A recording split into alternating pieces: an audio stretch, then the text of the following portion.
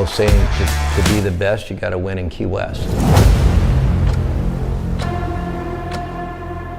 It's the holy grail. It's like winning the Daytona 500.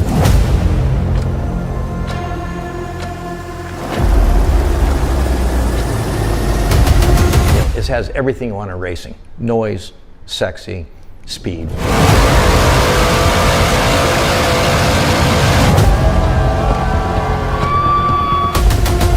Key West 2024, off the chain.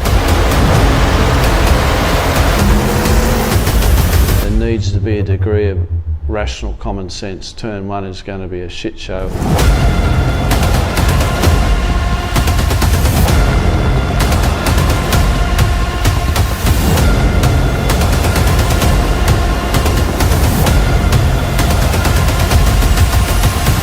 If you're coming to Key West, you're coming to win. Everybody in boat racing comes down to Key West because this is it. This is the pinnacle of boat racing.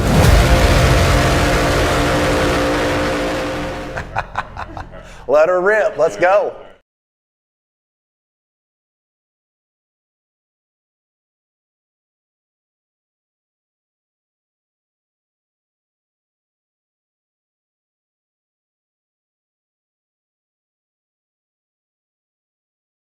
Mac Daddy Race of the Year. I'm Ken Stout, Ray Lee of Speedboat Magazine's Andy right alongside. We are going to have some fun here today. The best in the world are going to come out here and compete for the biggest prize of the year. Oh man, it's going to be a great day. Double points today. You know, Friday, Wednesday's race got canceled because of the hurricane storm, and Friday was some big action, and today is double points, so it's going to be everybody's going to be going for sure. Yeah, so a lot of classes out here that we'll bring you all the action for them. Of course, we'll kick it off with our bracket classes, and it will actually be a couple of different classes competing at once. Can be confusing even to us, much less the fans out there. Matter of fact, some of the fans are probably more knowledgeable than us and watching these boats, but they'll be traveling at different speeds. We'll talk more about that as we get closer to it, but as we talk about the magnitude of this race, this is the one. I mean, if you want to win one all year long, this is the one. No question. You know, everybody comes to Key West. You know, they say, to be the best, you have to win in Key West, and then that's why everybody comes here. It's been some outstanding racing on Friday that we saw, and I expect nothing less, if not more, today. So as we line our boats up, boats are starting to get up on plane. Let's talk about this track real quickly. Do you know how long the track is by chance?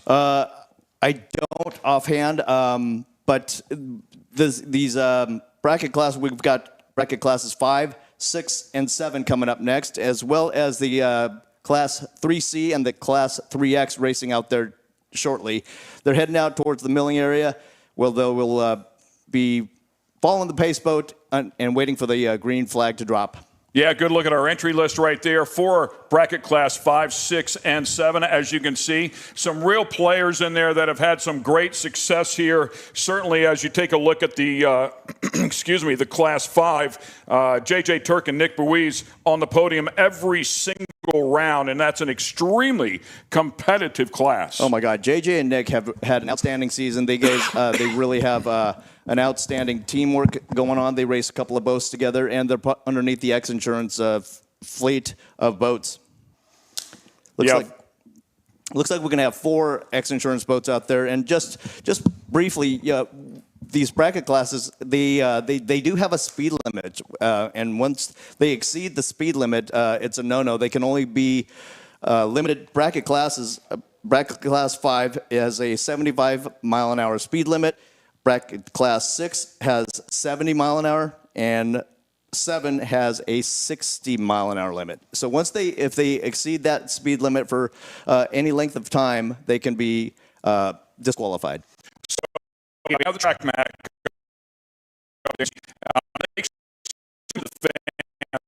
Take a look at that track map and see very tight.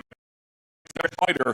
It also is much closer to the Gulf, if you will, of the ocean. So as you take a look at that map right there, what they're referring to as turns 3 and 4, it really gets choppy out there, right? No, absolutely. So that's the best thing about watching and being an offshore fan here in Key West is the boat boats run right past the outer mole as well as Mallory Square, and you can't really get much closer than that watching the boats go by.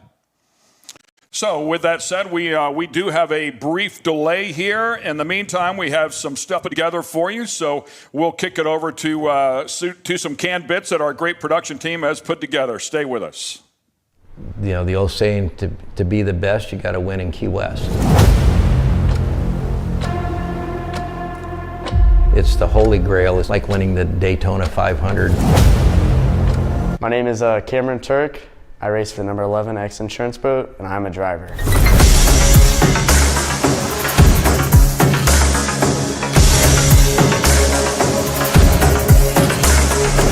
I feel like being in the boat's just like being in NASCAR.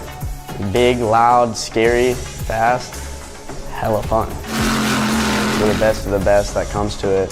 No other form of racing's like this on the water. You gotta do it to believe it. It's this baddest sport out there.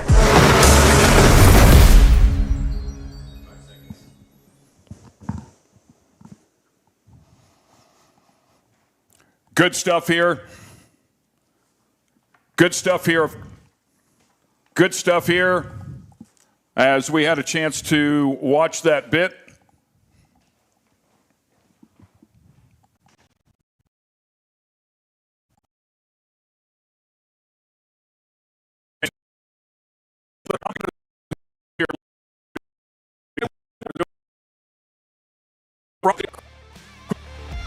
I'm going to rely on you, and I'm glad you're here for sure, Ray. So I'm glad you're standing beside me. But as we had a chance to look at that track map, I want to let the fans know what they refer to as turns 3 and 4 in that map, or really turns 1 and 2.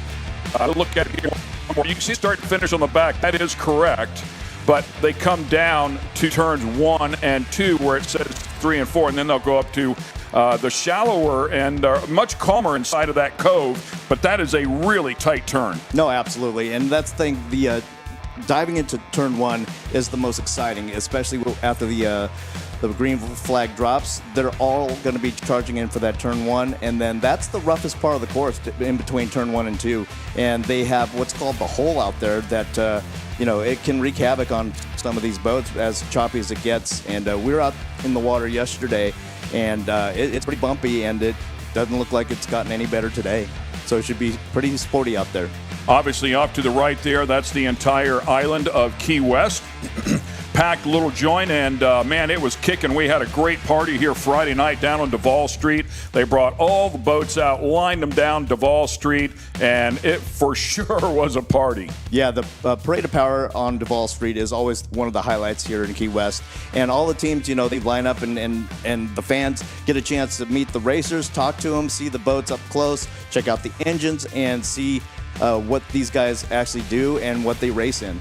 A lot of our fans obviously are very knowledgeable, but for those that have not seen these boats in person, it is hard to describe how massively large they are. No, exactly. This first is generally the smaller of the fleet. They're open canopy V-bottom boats, and all these teams run with 2 racers on board the boat. A throttleman who handles the throttles and the trim and the tabs if the boats have them, and the driver obviously just drives the boat and keeps the boat on course and dives into the buoys as fast and efficiently as they can.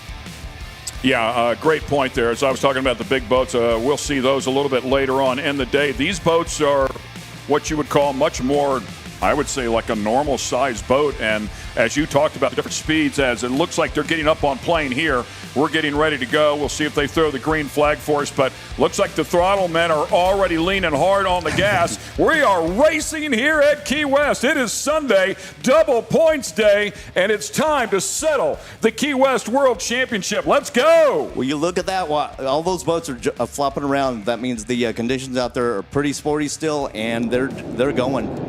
Yeah, I'd love to know exactly what it's like out there as we were coming in here. Now it looks like they've settled back down into their starting positions here. So that initial group was just trying to get caught up. They have yet to get that green flag. good look at how close they all are here. But yeah, the wind was blowing on the way in this morning. Now we're starting to pick up the pace here one more time, and on the road we go. We're going to keep it's a big here. These guys are hanging it out there. There's no holding back. You know, a lot of the teams had a conservative strategy on Friday so that they continue would be able to race today. But come today, everybody's going to be definitely hanging it out there. The color of the water here is just spectacular. I've had the pleasure of covering the P1 series all year long and watching the different waters, how they react. But when you come down here to Key West, the color of this water is just exceptional. That's why this event is so special. It's been going on for 43 years, as you mentioned, and just the beautiful water, the scenery, and the nightlife. There's no place like Key West. So help me out. What we were just looking at there was one catamaran in the group. Correct. That is the new 3C class, or it's yet I believe it's going to be named something different for 2025. But that is a wicked powerboat, and it is a 24-foot catamaran with one single Mercury Racing 300 on it, and it's an entry-level boat, and the idea is to get more people into the racing where it's generally affordable to get into. Yeah, so we saw one of the boats sitting there, obviously not under power, and a really bad position there as well, but it looked like everybody was able to get around them. But one of the XINSURANCE entries, as we take a look at the 522, excuse me, Rum Runner. And yeah, by the way, that boat we were looking at, the TFR, XINSURANCE, any of that was the 3C. The number 11 was in the 3C class that Ray was just referring to a moment ago. As we take a look at that number 522, and the 522 Rum Runner's boat finishing up second on Friday with the championship today. Look at that. I mean, you can see the cap top and these boats all around pretty good. They're knocking in back towards the big air. Heading back in towards the outer mole. Going to be running by the Spectator fleet shortly. The Rum Runner boat, by the way, on the podium at Cocoa Beach and Lake the Ozarks as well, but has yet to secure a win here this year. So pounding around up top of on top of the box. We'll see if they can get it figured out here today as we take a look at the tunnel vision machine. Yeah, tunnel vision. And Rock Spectator fleet looking beautifully. They've got that boat running very efficiently and fast. Yeah, they come in here second in the APBA points. The last three events consecutively, they put that thing up on the podium. So we'll see if they can continue on here as well. A really good machine up and finished up in second place there at Sarasota. Again, really rough water that weekend, to be honest with you. So clearly they are comfortable with the rough water. No, absolutely. And as you can see, coming into this portion of the race course, it flattens out a little bit. It's a little bit more calmer. It's protected by the and away from the open water. Yeah, the tunnel vision boat finished up a little bit deeper down in fifth place on Friday, so they have some work to do. It mathematically could be tough. Yeah, big error. Mathematically could be tough to win this championship if the top two or three have a good run as well, but it's never over till it's over. And look at that. Oh, man, that is vicious. That's some good stuff. And these guys are racing hard. You can tell that there's no lifting on this. Woo! And they're just they're going for it. They want their championship. JJ Turk said to me when we were at Sarasota, he said, "Hey, man, I think you should drive one of the boats out here. We'll put you and Rick Lindsay together." I'm like, "Yeah, no, I'm out on that deal, man. Well, I'd love to do it, but not in that kind of water." Right. Let me know if you do, because I'll send my guys out there to shoot you. Yeah, right. Put a camera on this one. Yeah. Disaster's coming. Yeah. So that looks like we're in between, coming around turn 2 and heading back towards the outer mole. Right there being Fort Zachary. A lot of spectators like to go out there. That's where, a lot of photographers also like to stage up because they can see the boats coming in and flying like we saw. And settle down there just a little bit more. So that's the real tight end of the course, as we were talking about before. Water lays down a little bit calmer, and then the chop gets up there as they progress outward. Yeah. That looks like the X-Insurance boat. Can't tell which one we're looking at right now, but making a good run of it. There we see American Hustle, the 655 boat. That boat is run by Brandon Horrocks and Mike Iyer. Yeah, finished up on second place on Friday, so really good effort there. They will have a shot at this thing. Moderation was the winner in the 600 class on Friday. Yeah, not seeing them out there yet, but I'm sure they're out there competing for that World Championship title. Yeah, they'll be digging in there as we watch right along with you and try to piece the puzzle together. Great to have the X-Insurance helicopter out there. Boy, talk about the effort that they have put in with the camera work, the camera adjustments to the helicopter itself. Look at that thing, man. That's pretty amazing right there. They put that gimbal on the front of that helicopter, and the pictures are spectacular. Absolutely. We haven't had this kind of coverage in offshore racing in quite some time, and if ever. And so this gives us an amazing look at the race course and the racers as they navigate the course. Here we go. See them coming straight at us. I believe that's from the gimbal on board the Yellowfin boat out there, and it's what a great shot. Yeah, I know. A good friend of mine, George Hamill, is here. Very good with his Starlink system. That is an Elon Musk-based system, so they can shoot it up to the satellite, get us a good solid signal out on the water, and give us some great video as well. So we appreciate everything George Hamill has brought to the table.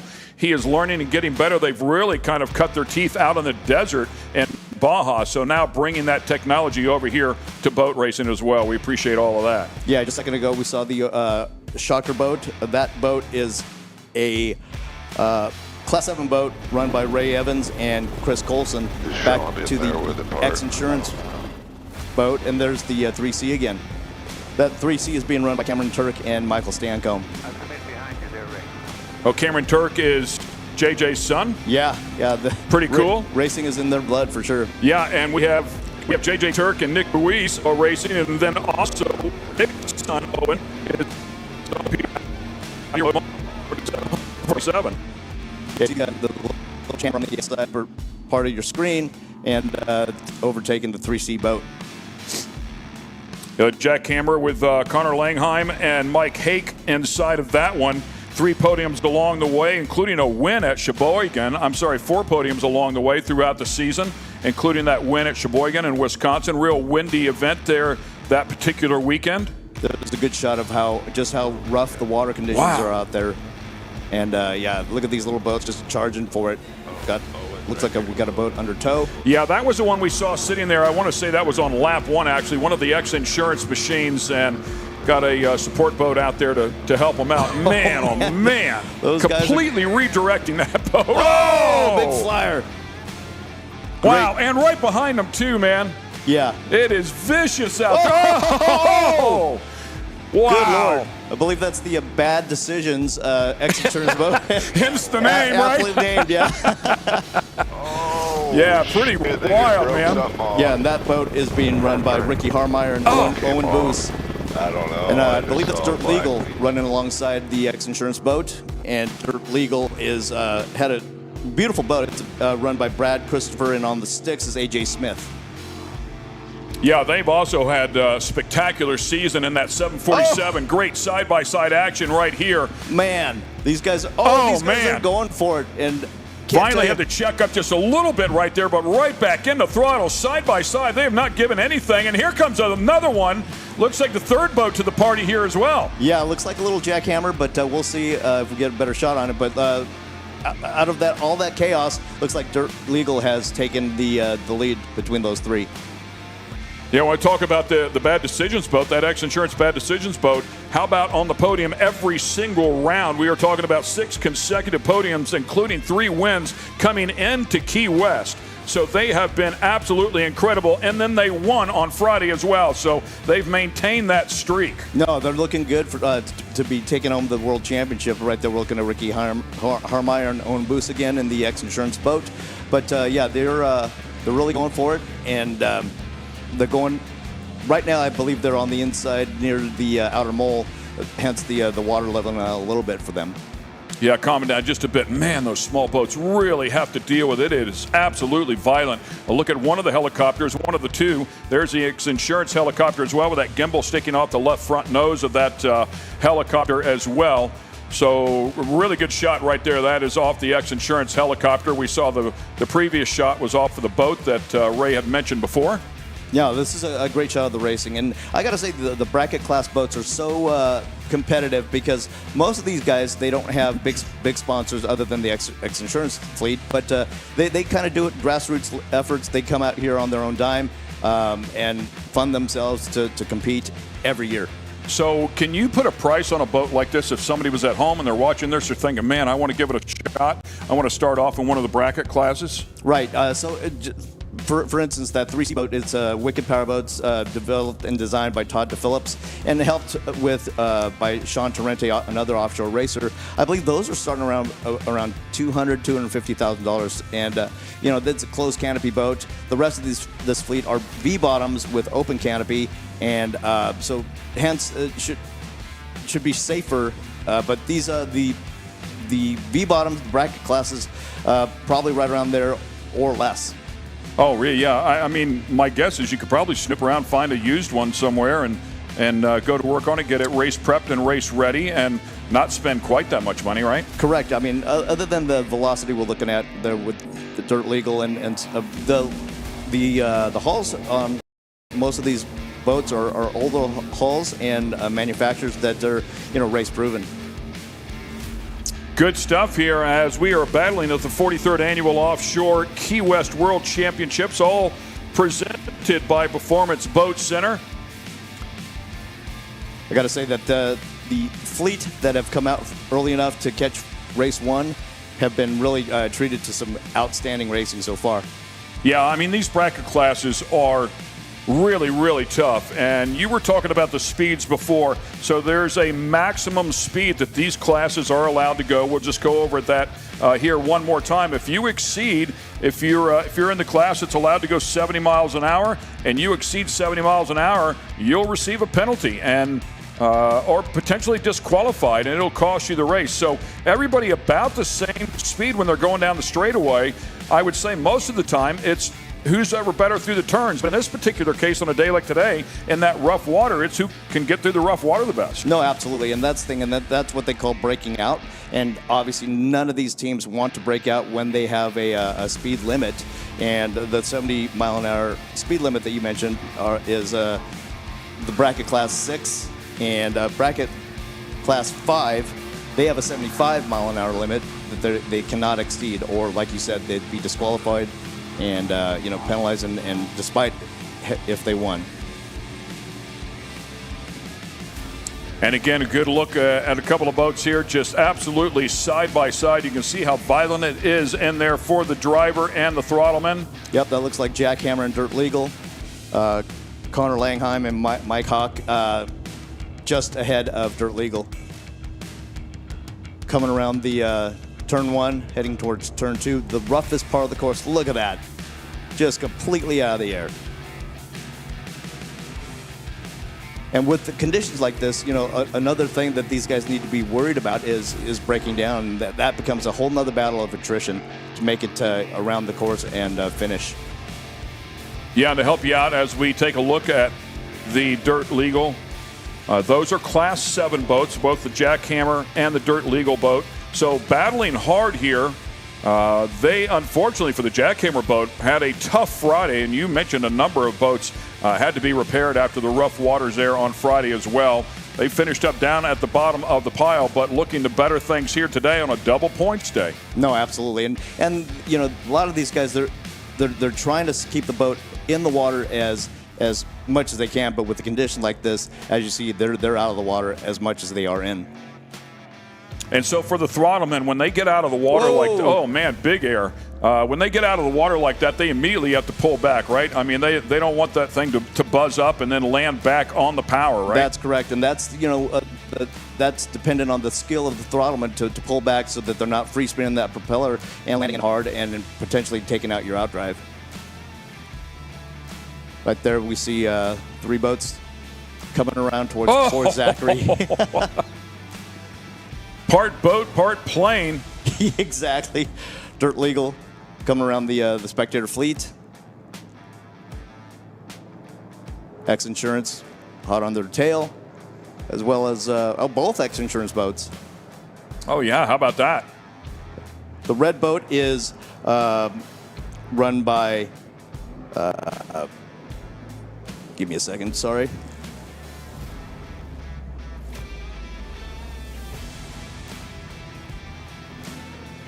Looking here, I was trying to pick out the number on the red boat, could not find the number there, but obviously the 747 out there alongside is who we've been focusing on here today with the X-Insurance bad decisions of Rick Hermeyer and Owen Boos. Again, just side-by-side action here, neither one giving up an inch. Looks like the inside closing here just a little bit. Great battle. Yeah, looks. Those guys are side by side, and both X-Insurance racers, Rick Lindsay and Parker Lindsay, they've really done a tremendous job of supporting the offshore racing sport and sponsoring a number of teams out there. So that is the Hartman Statement Marine X-Insurance boat, the number 759 that is right beside them. So the 747 and the 759, Mark Fitzgerald and Jerry Hartman doing the driving and throttle work inside of the 759 and slowly getting the advantage there. No, absolutely. And looks like they are here today. The bracket classes are between 5 and 6. They have 8 laps to run today.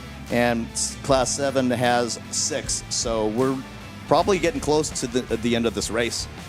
Yeah, and just to confirm, the reason you say that is that one class has Class 7 with 6 laps. They run that slower bracket speed, right? 60 miles an hour is the max there in comparison to 75 for the Class 5 boats. That's correct. And, but that doesn't mean that they're competing any less hard, but it's just a little bit slower, so it gives them one less lap to stay with the rest of the guys. Yeah, to try to end the race at about the same time for the multi-class style racing out here. Right. There we see the great shot of the outside of the track. Boats coming down. Yeah, look at a 3C boat out there. Looks like a triple. So much calmer in that cat, right? That's a triple X-Insurance shot right there. Yeah, that's a great shot. That's the one they want to put on the wall. Yeah, for sure. 3C boat looking beautifully running on the outside there. Yeah, and for sure a boat of the future. I can see more and more of those style boats coming out here. That's the idea. And from what I understand, they've got a tremendous amount of interest in that boat, and upwards of 20 boats already on order that want to come and buy the boat and compete for next year. By the way, the X-Insurance Cares Hurricane Relief fundraisers you see there, feel free to scan that one in on your phone. Rick Lindsay, obviously the president of X-Insurance, and the rest of his team have done phenomenal work here, especially in the state of Florida, but anywhere where there's been disasters like what Florida has suffered here this year with back-to-back hurricanes within a couple of weeks. So any donation is welcomed here, but you can jump on board. I threw a little bit of money in there as well, so make sure you scan that code and help the people out down here in Florida that they have been absolutely relentlessly working with and helping. Look at that. Team Tunnel Vision Class 5 boat is just really going. You saw them a few shots ago just charging through and taking the lead there. Yeah, I believe maybe one of our producers can help me confirm, but I believe X-Insurance is going to match up to $100,000 of the donations that come into that fundraiser as well. So take a good look there at the Tunnel Vision boat, looking very solid out here towards the end of this one. Mike McColgan and Robert Bryant really navigating that boat beautifully and charging hard. Wow. Those boats are flying. That's the rough part of the course out there for sure. And when you have all those other boats around you, you're just smelling blood. It's like, I've got to get by them. This is my opportunity. But then you hit one of those waves and it changes your mind pretty quickly. Exactly. And, speaking to a lot of the racers, they consider this like almost 2 different races, right? So you got the ones that are coming in along the mole is one race, and then once you go outside in the open water, it becomes a totally different race that you have to switch up strategies for. Yeah, really good look there at the tunnel vision boat that has had such a great season. That looked like the X-Insurance Golf and Gator boat being towed in with J.J. Turk and Nick Boos. Unfortunate to see them out of the race. Yeah, that is a tough break for sure. Well, they had a phenomenal season, and I imagine that the other competitors might be happy to see that boat under tow. Yeah, 6 consecutive wins. Yeah. They kicked the season off with a 3rd place, and then they won out the rest of the time until today. But this is the one that they won, man. I mean, that's a tough break for a team that has done so well. As once again we take a look at that tunnel vision boat, and the tunnel vision boat coming in here second in the APBA points to the X-Insurance TFR Golf and Gator boat that you were talking about a moment ago being towed off. So yeah, they'll have a chance to close that gap up. They were well back, 704 points, 481 points coming in here to Key West. Yeah, there we see the X-Insurance boat going by the outer mole. That's literally the shot that the spectators get standing. There's a good shot of the spectators watching. I did have a chance to briefly talk to J.J. Turk. He was pretty sore. He spun out the Mod V boat, correct? Yeah. On Friday, so yeah. He was pretty sore. Yeah, J.J. runs double duty like a lot of these racers out here, and there's no slowing in his game. He always pushes hard, and he's willing to take the punishment for it. Tunnel vision. Yeah, tunnel vision boat, as you can see, coming back into what you would call today the flat water, and that thing settled down nicely, carrying good speed. Again, bracket class is not about the speed, it's about maintaining the speed, but it's really about working the corners here, and today, the chop. Yeah, tunnel vision shot again. That's a Pantera hull. It's a 1994 race boats. So to your point, wow. You know, these are older boats that are race proven, and as you can see, doing very well out there in Key West. Yeah, all about the preparation and just making sure these things are race ready, and certainly the boat very, very capable out here. Yeah, absolutely. And like I said, you know, these guys come out here and fund themselves, and they are just super enthusiastic and passionate about offshore racing. Another great look there. Kind of a split shot, if you will. And you can see the difference in the hull designs, by the way, as well. The tunnel vision boat with a lot of freeboard there. No, absolutely. In comparison. Correct. And so these V-bottoms, you know, the objective is to keep the boat up on the keel and preferably running back on the pad and getting some big hops out there and running as efficiently as it can and try and keep the boat in the water. Is that your yacht in the back? Is that where you're staying this week? I wish. There are some incredible boats down here. We got another race developing here. Yeah. Once again, how about that 747 making its way right back up there onto the 759. And about to go 3 boats wide here. This is some great competition. Look at these guys. They're just no slow in their game. Another shot of the tunnel vision boat going into the rough part of the course. Big flyer. Yeah, that's where that little bigger boat, I'm sure, pays dividends out here in this chop. Yeah, and that's the thing, you know, a lot of these guys are trimmed down to try and keep the boat into the water as much as possible, but doesn't look like it's helping. Although that looks pretty level for tunnel vision. So for the fans out there that aren't familiar with that, explain the trim down, trim up. So it's the especially on V-bottoms, when you trim up, it essentially lifts the outdrive and the propeller further out of the water to potentially gain more speed, but then without less surface area and propeller in the water, it has a tendency to let the boats fly. So when it's rough like this, what they want to do is bury the propeller as deep as they can while still maintaining speed, so that hopefully they can stay in the water as much as possible. So if you trim one up, it's picking up the nose as well, correct? Absolutely. Changing that prop angle. Again, watching these guys just go to work here, man. It has been a long race. It is brutal out there. Very, very difficult conditions out in the rough, and man, you've just got to pony up. That's all there is to it. Absolutely. I mean, a big jump right there and a hop clearly upset the boat to the point that the throttle pulled back on it, and you got to reset once in a while and just dig right back in. Absolutely. You got to keep the boat upward and going forward, and whatever it takes. Tunnel vision boat making it look easy out here. Got a nice shot of the X-Insurance helicopter in chase. Michael McColgan and Robert Bryant doing an outstanding job keeping that boat flying well and fast. So some of the other boats, we'll see they'll actually scoop water for ballast and then push water out. None of that happens here in the bracket classes, correct? That's correct. No, these are old school boats, essentially, like I mentioned, the 1994 Pantera hull tunnel vision, and they're just out there looking to go.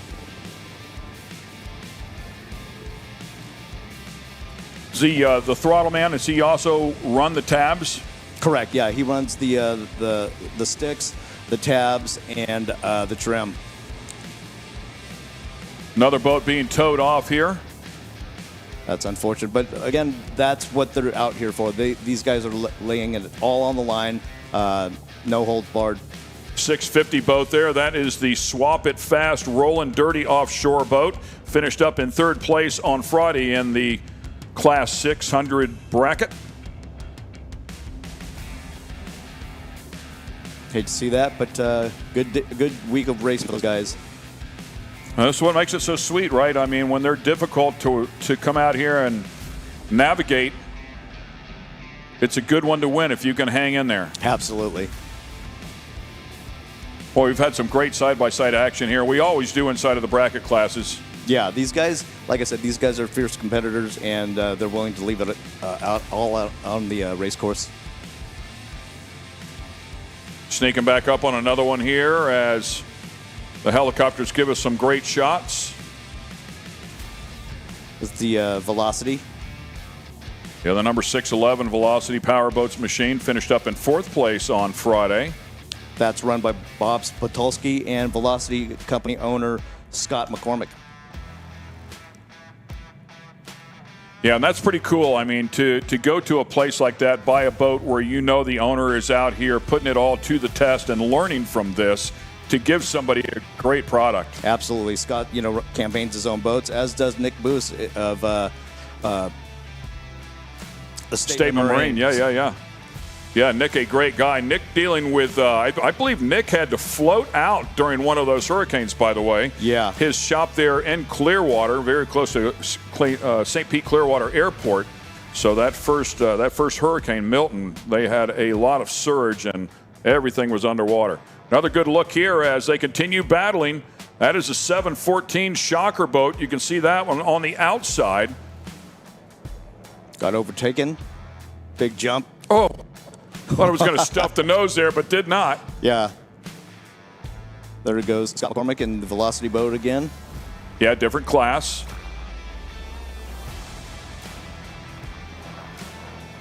Running well.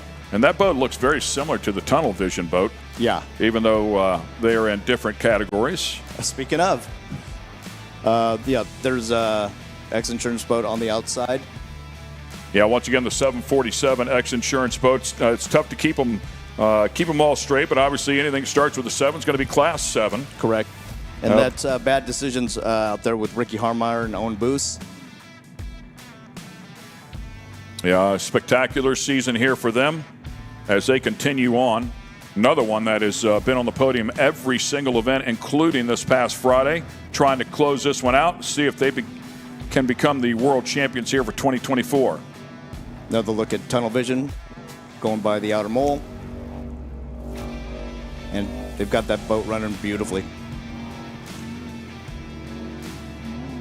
Yeah, what a difference in water, especially with that boat as they get back in here. And look at the fans right there. I mean, absolutely lined both sides. But you couldn't be much closer to offshore racing than right here in Key West. That really is one of the best things about this place as far as a race course venue.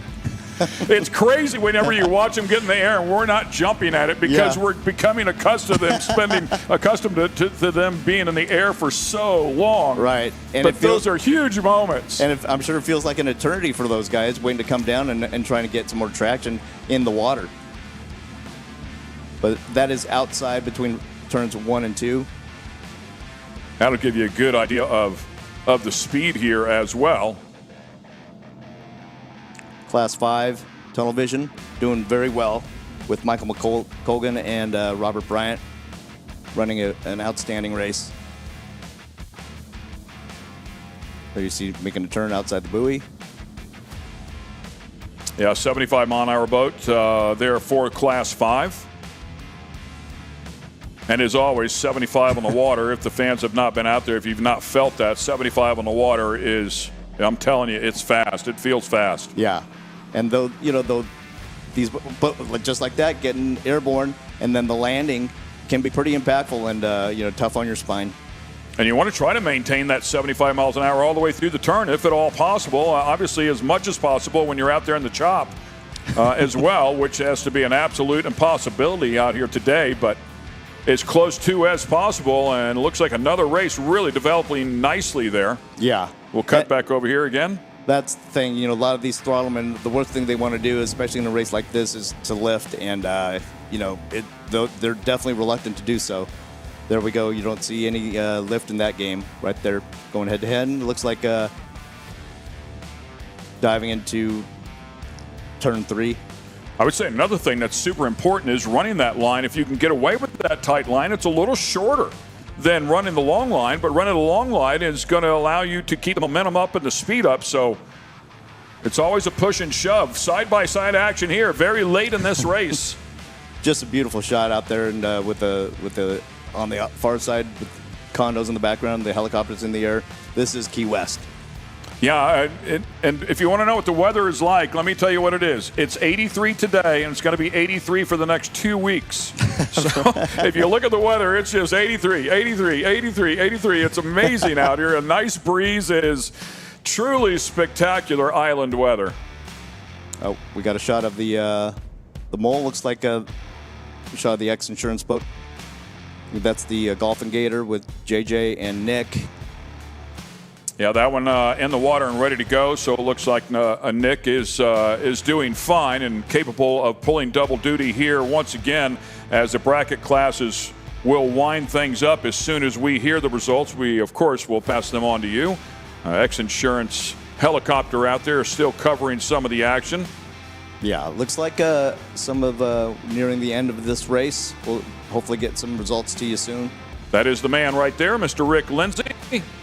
Flies that helicopter from Utah all the way here to Key West or wherever he might want to have it. Right. The 7 class clearly done here as they are idling along. I'd be wrapping things up here for the 500 class and 600 class as well. Another boat there. That is a 789 of Dirt Legal. Shot of Parker Lindsay there in the backseat of the helicopter operating that big badass gimbal camera on the front of the X-Insurance helicopter. Yeah, Rick Lindsay would typically give somebody a ride. He said, not anymore, man. There's no more room inside of this thing. He said it's full of another person and a lot of equipment. Yeah, they have spent a lot of money on their own dime to get this helicopter and provide these kind of views for the offshore racing fans and fleet. Good look at the pier there as well. That's where they'll put some of the boats in and then keep them tied up.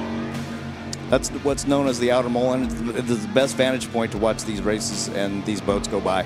Yeah, there's a look at the camera operator and the helicopter. Very, very busy. We appreciate everything that they're doing, man, bringing us this beautiful video. Yeah, and beyond that, even with the camera mounted onto the helicopter, they went and flew down into the hurricane-affected areas and helped hands-on with the hurricane relief. Super cool for sure. Nice shot of the X-Insurance VIP tent. Also where they have the podium. And so after each race, they will direct the winners onto the podium and have a celebration and presentation of the awards. And the big award ceremony is tonight after all the races have concluded. Yeah, I'm looking forward to that. First time I've been down here to this event, and only the third time I think I've been down here to Key West. So I believe we have Jordan just about ready to go down there as well.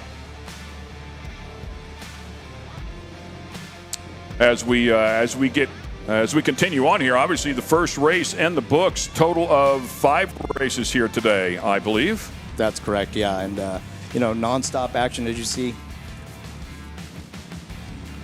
And once again, you can scan that code in for the X-Insurance Cares. In the meantime, let's get it down to Jordan. She's standing right beside the water. All right, so from my understanding, I was over with in the X Insurance tents with some of the family members, JJ Turk's family, and those people over there, and they were saying that this last boat, this last race was one of the first times this year that boat in that class has broken down. He's actually running over from getting out of that boat and then hurrying around the pits to get to the Mod V for this next race. We wanted to do a quick little interview with him, but some of the family members were saying it's just too fast, so hopefully we'll catch him after this next one and he can crush this next race. So back to you guys in the studio.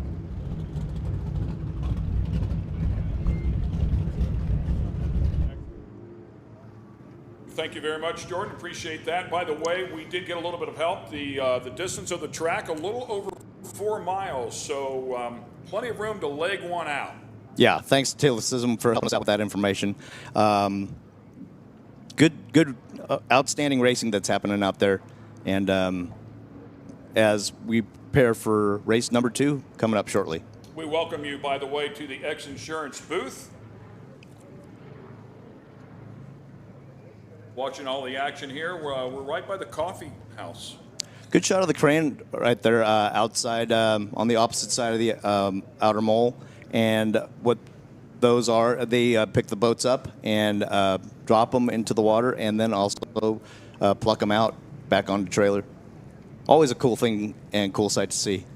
Yeah, it's very impressive. I had a chance to walk down there. I think it was the first time all year long that at Sarasota I was able to walk on, not underneath them, I shouldn't say that, but I was walking right beside them there. There were people underneath those boats doing some work while they were up on the crane, but it is nothing short of spectacular to see a 51-foot boat hanging by a couple of cables, so it's pretty wild. Yeah, I can't even imagine. You know, obviously these guys do it all the time, but to have your boat, your investment as the owner up in the air like that for so long, it's got to be a nervous moment.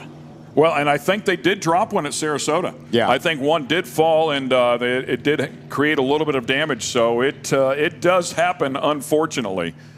Beautiful look at one of the cigarettes, I believe it is. It's out there. Yeah, that's the pace boat, and showing a check flag, waiting for the owner to come claim it as their own, and potentially they're on their way to a world championship title.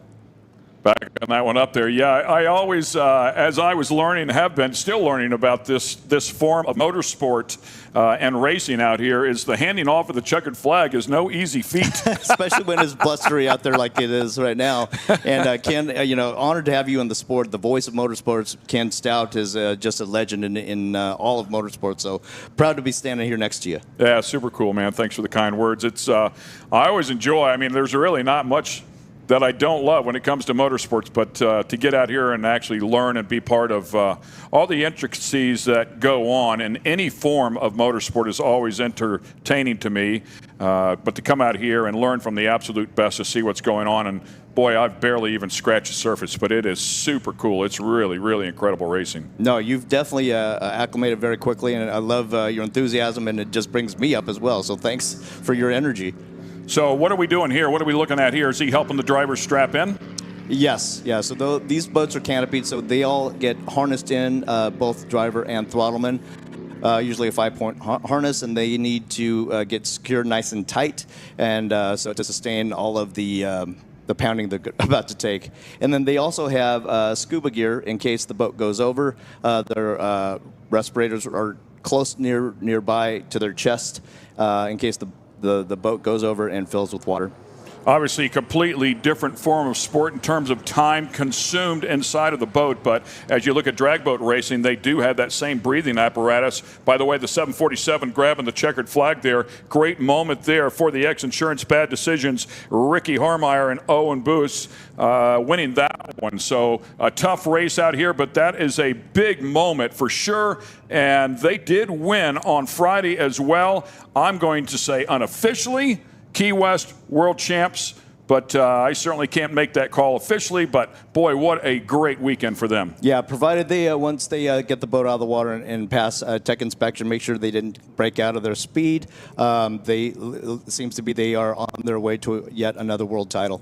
Tunnel Vision as well coming up here to grab the checkered flag. Now, keep in mind, they finished up in 5th place on Friday, so a little bit of math to be done inside of that particular class. But with only one prelim race, if you will, it will certainly make things interesting. No, absolutely. But with double points being awarded today, they're in a really good position. Also, depending on who came in second as well and third. Yeah, that's it's a great point. They had 66 coming in here, so you would call it 266. Man, whatever. I'm not going to go down that road, but we'll let the officials sort that deal out. But a great run for them nonetheless. To come out here and win on Sunday at Key West is an incredible effort. Yeah, and this is another example of how close the spectator fleet fans can be to their favorite race teams. Well, what an incredible season for the X-Insurance Bad Decisions boat. Bad Decisions boat for their season. I mean, to have the success that they've had, 5 wins. They were on the podium every single event, and to claim this championship is a incredible year. That's one of those years you dream of. Yeah, Ricky Harmeyer and racing alongside Owen Boos, who is the son of Nick, owner of Velocity Powerboats. It's also in their blood. Good shot of Tunnel Vision with their checkered flag. We saw that Mod V, by the way, pulling away with J.J. Turk and Owen Boos inside of that one as well, much like they were in the bracket boat. So good to see that one off and running. Hopefully some better success for them as they were not able to finish the previous race. There's a victory lap by Bad Decisions. This definitely not one of them. Yeah, to recap the season for them as they pick up the pace there and put on a show for the fans. That is pretty cool. They won at Marathon. They finished second at Cocoa Beach. They won at Lake of the Ozarks. They won at Ocean City. They were third at Sheboygan. They were second at Sarasota. They won here on Friday. They won here on Sunday. Yeah. I mean, that's getting the job done. Yeah, no, they've had a phenomenal season. They should be as proud as they could possibly be, as well as being sponsored by X-Insurance is a win-win-win for these guys. Yeah, dominating effort, leading by over 100 points coming in here. Beautiful center console right there as well. And you can see the Red Cross up there at the top, one of the safety boats, and out there immediately to help any of the racers. Yeah. Got to give a shout out to Angel One, who also in the air for every one of these races. As soon as Team Celsius went over, the divers were out of the helicopter and in the water to make sure that everybody was okay. Saw that beautiful number 655 American Hustle boat cruise by there as well. Finished up second on Friday. See the 3C boat heading back to the cranes to get lifted out and put back on trailer. Yeah, that's something else for the fans at home. If you've not been to one of these events, just seeing these boats on the trailers, and the trailers themselves for the big boats are absolute works of art. They turn those boats up completely sideways because they're too wide to go down the road in a lane, so they pick them up and lean them sideways, and it looks like they're absolutely on display.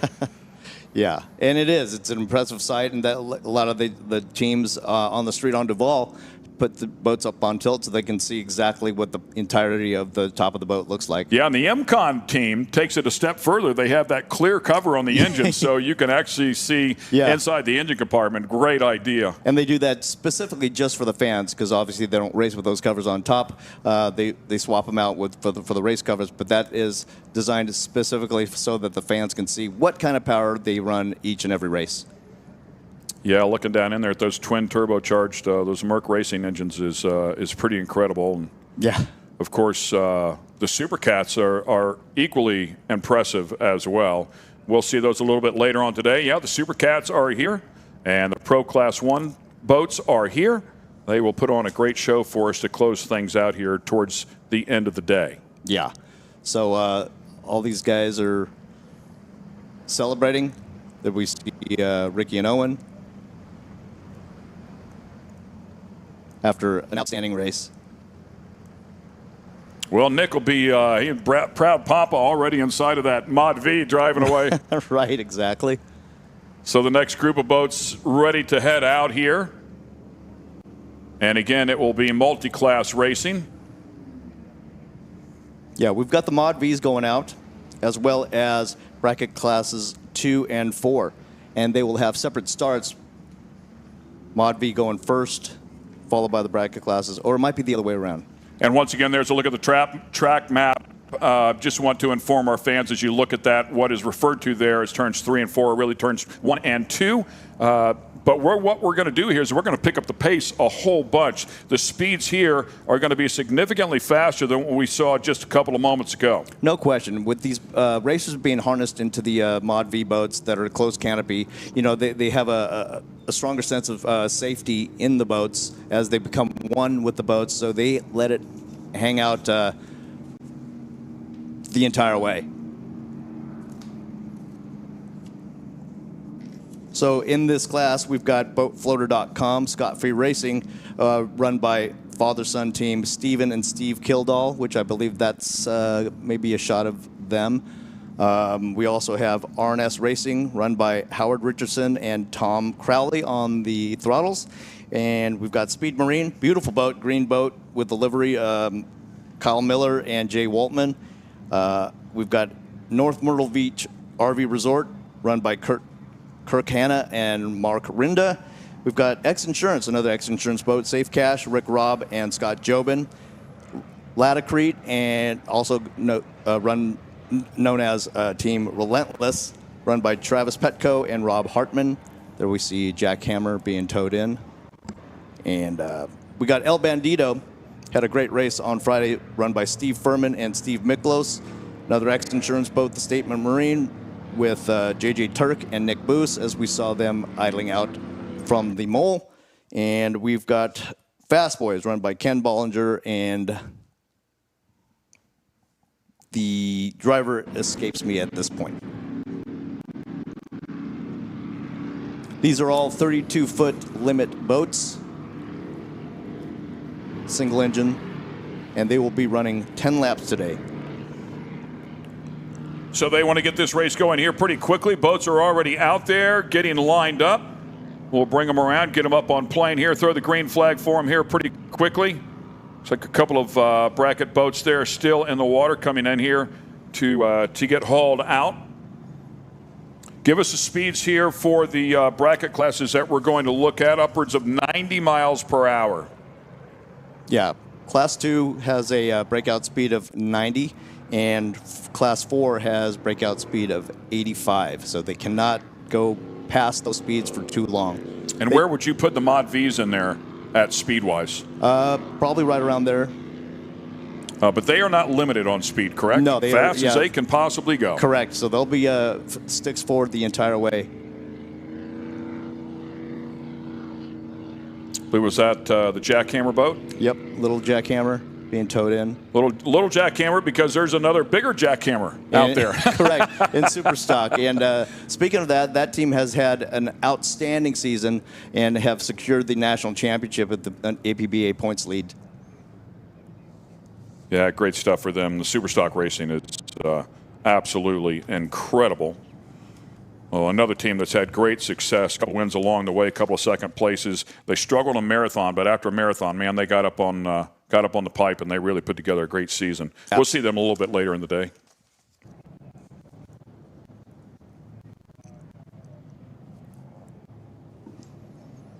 Another shot of one of the rescue boats.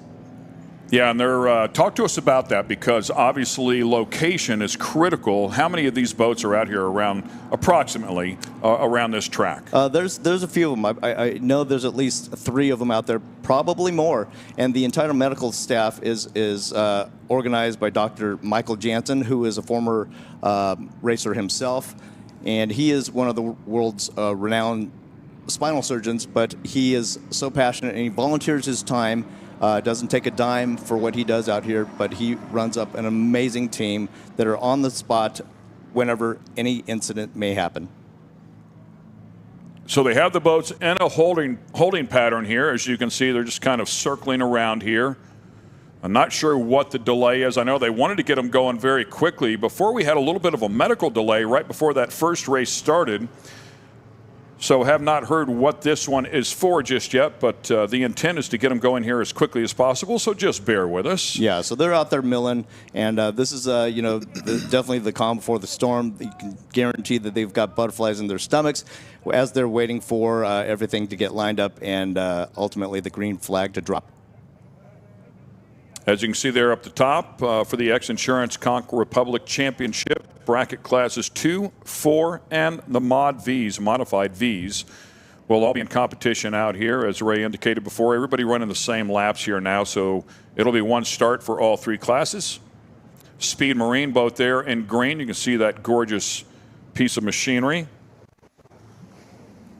Yeah, a lot of these hulls are either Phantom powerboats or LSB being Lilly Sport Boats, run by Britt Lilly, offshore racer Britt Lilly, also an XINSURANCE athlete. And these are beautiful boats. He used to campaign himself until he joined the ranks of the Pro Class 1 and as well as the factory 450 stock. Okay. Yeah. Yeah, the Speed Marine boat unfortunately missed the first. I'm sorry. Dirty Money in Supercat. Oh, gotcha. So the Speed Marine boat has been very fast as of late. Missed the first 2 or 3 events, consequently not a threat in the points. But in terms of performance, they have been very good here this year, including the last 2 events at Sheboygan and Sarasota, where they finished 3rd and then they won at Sarasota. And they finished up 3rd here on Friday. North Myrtle Beach Resort won it in Mod V on Friday. El Bandito finished up in 2nd. Speed Marine and XINSURANCE, and then Boat Floater to round out the top 5, and Mod V is how things went down on Friday. And the bracket class 2, OC Racing grabbed the checkered flag, followed up by 2 Conchs, Harpoon Harries, then Herbert Racing and Team Woody Racing inside of the top 4 there. And for Class 4, SRQ Racing, Precious Vodka grabbing the win there, followed up by Framed Offshore, and then Simmons Racing and Trump 2024. Good prediction there. That one should have won, right? I mean, based on how the election went, should have won. Yeah. There you see the boats circling and milling like a bunch of sharks ready to attack.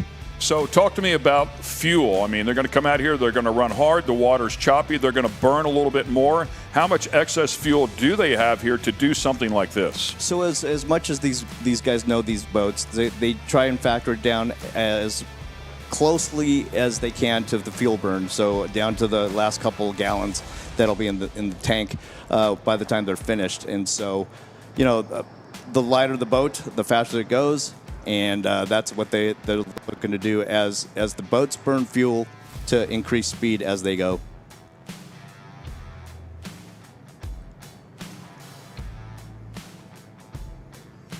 Again, just an absolutely gorgeous day. It looked like it did rain a little bit earlier this morning. Whenever I came out to the car, everything was a bit wet.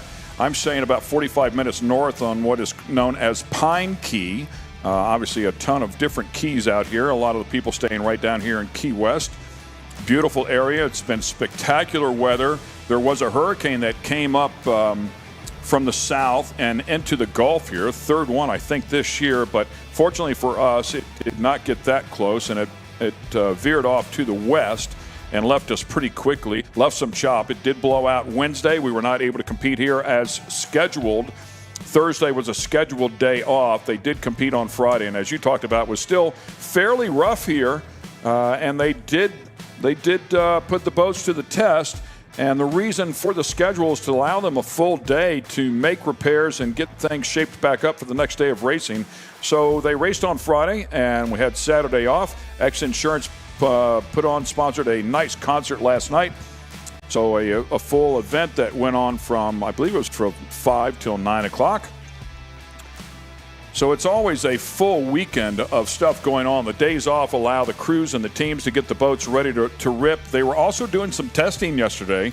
Once they make those repairs or those adjustments or just race prep, they like to put them back out in the water and at least make a lap or 2. No, absolutely. And some teams opted to go out there and test prior to today's races. Others opted to keep the boats in the pits, just to be conservative and save the boat for today's races. Was chatting with Wendell Bangs, who works on the XINSURANCE Class 1 boat, and they went out to test yesterday and broke part of one of the it was the gimbal, actually, but I want to say the outdrive. They just had to replace a drive. Yeah. But they said, man, we're really glad we did that. It failed now instead of inside of the race. So things are sorted back up here. Man, take a look at that catamaran. It's loaded up with people. By the way, what we're hearing is they're waiting on one more boat to get out here. So that is very nice of race control. Yeah, that Fury boat, also provides an amazing viewpoint of all the races, and they position themselves in the most optimal position out on the race course inside the course. So I saw some red smoke there. Tell us what that means. So seems like there's some kind of issue that's out on the water, a hazard, and so they're keeping everybody at bay. I'm not sure what the issue is happening out there right now, but you see the red flag up, and hopefully we can get some information on what's happening out there. Yeah, a number of the boats have just stopped here as well. Of course, red flag in any form of motorsports typically stop where you're at.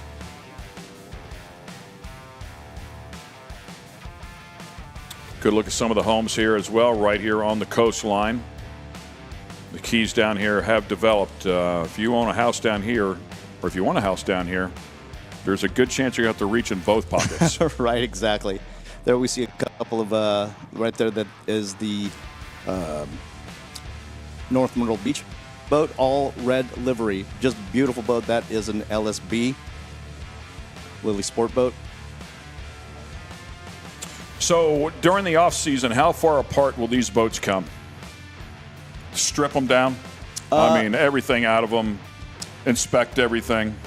Yes and no. A lot of these teams maybe they'll take the boats back to wherever their homes are and let them sit for a bit. Others will tear into it and prepare for the season ahead, which I believe this for 2025 will be again the Thunder on Cocoa Beach offshore race in Florida. But yeah, I mean each team has different methodology on how they finish up the season. So as I'm standing here next to Ray Lee, he is associated with Speedboat Magazine. I believe started his career there at that magazine. His career spans much longer than that, but around 2013. Does that sound right, my friend? 2013, 14? Yeah, that's when we started the boating magazine. It was a different name then, right? Yeah, we started as a Performance Post magazine in 2008, and then in 2013 is when we switched it, or 2012, 2013 is when we switched to Speedboat Magazine.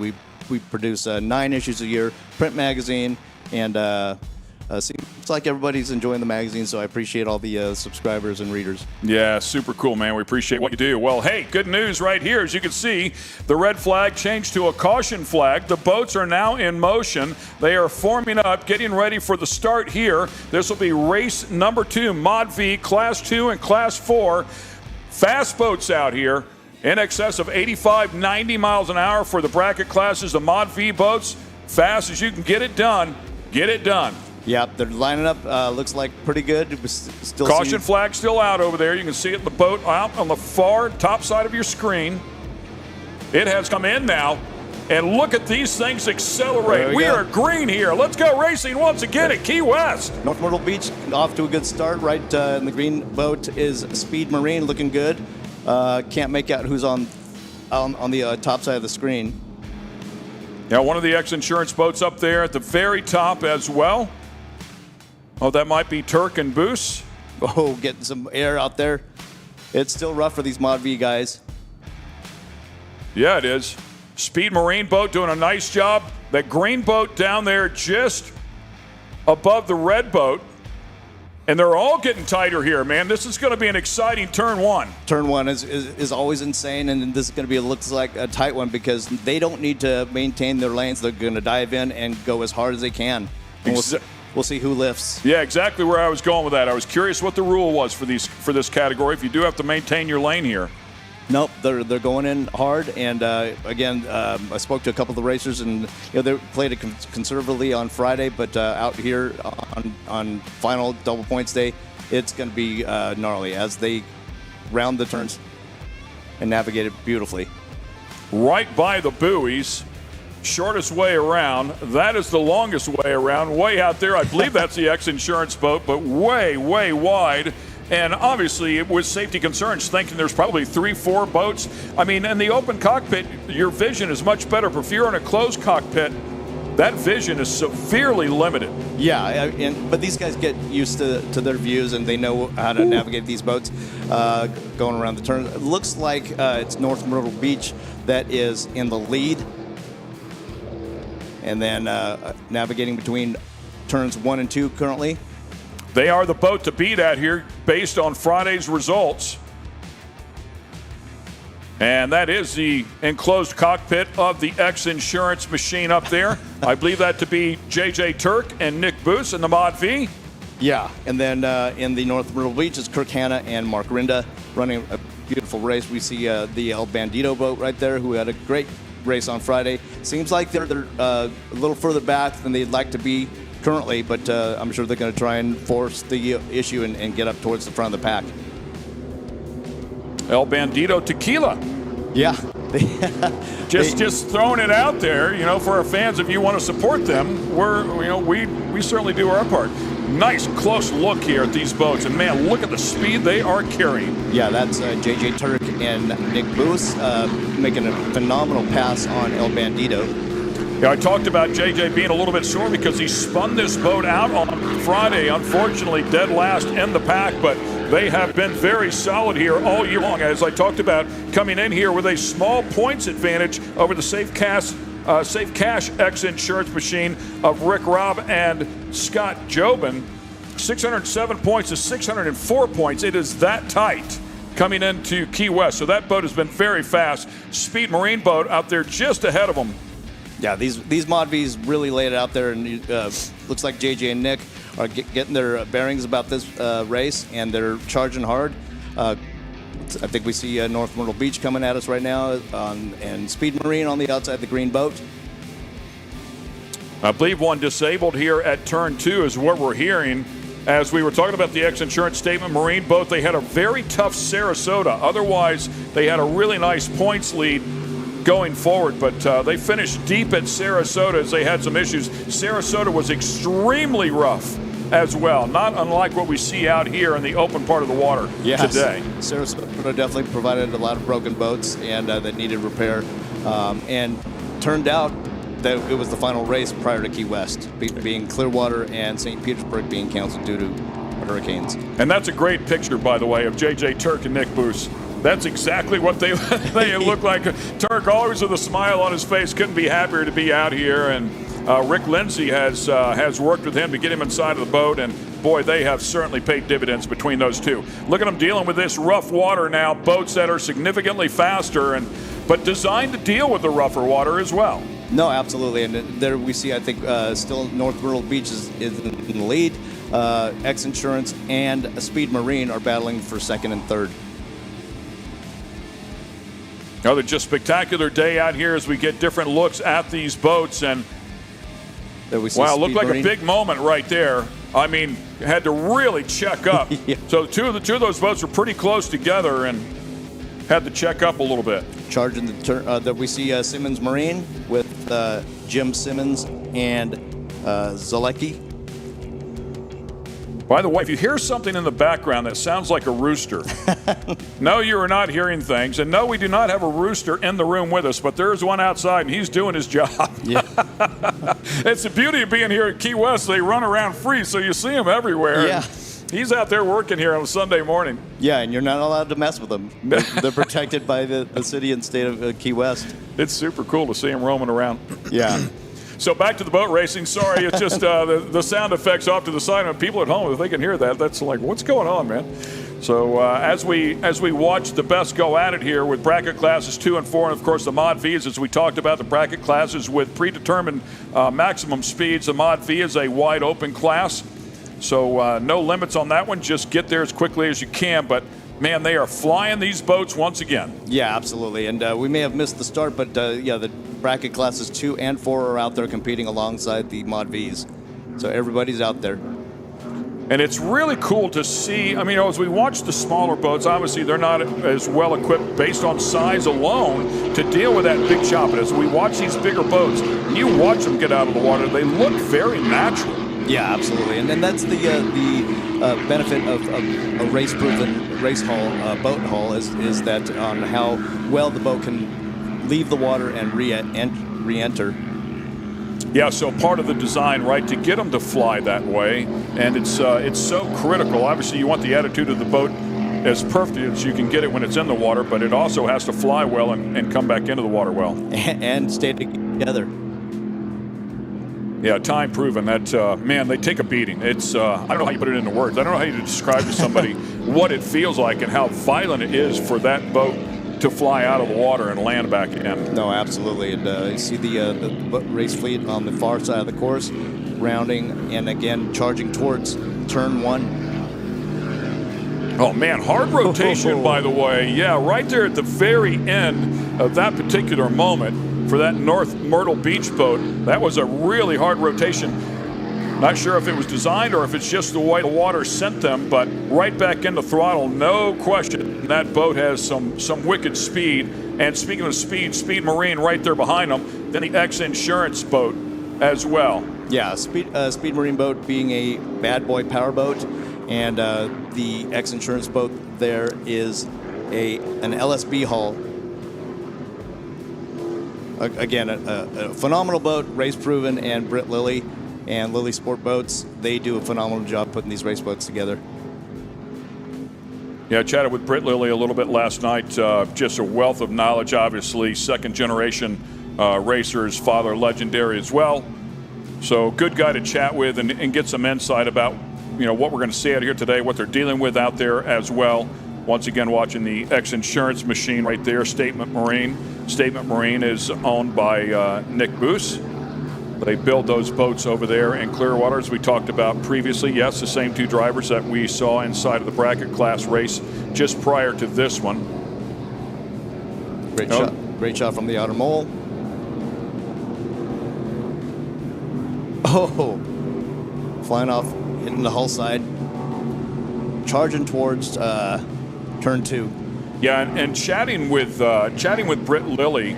One of the things that he brought up was the lack of vision inside of one of these capsule boats. He said especially a V-boat, and as you talked about, Britt really knows these boats developing and coming out of these classes before he got up into the Supercats and the big boats. But he said as these things lay over and you're inside of the capsule, he said you're really just kind of looking, you have what is already a small windshield. Now you lose a little bit more because when you angle the boat over, you're kind of looking up into the top of the cockpit. So if there's a boat down on the inside of you, he said it's absolutely impossible to see. You're just kind of hoping that guy down there is doing what he's supposed to be doing so you don't run into him. Yeah, I bet. And there's nobody that knows these boats better than Britt Lilly. He's raced his own boat, the LSB, for many years prior to the last couple years, and has amassed a lot of national championships and world championships. LSB being Lilly Sport Boat. By the way, we just saw some water shooting out of the side. Now, I brought this up in the previous races with the brackets. Unfortunately, one of them being towed off here. But also chatting with Britt Lilly, these boats will take on water as ballast. And as they don't need that water, they will immediately spit them back out. I asked him, how quickly can you load? I think it's 60 gallons was the max. How quickly can you load those tanks? He said, if I really want to stuff it in there, I can do it in 30 seconds. Wow, that's and he said, as far as dispersing it, getting it back out, it's the largest bilge pump that you can get to pump it back out. But I want to know a little bit more about using that ballast. When will they want it in there? When will they release it? Yeah, so basically what the additional weight from the water that's taken in the ballast tanks helps weight down the boat and keep the boat in the water for longer. And then obviously when it opens up, they release them out to lighten up the boat in the flatter areas. I mean, if they pick up a full load like he's talking about, I mean, we're talking about 400 pounds of of ballast, immediately changing things. I don't think they do it that extremely, but there's a certain level that they probably run with. I think he has markers as well. They have a gauge to let them know how much is in there, so they know about where it's at to keep the boat happy. Yeah. And I would also think that part of that ballast would be with fuel burn off. Absolutely, and that's definitely part of it. And that's all the the knowledge and experience that the racers have to take the water in and then expel it out. North Myrtle Beach boat way out in front. Speed Marine in second, followed up by the X-Insurance boat. All three of those in the Mod V category. And this is a battle. This is a clash of the Titans right here. Yeah, for sure. I mean, the Speed Marine boat, fresh off of a win at Sarasota. The X-Insurance boat struggled there. Man, a big jump right there. The North Myrtle Beach boat winning out here on Friday. So all three of these boats, fresh winners. No, absolutely. And these guys have been doing it for so long and very experienced. North Myrtle Beach having a great time, a great showing here in Key West. Heading towards turn one again. This really is an impressive showing of these three boats to maintain 1, 2, and 3. Yeah, the North Myrtle Beach boat, by the way, second at Sarasota as well, behind the Speed Marine.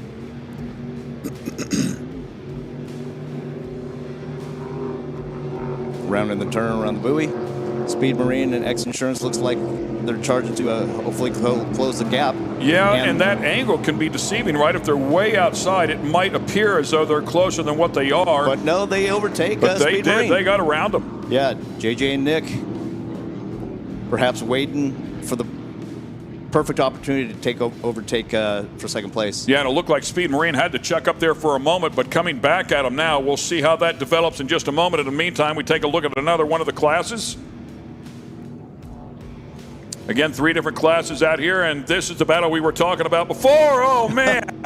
A huge moment out there for the X-Insurance Speed Marine boat. And I'm sorry, not Speed Marine, Statement Marine. But they had a big moment, and it looks like they have been repassed by the Speed Marine boat. Yeah, this is quite the battle out there, and these guys are, again, as I mentioned before, they're leaving it all out on the race course. Big jump. Good Lord, that's one after another, and right behind them doing the same thing.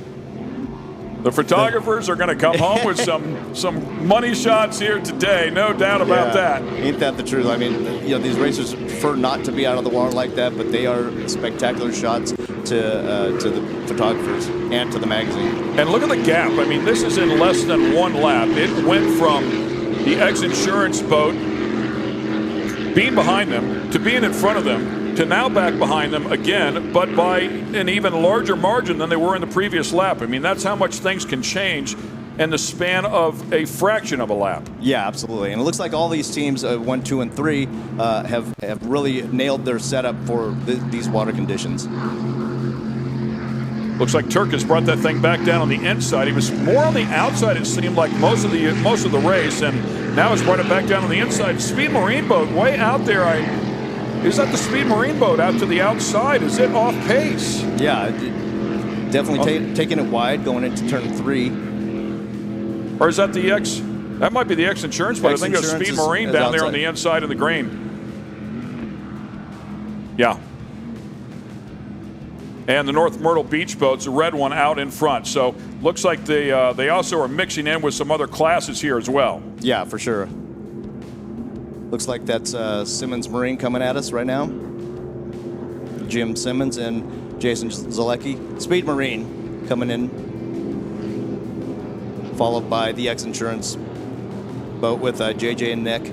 Yeah, so the top 3 still in the same order here. Speed Marine able to reclaim their second place positioning. And once again, this race 8 laps in distance.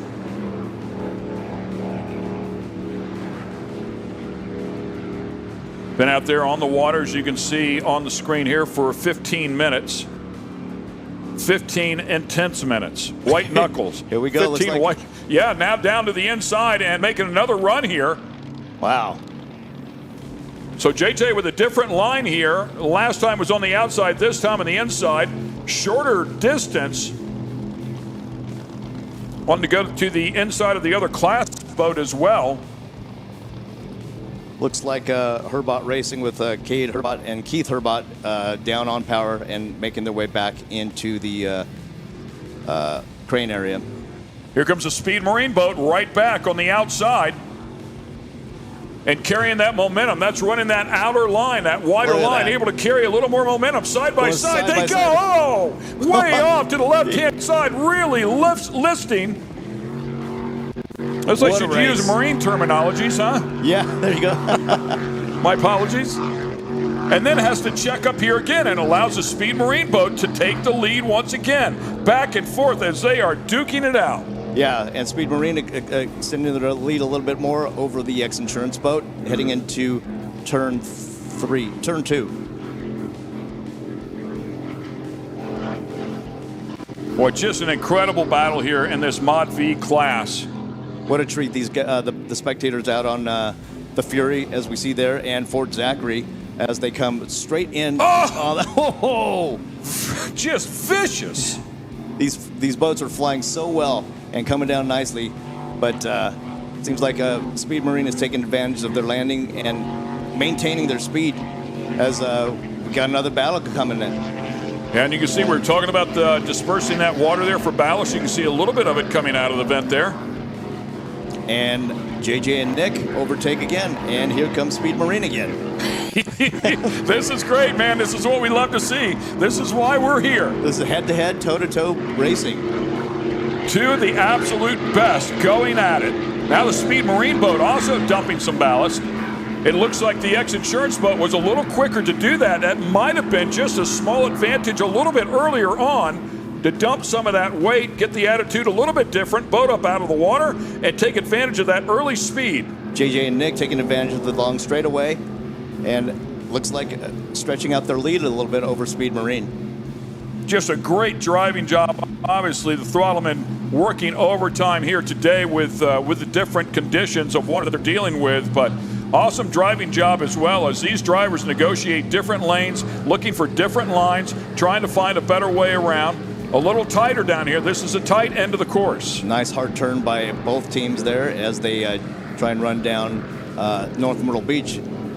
Yeah, and you can see that early apex right there for JJ Turk will send him wide, kind of what he did last lap as well, so he's comfortable with that line, but you can see where the North Myrtle Beach boat ends up in a completely different area of the track. So maybe opening up the entry just a little bit and making it tight coming off. Typically, at least in other forms of racing, you would open up the entry and then unwind the wheel as you're coming out. But for boat racing, maybe I'm not quite as familiar with it, obviously, but if you can get in tight and unwind the wheel and go a little bit wide on the exit and still maintain that same speed, all's okay. Yeah, absolutely. There we see XINSURANCE boat on the far side, JJ and Nick, and a good shot of the XINSURANCE helicopter. Boy, what a vicious battle between those two boats. And like you said now, setting his sights on the MVB, the North Myrtle Beach boat as well, with a lot of work to do there, a lot of real estate in between the two, a lot of water in between the two. Yeah, no, absolutely. And going into the rougher part of the course, we see XINSURANCE still charging hard and making these turns. We should get some jumps here. Yeah, man, you know, it's one thing to fly one fairly level. It's another thing to have it really leaned in and launch it. Right. And that just goes to show how rough it is out there when they're able to take on that much weight and ballast and try and keep the boat in the water as much as they can and still fly like that. Like that. Wow. There we see Hog's Breath Saloon. Yeah, on the Hog's Breath Saloon boat as well. Out here dealing with the best they can. That is a 400 class boat. Speed limit for them, 85 miles per hour. Hog's Breath Saloon, a fun bar here in Key West. I was there last night. Nice. I did. I mean, they had live music in there and just cruised in and checked it out a little bit. Wanted to support the people that are supporting us. And Absolutely. It was a great atmosphere, a great vibe. I want to say directly across from Sloppy Joe's, if I'm not mistaken, or very, very close to Sloppy Joe's, but on the other side of the street. So Correct. Yeah, it's down the street off of one of the side streets off of Duval. just past the world's smallest bar. You've been to that one. It's Yes. just, you literally walk in and you walk back out. There's room for about 3 people in it. Right. X-Insurance boat charging down the straightaway in front of the spectators. Again, the ballast dumping out here. Yeah, the technology is pretty cool to scoop that stuff up and then dump it back out. But obviously keeping the driver and throttle man busy. Yeah, definitely speaks to the orchestration of the team to be able to do that. Drive the boat, throttle the boat, trim the boat, take on water, and expel it. Getting some great shots from the X-Insurance helicopter. Yeah, getting deep into this race here and in excess of 20 minutes into this 8-lap event. And looking to see if they're closing up here. The North Myrtle Beach boat, you can see the wake from it right there. I mean, I do feel like they are getting closer. I don't know if they have enough time to get by them or not. Again, that wide exit there for JJ. But he seems to like that line. Look at the massively different line that the two boats are taking. They're looking for clean water, and that's undisturbed, that's aerated, and so they want to make their own line and try and make up some speed and time. Splitting channel markers, and I mean right beside the buoy there, dude. Yeah, nice job, boys. Again, finding clean water and trying to charge down and close the gap. Is it a penalty to run outside of the buoy? I mean, I know if you cut inside of a buoy and you're not supposed to, you're making the track shorter, but if you go outside, you're making it longer. I don't know how that works, but there's the North Myrtle Beach boat up there just ahead. Turk taking a completely different line here, doing everything he can to get back up and hunt. As we talked about, they spun out on Friday, so finished at the back of the pack. So I don't see a championship here for him in terms of North Myrtle Beach boat winning on Friday. Even if they finish second, they will win this championship. But bragging rights to come out here and win on Sunday. Anytime you put people like this behind the wheel, they are absolutely going to dig. Yeah, look at that, though. They're closing the gap on North Myrtle Beach and going into turn one. It's going to get interesting. And again, we see another boat that's down, but it's going to be interesting and make a competition of this race. And I'm sure the North Myrtle Beach and the group inside of that boat will do everything they can to possibly win this one with Kirk Canna and Mark Reinda as well. Oh, big but one. at the same time, you know, they want to be smart here and make sure they finish this race. If they finish in second, they're going to win this championship. So that's what the end goal is. But it looks to me like they are absolutely going for the win. No, absolutely. And both these guys guarantee both throttlemen have the sticks all the way to the top.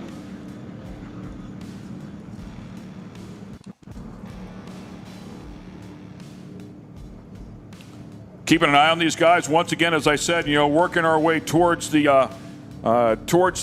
end of this one at near 25 minutes into this race, 8 laps. We have a battle for the lead, though, no doubt. Seeing several boats on the infield, these rough water conditions are taking their toll on some of these race boats. Big jumps out there. Another great shot there from our helicopters. This one from the boat, looking at both helicopters covering the action. And yeah, that is quite an orchestration as well for the helicopters, needless to say. Yeah, those two things getting too close together would be a bad day for everybody. So wonderful professionals inside of the cockpits of both of those helicopters. And boy, no doubt about it, the X-Insurance Statement Marine boat has really closed the gap here. And if they can continue this charge, they might have a shot at winning this race. It'd be amazing. But yeah, both teams are running a beautiful race. North Myrtle Beach maintaining their lead for he's coming after him, baby. Coming in. He is coming after him for sure. Straight line speed. I mean, it looks like they are side by side right here. Diving it, heading towards turn 3, and this is going to be good because JJ on the outside, got North Myrtle Beach on the inside. JJ starting that turn a little bit earlier because he was on the outside of the North Myrtle Beach boat, down on the inside, very tight. This is a line that he's been running. JJ close up just a little bit there to the outside wake. Staying just outside the whitewater, maintain their own line. That's a great shot. Cross over the whitewater, taking back the inside. Wanted that inside line for whatever reason to get back underneath him. There's the buoy that JJ just got underneath last time around, so wanted to jump over that wake and get to the inside for whatever reason. Seeing something, sensing something. Whoa. Maybe wanting to run a shorter line these next turns here. That's the route that JJ seems to have chosen for the last few laps, is go outside and then cut across and then take the inside on the outside portion of the course. And I think running a wider line on the tight end of the course and then running a tighter line on the wide end of the course, and it might pay dividends right here. This is for the lead of the Mod V category, and they are going at it. XINSURANCE, Statement Marine on the inside, North Myrtle Beach on the outside. Right now, North Myrtle Beach with the advantage here once again. Yeah. Kirk Hanna and Mark Rinda are doing an outstanding job fending off a charging XINSURANCE Mod V boat. Yeah, incredible battle, and this is the same way that we saw the XINSURANCE boat and the Speed Marine boat have to duke it out. This isn't an easy pass. It is a relentless effort. You just have to keep charging. Wow, look at that. Going around turn one, big flyer. Look how close they are. Here they go. Here they come. North Myrtle Beach back into throttles as well, and then XINSURANCE has to check up a little bit. A cat and mouse, a give and take. North Myrtle Beach back in the throttles hard. Here comes XINSURANCE. Oh, it overtakes the North Myrtle Beach. Big swell, big flyer. And hopefully the North Myrtle Beach boat, it looks like it's come to a complete stop. This is what I was talking about before. The last thing they want to do is fight for this win and then lose it all. And I think that's what's exactly happened. We're hearing that the North Myrtle Beach boat has come to a complete stop. Oh, that man. changes everything. It does. With double points today, this looks really, really good for JJ and Nick. They'll jump back in here for sure. El Bandito finished up in second. Speed Marine finished up in third on Friday. All of that plays into this. The difference in points between Speed Marine and Statement Marine coming in was about 40 points. What an amazing race so far. It just goes to show anything can happen here in Key West, especially on double points day. Yeah, watching this boat scrap back, and I've seen JJ do that a couple of times here this year. Sometimes they fall back as far as third place, as we saw a little bit earlier today. But he has the speed. Those two have the speed to get that boat in position. Between his choice of lines and driving and Nick running those throttles, who clearly is fearless. Yeah, right. Those guys find the speed to dig back up and make those very difficult passes. Beautiful boat. The LSB just running flawlessly out there, and the talents of Nick and JJ and teaming together, and championships won, the national champions, and going for the world championship title here as we see now. Nice overhead shot. Yeah, settle in now. Take care of this boat. Find that finish line. Yeah, these guys know this boat very, very well. They've campaigned it beautifully all season. 29-footer there. It looks like it was born in 2002. We see a shot of Simmons Marine cutting across the course. JJ and Nick. Well, they have really put it together here. Yeah, they're charging out and looking for the closing moments of this race. Yeah, and as we talked about before, I mean, just doing an incredible job in the bracket classes this year as well. So that duo has been incredibly good here this year. Double national champion, I believe, right, in both categories, in Mod V. Yes. As well. So that's a pretty spectacular year. Class 500, as we saw him in a little bit earlier. It's a different class boat there that they are going by. Open cockpit, beautiful boat. no longer seeing the Speed Marine boat anywhere. I wonder if they went down as well. Yeah, and I was wondering the same thing for the fans at home. We see what you see. We do not have a live timing and scoring available to us. White flag is out. Final lap here for the X-Insurance Statement Marine Mod V boat to bring it home. And again, we'll certainly mix up the points if they can get it to the finish line. We don't want to speak too soon out here. It is violent out there. Anything can happen. It is not over till it's over. Yeah, there we see a good shot of Simmons Marine with Jim Simmons and Jason Zalecki. They are a Class 4 boat with an 85-mile-an-hour breakout speed limit. Back to the X-Insurance boat with JJ and Nick. Yeah, and the way they run up on the bracket boats, I mean, I'd have to think somewhere in 100-mile-per-hour range. Another class boat there to the outside that they're driving under. That actually looked like a Mod V boat, but driving down underneath them. So that's actually the X-Insurance Statement Marine boat, which Nick Boos is the owner and president of the company. See the bows coming out of the side of it once again, as we talked about before. Very cool to watch them do what they do. Yeah. And the rhythm. Gorgeous boats. They've got this thing running flawlessly at this point. And what a great show that they did, charging back to overtake North Myrtle Beach. Yeah, well, and Speed Marine, right? I mean, both of those battles were incredible to watch. Yeah, just picking them off one at a time and then maintain the speed and the lead at this point.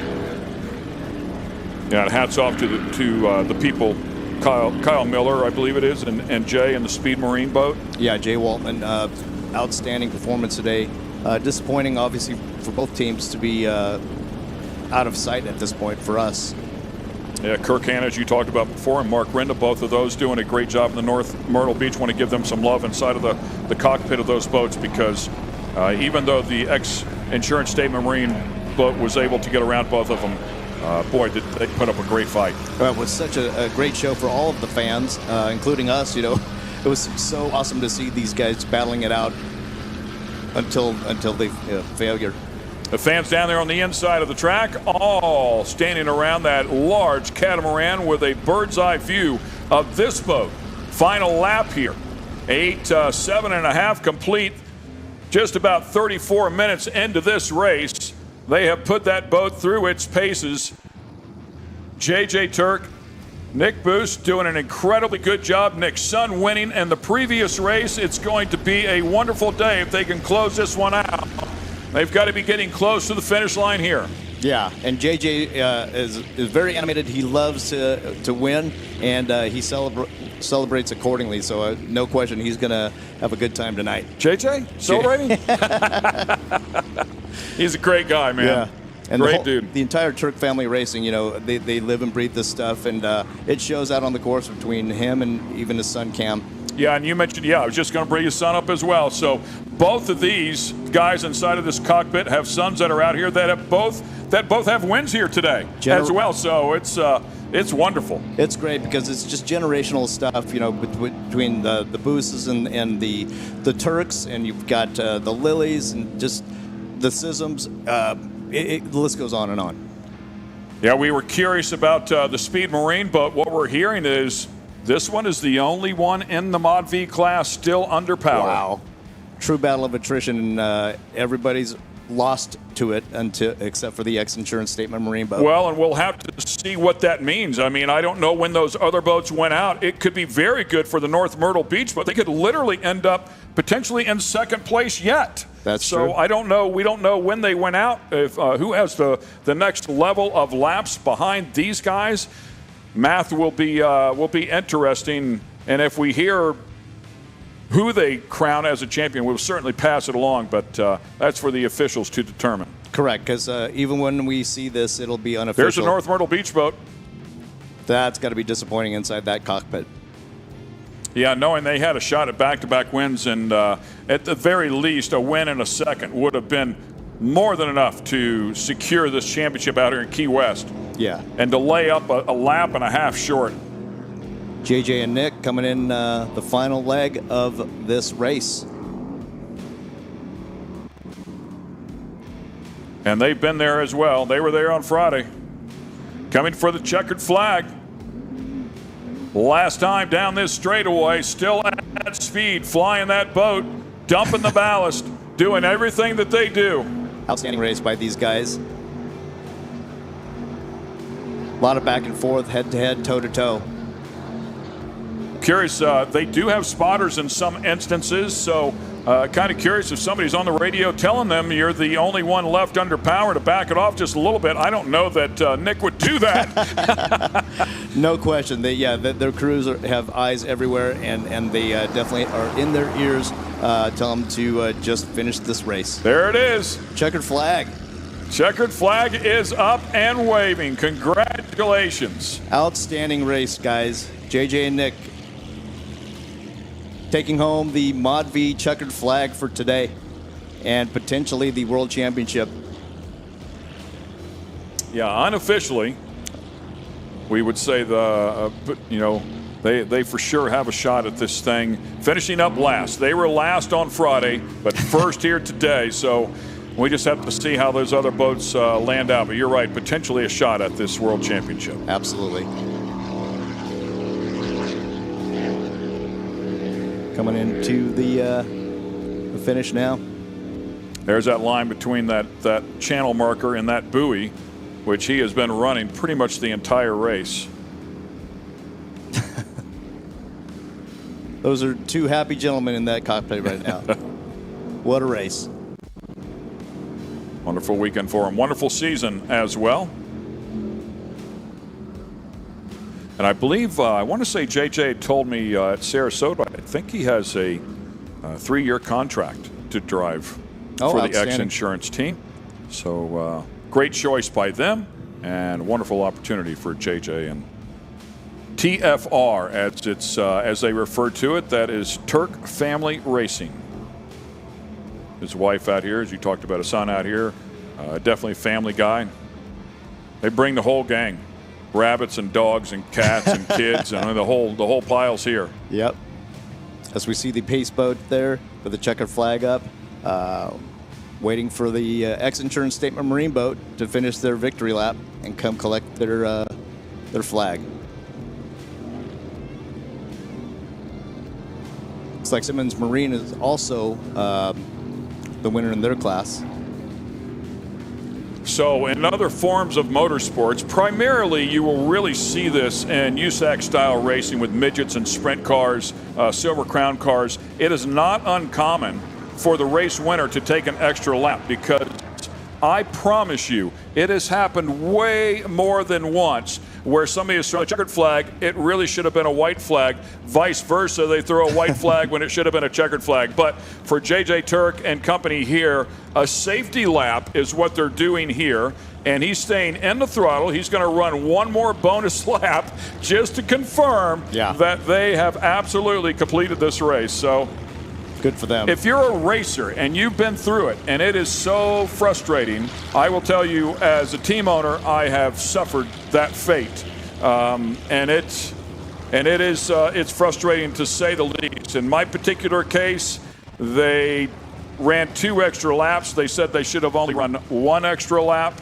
And we won the last lap. We were in second place waiting. They threw the white flag, made the move on the last lap, thought we'd won the race. They said, nope, the previous lap was the race winner. And I can't tell you the level of anger that runs through your body. So, you have to listen to race control, even when they're wrong, apparently. But that's the reason people do stuff like this. I mean, you learn as a racer, okay, man, I'm going to be as safe as I possibly can to make sure I've secured this win. You might want to say that the extra laps are for good insurance. Yeah, exactly. It's an insurance lap. You're exactly right. So that checkered flag waving there. I'm curious, does race control have communication with the drivers at all? I don't believe so. I don't think so either. They do. So we're hearing they do. Yes, they do.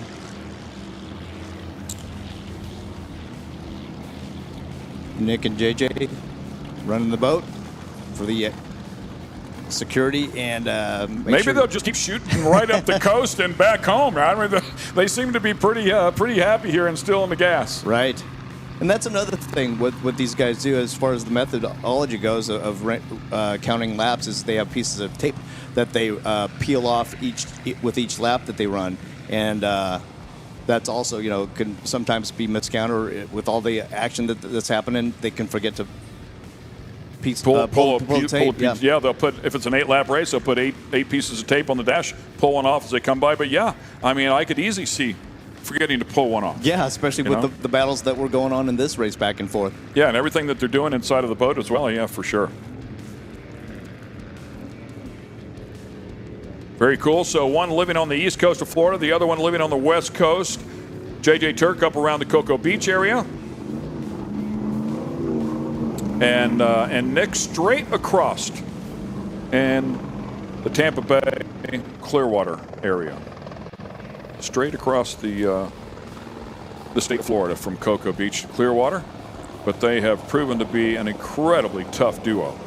Absolutely. And there you see them coming off planes, so they are confident that they're done and ready to go collect their checkered flag. Once again, you can see there on the left-hand side, feel free to scan in that code. The X Insurance Cares Hurricane Relief Fundraiser. And they will, X Insurance planning on matching the donations there up to $100,000. We'll jump in there and help some people out. It's all going to a great cause. Up and out of the boat. There it is. There's a celebration. Congratulations, Nick and JJ. What an outstanding race you guys just ran. Yeah, great redemption after a tough day on Friday.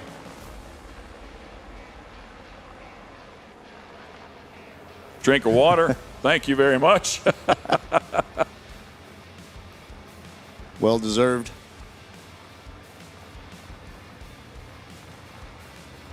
On a beautiful day. So 2 of 5 in the books. Oh, a big boat out there making a big wake in a hurry to go somewhere. We'll get them over there and see if we can get them the checkered flag. Hopefully, maybe we'll be able to find out who won in our other bracket classes as well. We learned that info. We will certainly pass it along. Key West definitely showed no mercy to a lot of these boats out on this race, as a lot of boats are idling in or being towed in from various types of damage and mechanical issues. Get up out of that cockpit and get some fresh air, man. Absolutely. Sure, it gets warm in there as well. Yeah, most of these boats don't have air conditioning, maybe even forced air at the most, and I'm sure that between the wind and that breeze, these guys are feeling great. Yeah, and look at them dumping water down their necks as well. Try and cool off. That's a brave soul right there, walking up on the bow of that boat. Right. You can see steering with their feet.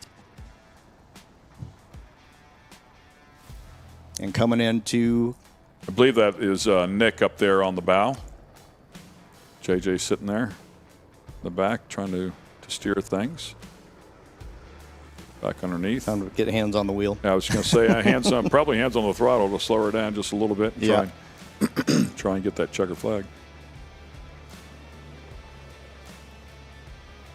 Outstanding day for the X Insurance team. Statement Marine. And there it is. Some big boats right here to try and navigate in that fairly rough water.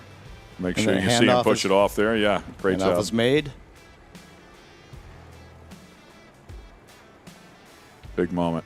Special moment between those two guys. Yeah. Unravel that thing and give her away, baby. Outstanding season for these guys. What a season. Great shot of the X Insurance tent in the background with the potentially world champion X Insurance Statement Marine team. And it looks like the Hog's Breath Saloon making its way over there as well to potentially grab the checkered flag there for Class 4.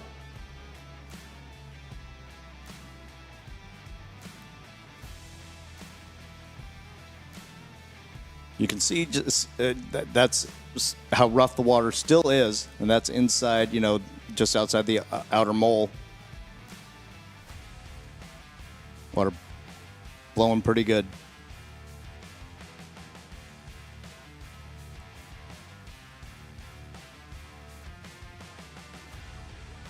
Love it. Happy with the guys.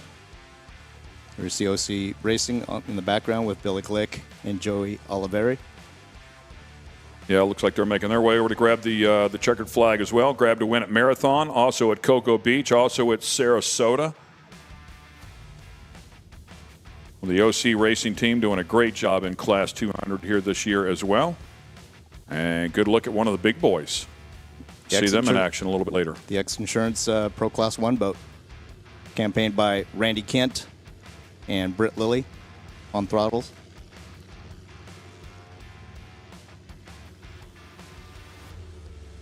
Just out for a Sunday cruise, those guys. Yeah. That was a hell of a cruise, by the way. Yeah. For sure. Outstanding racing. North Myrtle Beach boat idling in front of, thinking what could have been. And maybe what still is. I mean, I'm really curious to see how the final points play out here.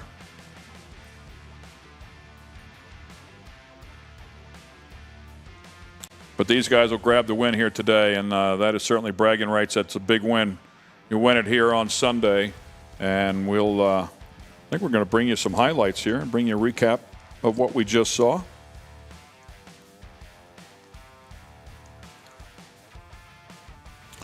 So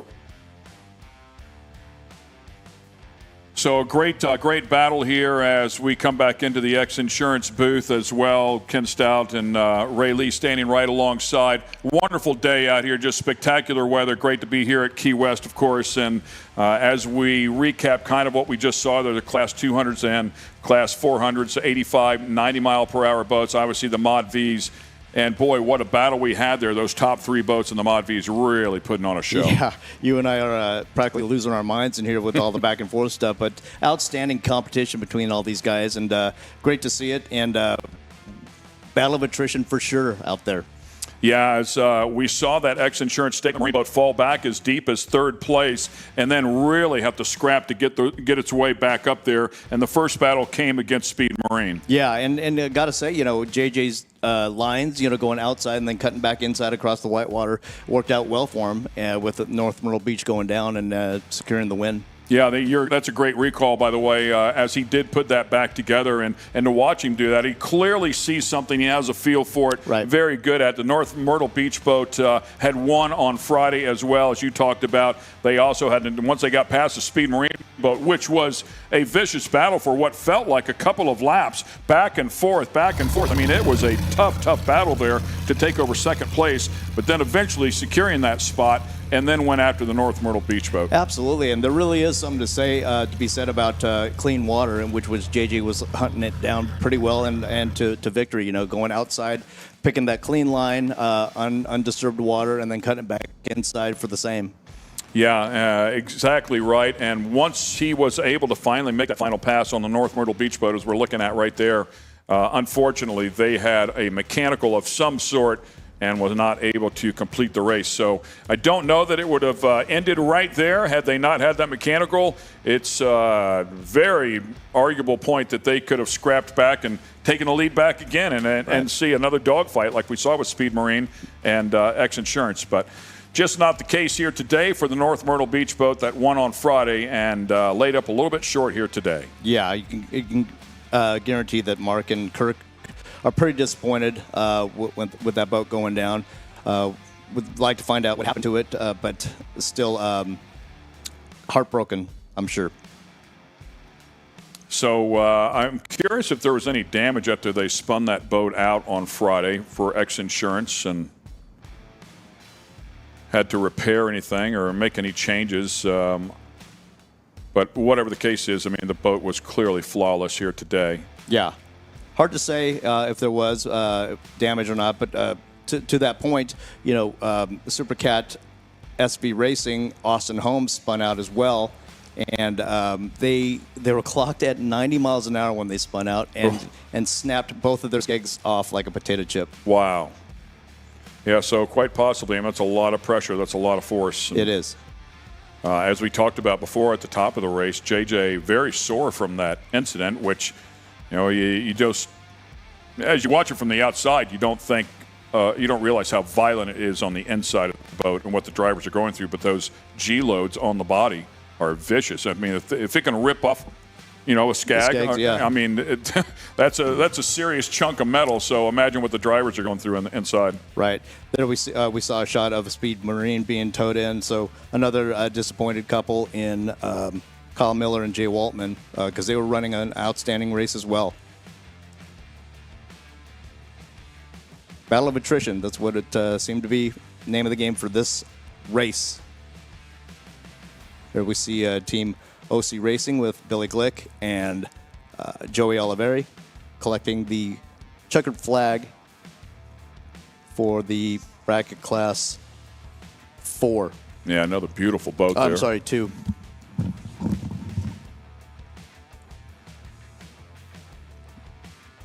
Nice shot of, again, JJ and Nick enjoying their victory lap.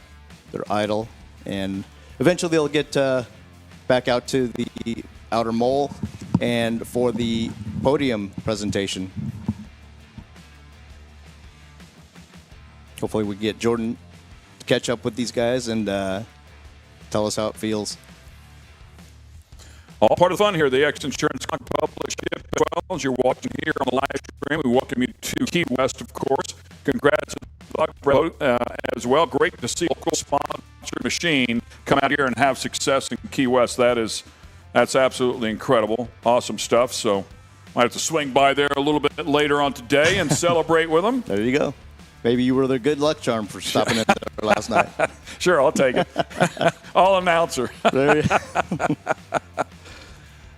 Shot of the XINSURANCE boat and previous shot of the VIP tent that is out there in the outer mole. They do a really nice job in that VIP tent, providing food and beverages and drinks and good seating. One of the best viewing points on the course. Beautiful stuff. Incredible event. Thousands of people here. Yeah.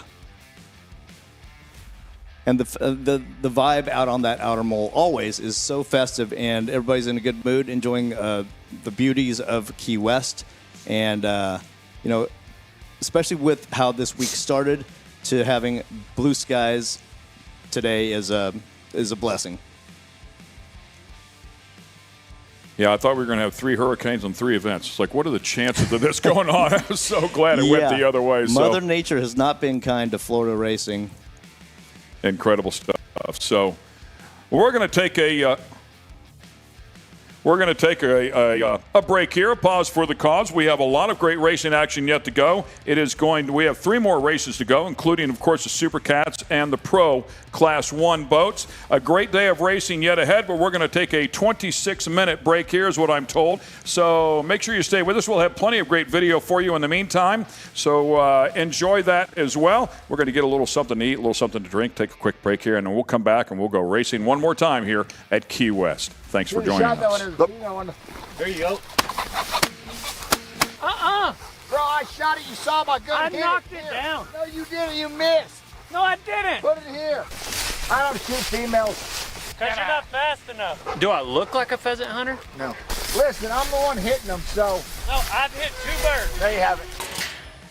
Oh, son, we're not in Winnebago anymore. Came with Cowboy to Utah. We just did some Can-Am shenanigans. And now we're about to go do some pheasant hunting.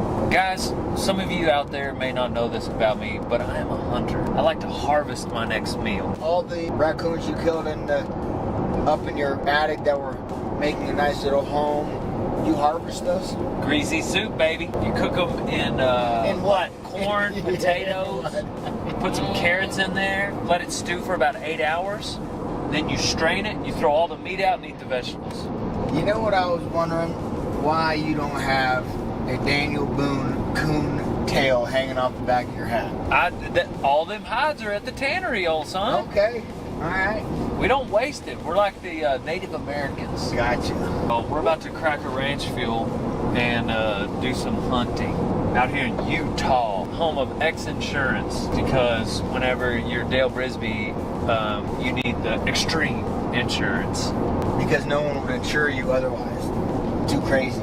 Don't act like you're extreme, Cowboy. You are retired. Retired. Yeah, Blue Cross, Farm Bureau, they got no problem insuring this dude. None. Easy.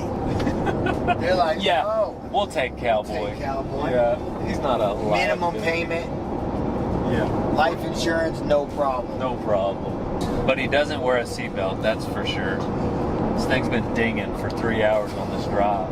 Also, where are we? Can we get there, please? We're in the Badlands, it looks like. This doesn't even, if you're seeing out the window, this does not look like Utah. I feel like we're about to pull up on the Wright brothers' house. Casey Fields, where you at, bro?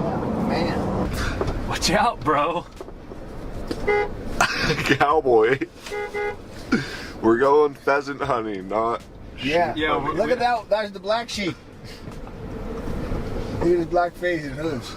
Dang, bro. You'd think there'd be like coyotes around here, like cockroaches. Oh, look, it's got, there's a dog. There's one of the, Oh, a sheepdog. Where at? Where? At the end of this line, right here. There's like 5 sheep, and then there's a dog at the end. You can't tell which one's a sheep. Where's dog? He's literally right in front of us. Oh, right here. I was looking on the field. That is a great He's area. coming up. He wants to talk to They you. are not nice, dude. He wants to make sure. Oh, there's another one over here. They're surrounding us. Yeah, you think There's 2 of them. That's why there's no Coyotes. Yeah, them Pyrenees don't play, man. Yeah, those things. Look, and he's like, all right, the 2 dogs behind us, they came together. 3 dogs. They gave the problem. Hey, let's check this guy out. Look at this long-haired hillbilly in here. No, they were probably thinking like, look at that bull rider in there with that washed-up fighter. Bro, look at, there's a black goat for real. That's the black sheep. That's you. That's me. That's you. That's Cowboy Cerrone running with the rest of his family. Just want to ask random people out in the middle of nowhere About oil stuff. Like, hey, how long does it take to fill up one of these cisterns? How often you gotta drain them? How much do one of these things make a day? You don't wonder any of these questions? Look, here's a guy. Hey, you out here with the oil field? Yeah. What pumps into all these little cisterns here? Oil? Oil. How long does it take to fill those up? Depends on the well. And then how do you drain them? A truck has to come pull it out of them? Yep. Each one of these? Yep. How much is one of them full oil cost, like worth? Probably around 40,000. So there's 3 of those there? One's for water. Oh, okay. So each one of these is about 40,000, and what do you think, every day, every couple days? Oh no. Some of them it takes a month to fill. Oh, really? Okay. Some of them might take 6 months. Oh, it doesn't. So it doesn't pump as fast as in my mind. I'm thinking. Yeah. It's not like a straw just pulling it out of there. Yep. Ah. I got one down the road that's 100 barrels a day. These are 400 barrel tanks. So the one down the road's about cranking. You're selling the one on. Dang. All right then. Thanks. All right. Yep. Thanks, man. Epic beard, by the way. That wasn't a big beard. That was an epic beard. Bro, 40,000 per stacker. Cowboy makes decisions when he's in public. He makes decisions differently than a lot of the normal people. The way he cut across the parking lot earlier, he cut off a guy, but it never even crossed his mind because he's not worried about pissing that guy off. Did you notice that guy you cut off? Yeah, maybe that guy would have been mad about getting flagged down to be asked 9 random questions. Why would he? He's out here at work. He's on the clock. I get it. Granted, he's probably not going to be frustrated, but I'm just saying in general, Cowboy makes decisions differently about the way he navigates the public than you and I might make those same decisions. Little suckers. Ooh, here we go. All right. Come on, Cowboy! He's shooting wasps off the porch with one of these salt guns. We're getting ready for the pheasants. We feel like if we can shoot wasps with a salt gun, then we can shoot a pheasant. Oh yeah, they got everything for us. Right under him. Dude, you just muzzled me. That's okay, it's salt. Yeah, XINSURANCE, baby. You gotta go. I'll fucking salt you. Hey, come over here and tell me this hurts. No! Let me salt your hand. Shoot your foot. Oh, that gets you. I bet. Oh yeah. Now that I know it hits like that, here we go. Sucker. Why don't you land? Why don't you just take a little seat, SA? Here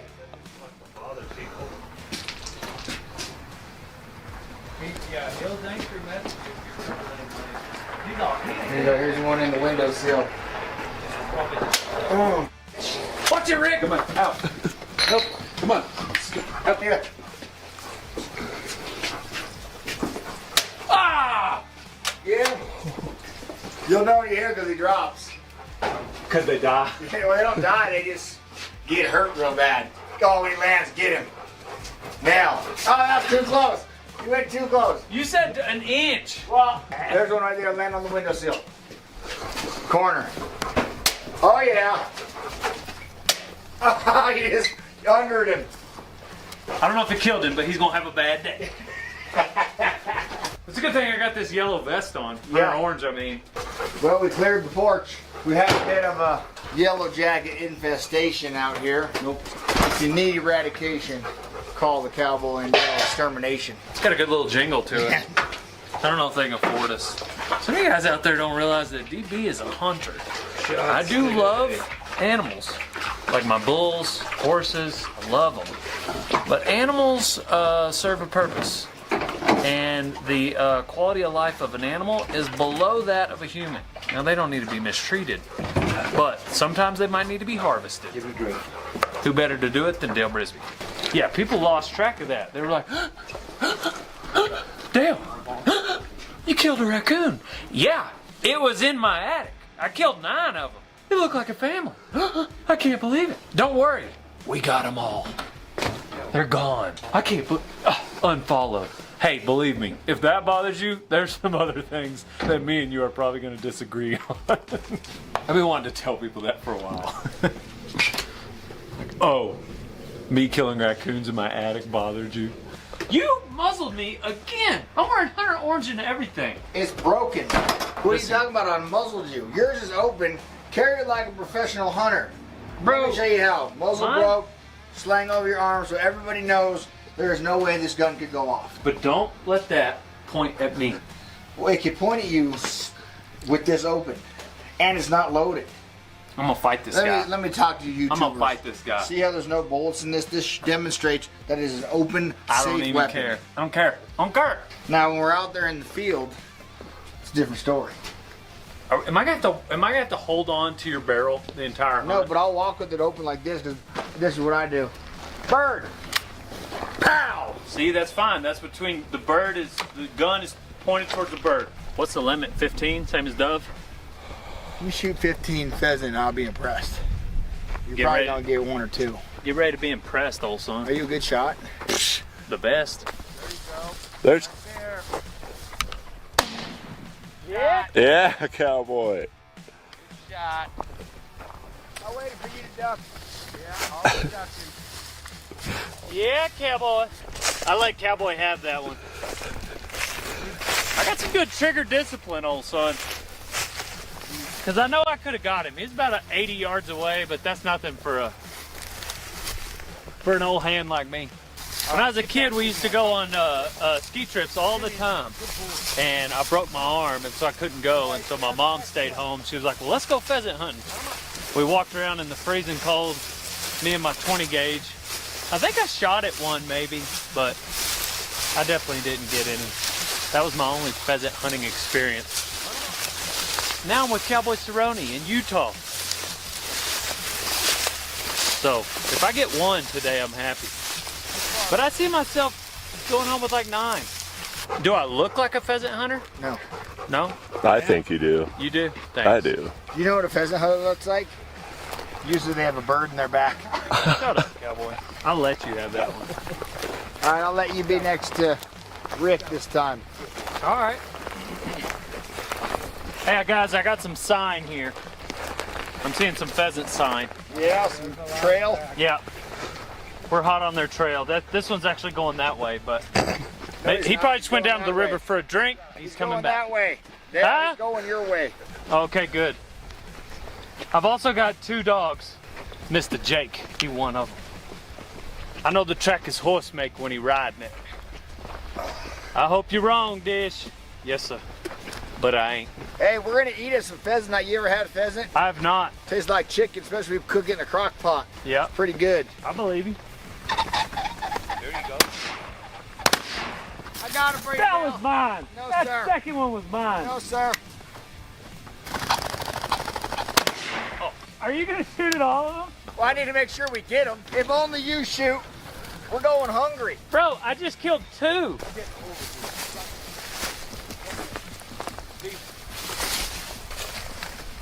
You didn't put it in for you. No, move your stupid arm out of the way. There's still a second one that I shot out here. No, you mean that I shot? That was that one.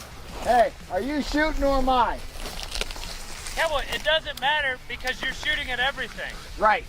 You're like, hey, go ahead, Dale. Boom, boom, boom. No, Cowboy but when I said go ahead, Dale, you got me. I said, hey, that was mine. You flushed it, then you shot it. No, you said go ahead, Cowboy, Dale. And then Yeah, go ahead, Cowboy. What's the point in you like directing me if you're gonna shoot anyway? Well, I don't want to shoot it on the ground. Listen, I'm the one hitting them, so. No, I've hit 2 birds. No, you haven't. That second shot you took, you missed the first one. I hit it. No, Cowboy, I hit 2 birds. I don't miss. Can So, you put one dog how up? about you just hunt instead of like, hey, Dale, I'm gonna shoot this one. Okay. Too far.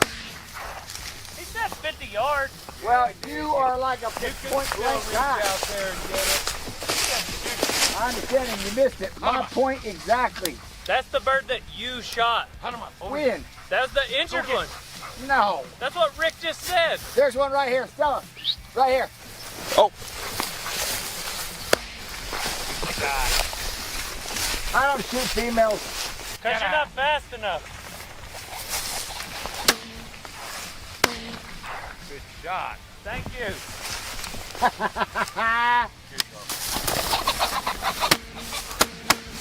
I got you, don't worry. You I got finished off the bird I wounded. Yeah, you couldn't hit that one point blank again. Bro, I shot it, you saw my gun I hit knocked it Here. down. No, you didn't, you missed. No, I didn't. Put it here. He was sitting in front of us dead. Oh, man. What do you mean it just flew? You shot it point blank, missed. I went ahead and dropped it. I let you shoot at it. Well, you shot. How do you let me shoot at it when you shot first? How does it feel to just have, look at all these birds Well, I yeah, got. because you got a hen in there. Are you embarrassed that I've killed more than you? Clear as day, he missed that. Clear as day. I shot You after missed him. the first shot, so Right. I hit him. And then I let you have the second shot. I don't think you hit him that time. You wounded him. Bro, I'm on a killing spree. No, you're not. I got like 5 birds in my deal. Yeah, but you only shot 2. No, I haven't. I've shot 3. Even if I give you this one. Dale, listen. First of all, you're closer. You Roll one the of them's a tape. hen. No one wants a hen. Second of all, the one you shot was right in front of you. Boom. The second one, I said, hey, flush that one. We both shot at. I hit. Why do I got 4 and you got 1? Because you took my kill again. Oh, okay, so I got 3 and you got 2? Yeah. One's a hen that don't count. 2 and 2. I'll even give you 1. No, 3 and 2. I'm not pounding on 2 and 2. That's it. I'm done. I'm done letting you have shots now. If now we you're were- going to be a quicker draw. That's what you said the first time. I'm gonna let you shoot. That's what you said the first 2 birds you shot. Yeah, right. That is exactly what you said. Here you go, Dale. Boom! I can literally do this all day. There's a bird, Dale. Nah, that's way too far. He couldn't hit it anyway. There's a rooster. That's right over Rick. I'm not gonna shoot at Rick. That's 2 more birds that got away from Dale. 2 more birds got away from Dale. The first one was a hen. You literally said not to shoot hens. I don't shoot hens. You do, obviously.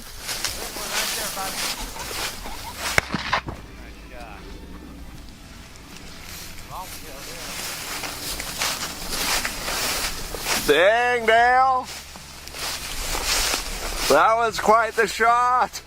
Thank you, Parker. I gave you a death on that one. Cowboy was a little quiet after that shot. That was a good shot. I get your gap on that one. Thanks, Cowboy. There, now we can be friends again. I had a feeling we were gonna get one at the end of the field here. Ah, these vests are heavy. Whoops, Cowboy, can you help me carry some of these birds? Well, the problem is they keep stuffing them in yours because you're next to the dogs. Oh yeah, because I'm next to the dogs. That field might be good to walk through too. Cowboy, you're just gonna want to lead them just enough. You want to lead them a little. Don't shoot where they are, shoot where they're going, Cowboy.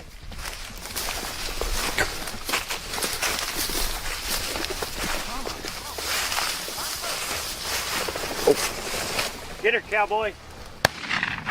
Shot. Really good shot. That one caught me off guard.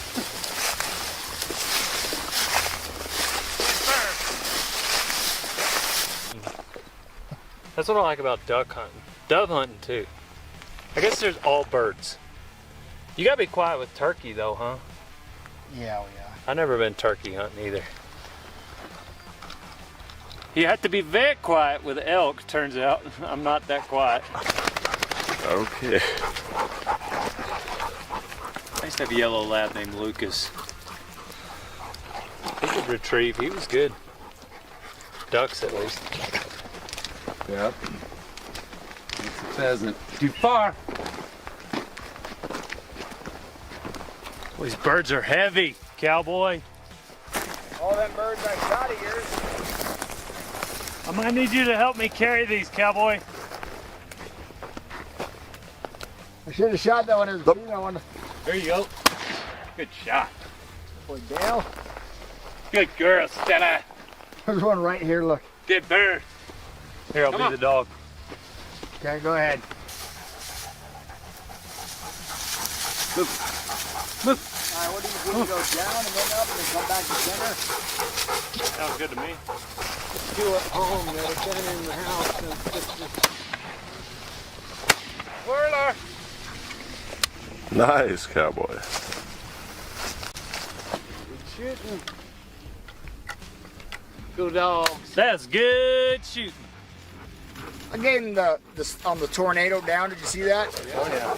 Top center. They brought it in together. Leave it. Nope, no tail feathers. That one. Oh, this is my favorite kind of hunting, Dale. Yeah. This is quail. I mean, similar. Except for quail, they all roost together, and a dog will flush in there, and 6 will fly up. So we're all like, go. I would say elk hunting is my favorite, followed by noodling. Well, you just like noodling because you like going with Hannah. Well, she's not ugly, but it's also very fun. There's been some pheasants I've been on where you can get one shot all day. Huh? Nothing. This ear protection really prohibits me from understanding. Well, turn it on. What? Turn it on. It's got power? It's charged. Then you can hear me farting. Oh yeah. Dang, I can hear everything. Yeah. Man, I think I can hear better. That's like a Dumb and Dumber moment. You've had 2 gloves this whole time. I didn't realize that was the thing on these. Yeah. I knew these kinds existed, but... It's called noise enhancing, noise canceling headphones. You know what? You're noise enhancing, Cowboy. Now I kind of want to turn them off now that I can hear Cowboy better. Come on, girls, put them up. Come on, Dale, a bird. Bentley. Skip it up. Give it up. Too far away for Dale. Come on, Bentley. Good boy. That's too far away for Cowboy to also shoot and take credit for Dale's shot. Welcome to this episode of Rodeo Time. Ladies and gentlemen, we're not in Winnebago. We are in Utah. Beautiful Utah. Doing a little pheasant hunting. Dale Brisby is slaughtering these birds. And Cowboy, I'm kind of teaching Cowboy how to hunt. If I was a pheasant, I'd be in them pipes there. Get a bird. That's what Cowboy said. Run them up. Go. Skibbity-bit. That's what I say when I'm talking to dogs pheasant hunting. Skibbity-bit. Skibbity-bit. Come on, Billy. Come on, skip-a-dip. Yip-a-dip. Get here. I'm confusing these dogs. Find a bird, hunt up. Find a bird, hunt him up. Hunt him up, yep. Skip-a-dip. See, it's the same thing. Man, if you guys are like avid rodeo time watchers, you've gotten a lot of DB hunting lately. We've got the elk hunt. I did a dove hunt. I killed those 9 raccoons in my attic. They were covered up like cockroaches. And now we're eradicating this field of its pheasant population. Bro, Daddy's bringing home the bacon. Sorry, not sorry to all of you that disagree with hunting. All right, Dale, let's walk it back to the truck. Walk it back to your mom's house. Ooh. Oh, there's one right there. Yeah. He's right in this lane between me and the expedition. Dale. Woo! Yep. That was way out there. Wah, wah, wah, wah, wah, wah, wah. Wah, wah, wah, wah, wah, wah, wah. Whoa! I think I gave him too much. Buddy, how when I don't shoot with you, they don't die. How do you make these headphones where I can't hear just Cowboy? Bro, Daddy's shoulder is sore. What, from 6 shots you took? My shoulder is sore from surgery, Cowboy. What would you know about injuries? I do a real man's event, like bull riding. How many more birds do you think I shot than you did? None. Hey, buddy.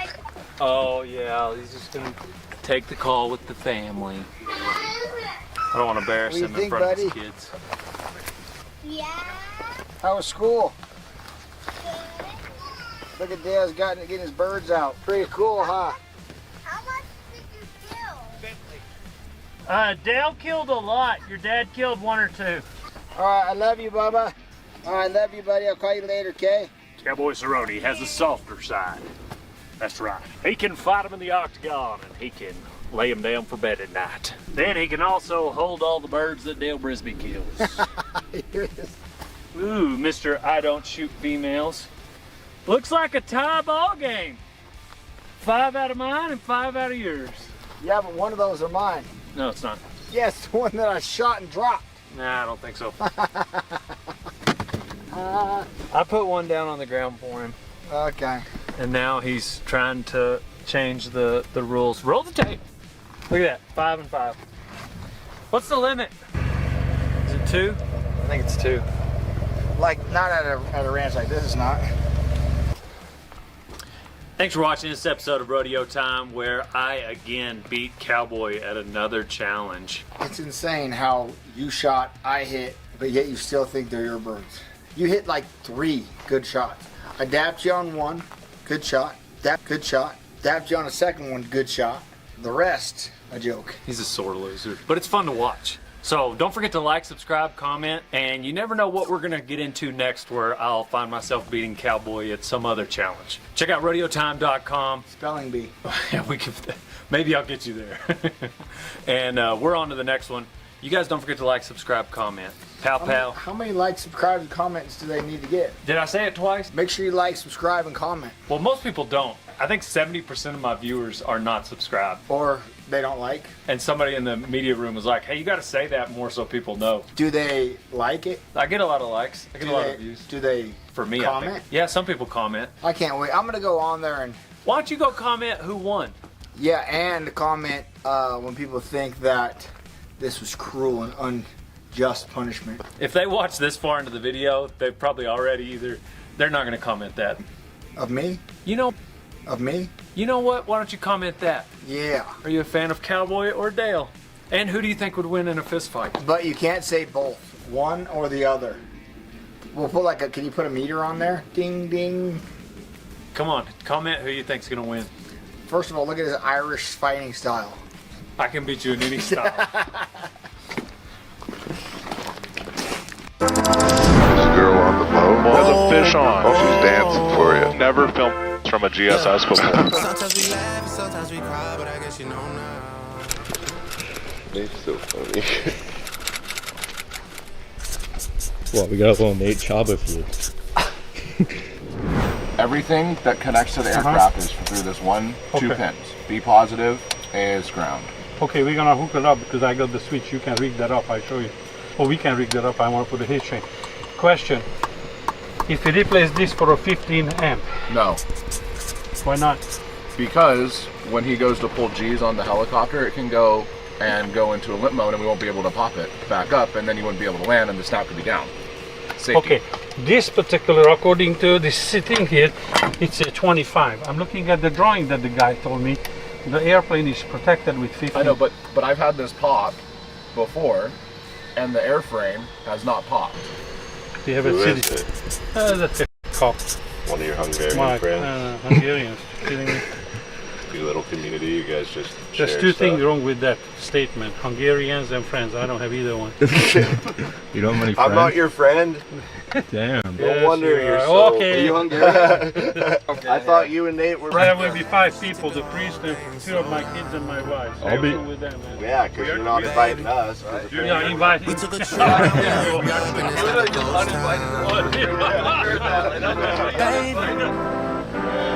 Where did these be at when they say they doing all this and all that?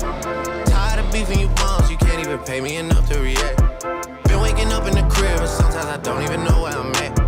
Please don't pay that nigga songs in this party, I can't even listen to that. Anytime that I run into somebody, it must be a victory lap. Hey, shawty come sit on my lap. Hey, they saying Drizzy just snap.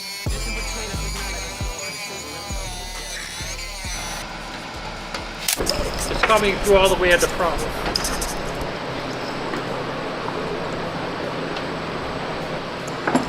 Right here. Yep.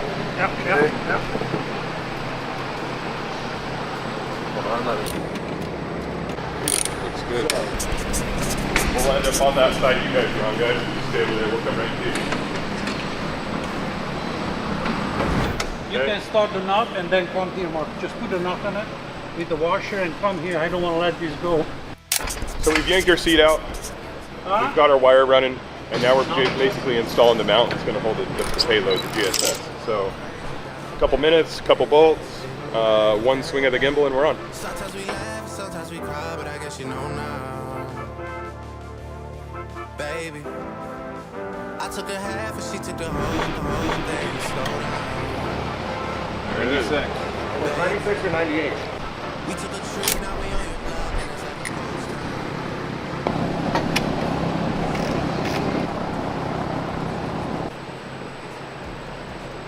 Straight up just told him, like, Chaba's crazy. He's definitely been a challenge, but we got it on. And we literally knew, like, dude, he would be our best friend before this is over. You're gonna hang out with him after this, would you? He's getting Christmas cards. Is he? Chaba's getting Christmas cards. Did you get a beer with him? I already know his favorite beer. Damn, what is it? It was called Pilsner. It was something weird, wasn't it? Yeah, Pilsner Labatt or something like that. Some weird beer I've never heard Yeah, of. some kind of like German beer or something like that. But We'll get him one. oh, dude, we're sending him cases of beer, bro. Parker, what are we doing here? Nate's finishing up, putting the gimbal on, the GSS with the red 50 to 1000 lens in it. Pretty excited for the new setup?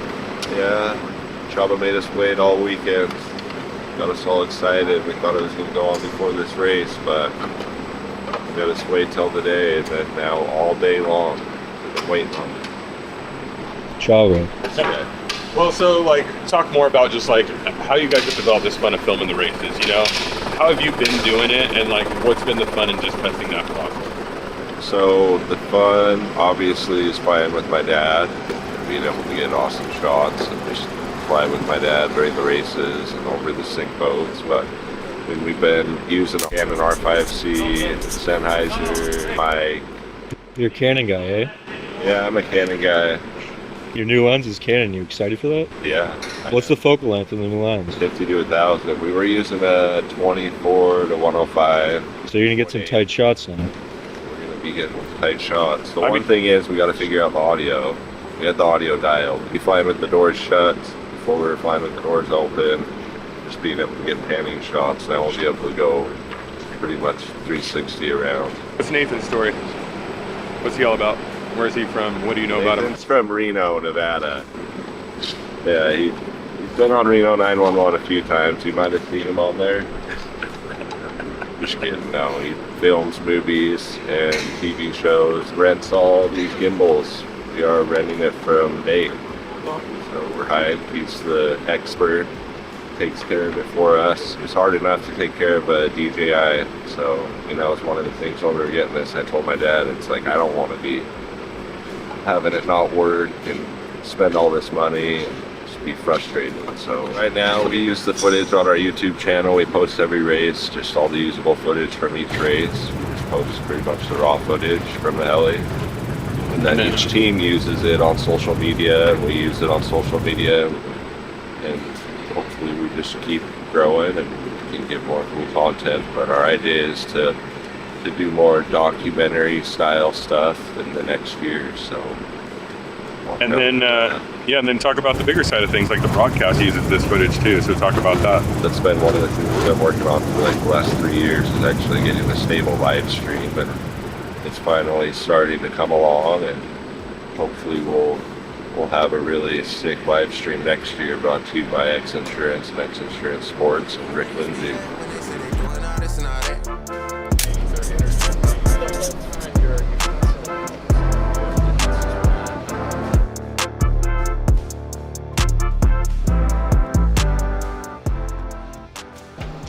It'll just be a little bit different.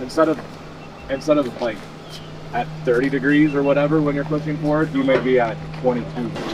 Naples Tower, helicopter November 773 X-ray with India. Naples Tower. Yeah, I'm at the north end Echo 1 or depart to the north. 773 X-ray, Naples Tower, departure area not in sight from the tower, departure be shown. Where do you want to head right now? I don't know, we can go down the beach, wherever you want. Sure, let's go down the beach. So Parker, like right now, what I would go and do is I would just start recording, like if we're going to... So Rick, if you pick one of these buildings up over here that you want to come up and over, I'm going to like look down and tilt up and we'll do like a reveal. Maybe go kind of towards the sunset here in a sec. Okay. So right here is what shows me my direction, these arrows. So red button's record. So I'm going to look down here at the ground. I know that this shot here, I'm going to do a little countdown. It's here's down beneath us. Okay, and then we're going to hit some dirt. Now it's 3, 2, 1. And I'm already starting to slowly tilt up. And I'm revealing what's in our background. So we see that your dad's banking. So as he goes and turns to the left, it's like, I don't need to cut recording. I know that everything here, what focus checking is on this side. Go get the sailboat. Yeah, get the sailboat. You want me to shoot the sailboat real quick? I'll fly towards that. Okay. So right now I know where the sailboat's going to be as we're coming around. So that's Miss Naples. Yeah. The RWO World Championships presented by Performance Boat Center have descended upon Key West. We are here. There's a girl on the boat. There's a fish on. Oh, she's dancing for you. Never filmed. Now he's an epic DP. He's been operating gimbal, little learning. You're just like, what?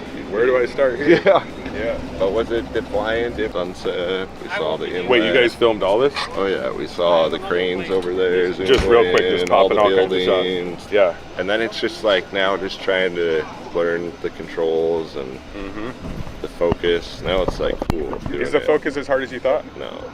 It's actually, now it's very artistic. Now it's just like all that going on, and then he was messing with stuff. It's nice to have someone that knows what they're doing, because exactly. If you spend all that money and you're just like, what?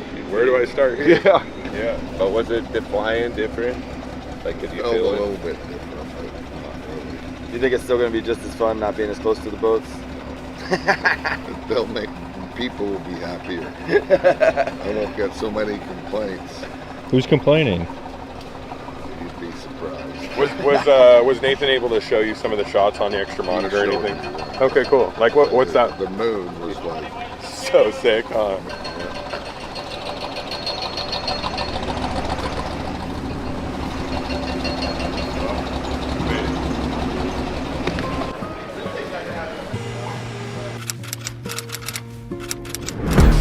The man them too inconsiderate, 5-star hotel smoking cigarette, mixing codeine up with a Finnegan. She got thick but she wanna get Finnegan, drinking apple cider vinegar, wearing skim cause she wanna get... So today we're gonna get in the helicopter again for the second time operating the gimbal. We have some shots in mind. We're gonna go up to Fort Myers. The RWO World Championships presented by Performance Boat Center have descended upon Key West. We are here at the world's fastest boat parade, kicking off what is guaranteed to be an action-packed week. We have 72 boats competing in 14 classes, hoping to be crowned this year's world champion. We got it, folks. The pride of the parade, XINSURANCE. Get on board. Let's party.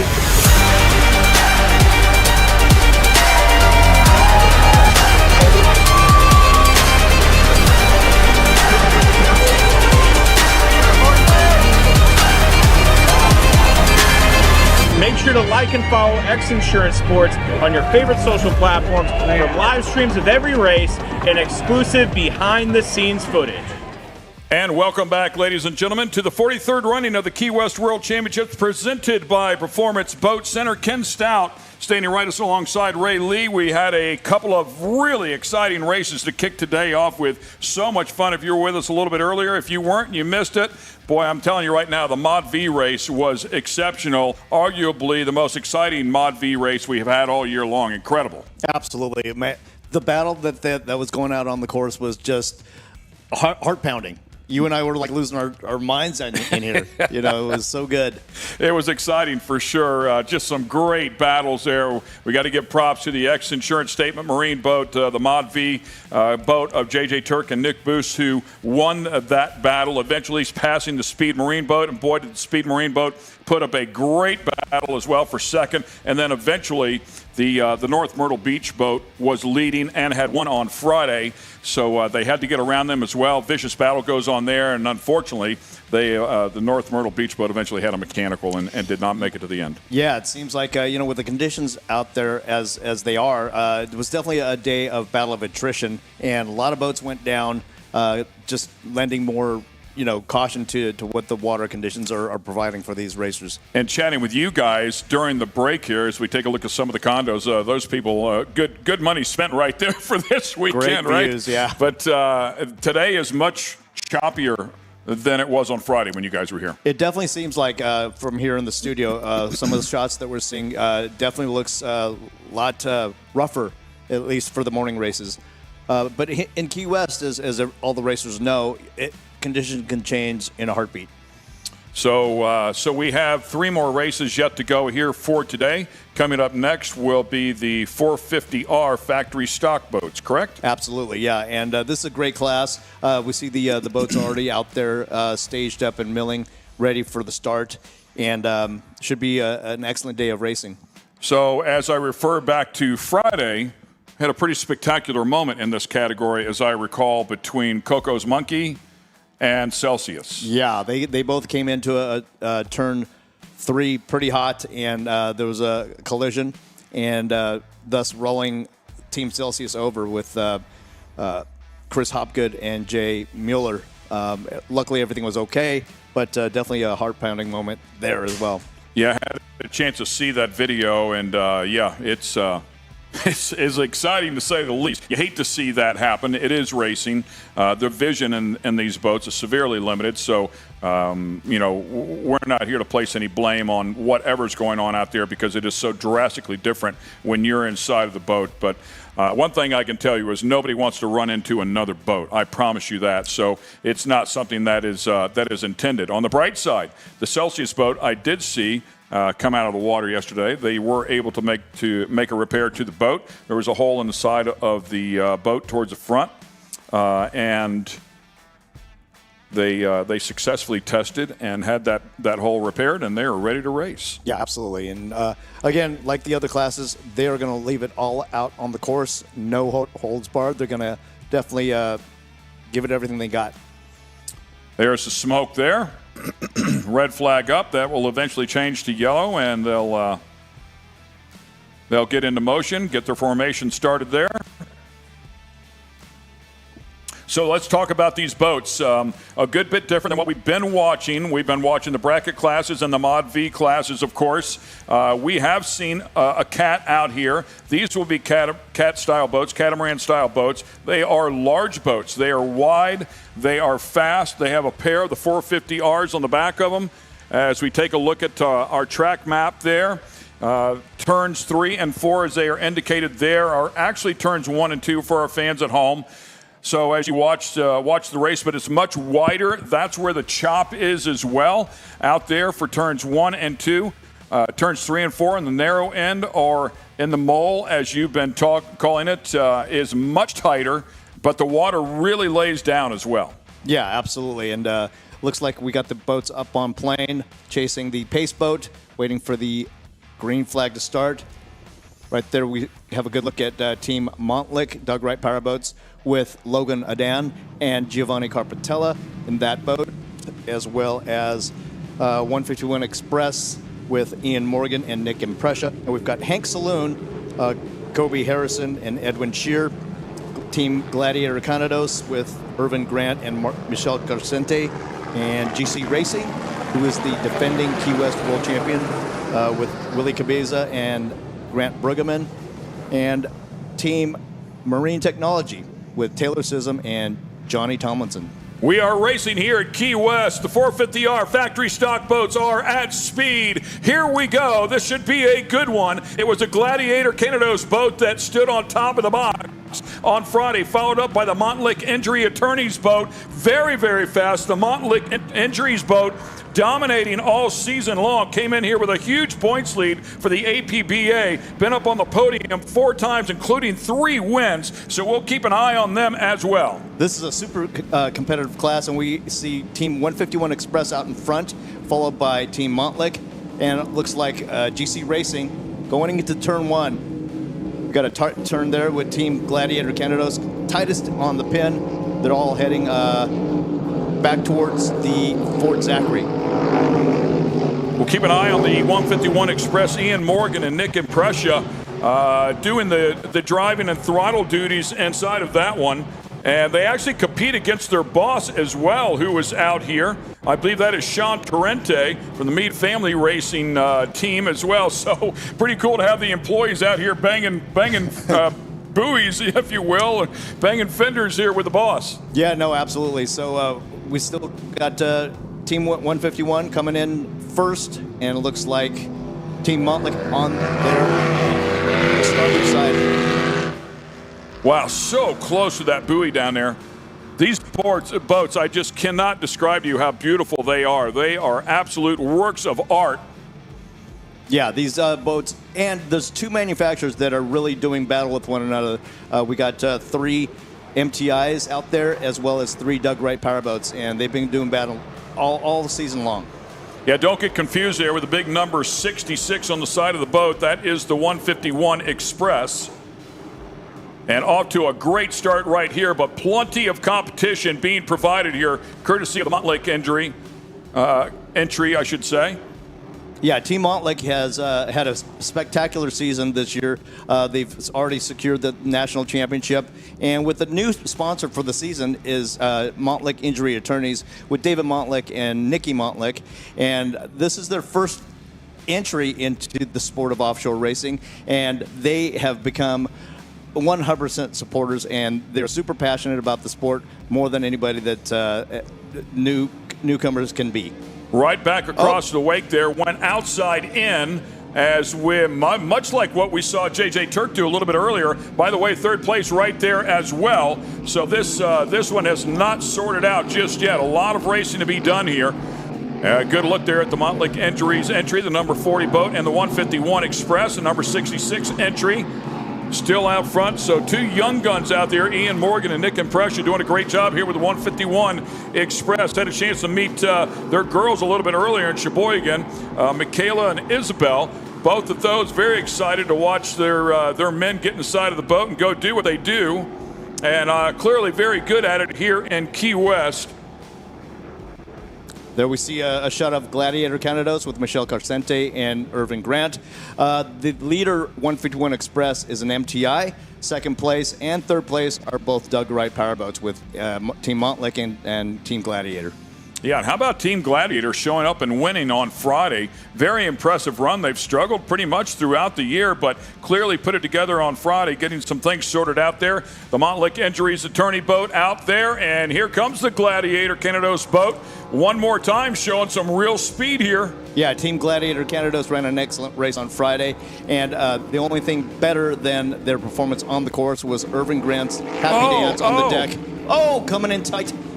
And had to go through the wash, could not make the turn there, but I don't know if that was a predetermined move or not. You know, chatting with Britt Lilly whenever you, oh man, look at the air. Right. Incredible air right here. And here comes the Montlick boat right back on the outside. If we go back to a year ago into the Pro Class 1 battle, we saw that the XINSURANCE boat got together with another Class 1 boat and eventually flipped over backwards. And talking to Britt Lilly, he said with these style boats, these cats, when you get really close side by side, like nearly touching, I think they did touch in that particular instance, it shoves all the air into one of the tunnels. You've got to think about all that air that's blowing off the side of the boat, and if it has nowhere to go because there's another boat there, one of the tunnels is going to capture it. And if the nose gets up a little bit, that excess air is looking for a place to go. Well, it packs underneath the tunnel, and it will blow a boat over. And we talked about earlier what happened on Friday with those two guys getting together. It was very, very similar to that right there whenever we had Coco's Monkey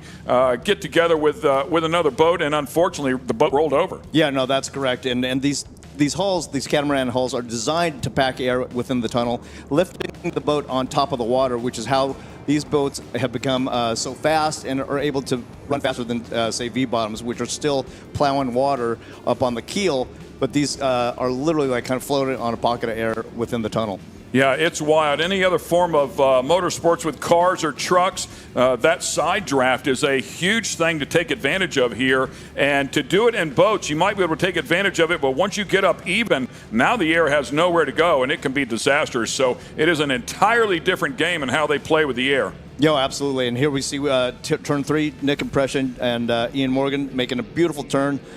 Still out in the lead in the 151 Express boat, followed by the Team Montlick and the Doug Wright powerboats. Giovanni Carpatella, who is their new throttleman for the season, he signed on just ahead of the Midwest Challenge in Sheboygan, and he and driver Logan Adan have really bonded together well, and you see them coming down the straightaway ahead of Gladiator Canados. Logan Aiden, the driver, Giovanni Carpatella, as you were talking about before, the on throttles. And then, of course, as we take a look at that Gladiator Canados boat, Taylor Sissom and Johnny Tomlinson, I believe, inside of that boat. Yeah. They were throughout the entire year there, and Tomlinson, of course, is as talented as they come. He is one of the legendary offshore racers and probably one of the top throttlemen that's ever raced out there. And he's so good, and he's another one of the racers that's doing double duty here in Key West this weekend. So super cool. I mean, we're getting up into the Mac Daddy, but honestly, I mean, if you go back and you look at some of the drivers in the Mod Vs and even the bracket classes, those are world-class driver throttlemen that play in different categories and come out here, and we see them here. But when you hear factory stock, I mean, right off the bat, it tells you that these are big, expensive boats. This is a serious game, and they want the best people possible inside of that capsule. Yeah, absolutely, and they have them out there in all these races. We had a good shot of the team GC Racing with Willie Cabeza and Grant Bruggeman. Grant Bruggeman, longtime veteran racer who used to throttle for Team Pro Floors of New Zealand, has taken full-time duties with GC Racing, and that team will be entering the Pro Class 1 series next year in the MTI 482 canopied race boat. 3 different lines here, as you would expect. Everybody looking for clean air, clean water, and it looks like the Montlick boat wants to jump the wake again, possibly. Maybe just kind of aiming out, I believe the 151 chopping back in. Oh, yeah, looking to hit that buoy. And right there, about as tight as you can get. Great driving job. Perfect apex there for the 151. But, of course, the 151 driving the preferred line, and that forces a Montlick boat into something that maybe is not preferred, but getting as close as possible. No, absolutely. And Logan Adan, no stranger to racing. He spent a lot of his young career racing little sprint cars and has transferred that beautifully into offshore racing. Look at the movement on those engines back there. Yeah, the Mercury Racing 450 outboard engines are a phenomenal package, and as you can see, they propel these boats very quickly. Next year, they're going to be moving to the 500Rs as well, thus making it a different class, but the 450s have been an outstanding class to watch for the last few years. Boy, and what a great place for development for Mercury to put them out here, put them through their paces, and no tougher test than races like this. Go back and take a look at those engines and learn how to make them better and better, and now it looks like they're going to do the same thing with the 500s. Yeah, absolutely. Well, here we see another shot of the Team Montlick with Logan Adan and Giovanni Carpatella, and they've had an outstanding season, and closing in on Nick Imprescia and Ian Morgan. Boy, they are right there for sure, applying a bunch of pressure. As we watch those engines move a little bit, are they designed to take some of that shock? Are they intended to move a little bit, a little give? Yes, they are. But you know, going back to rough conditions, as these guys saw in Sarasota, there was some definite carnage from that with Team Marine Technology, with Taylor Sism, Johnny Tomlinson, and GC Racing, both breaking motor mounts, forcing them out of the race.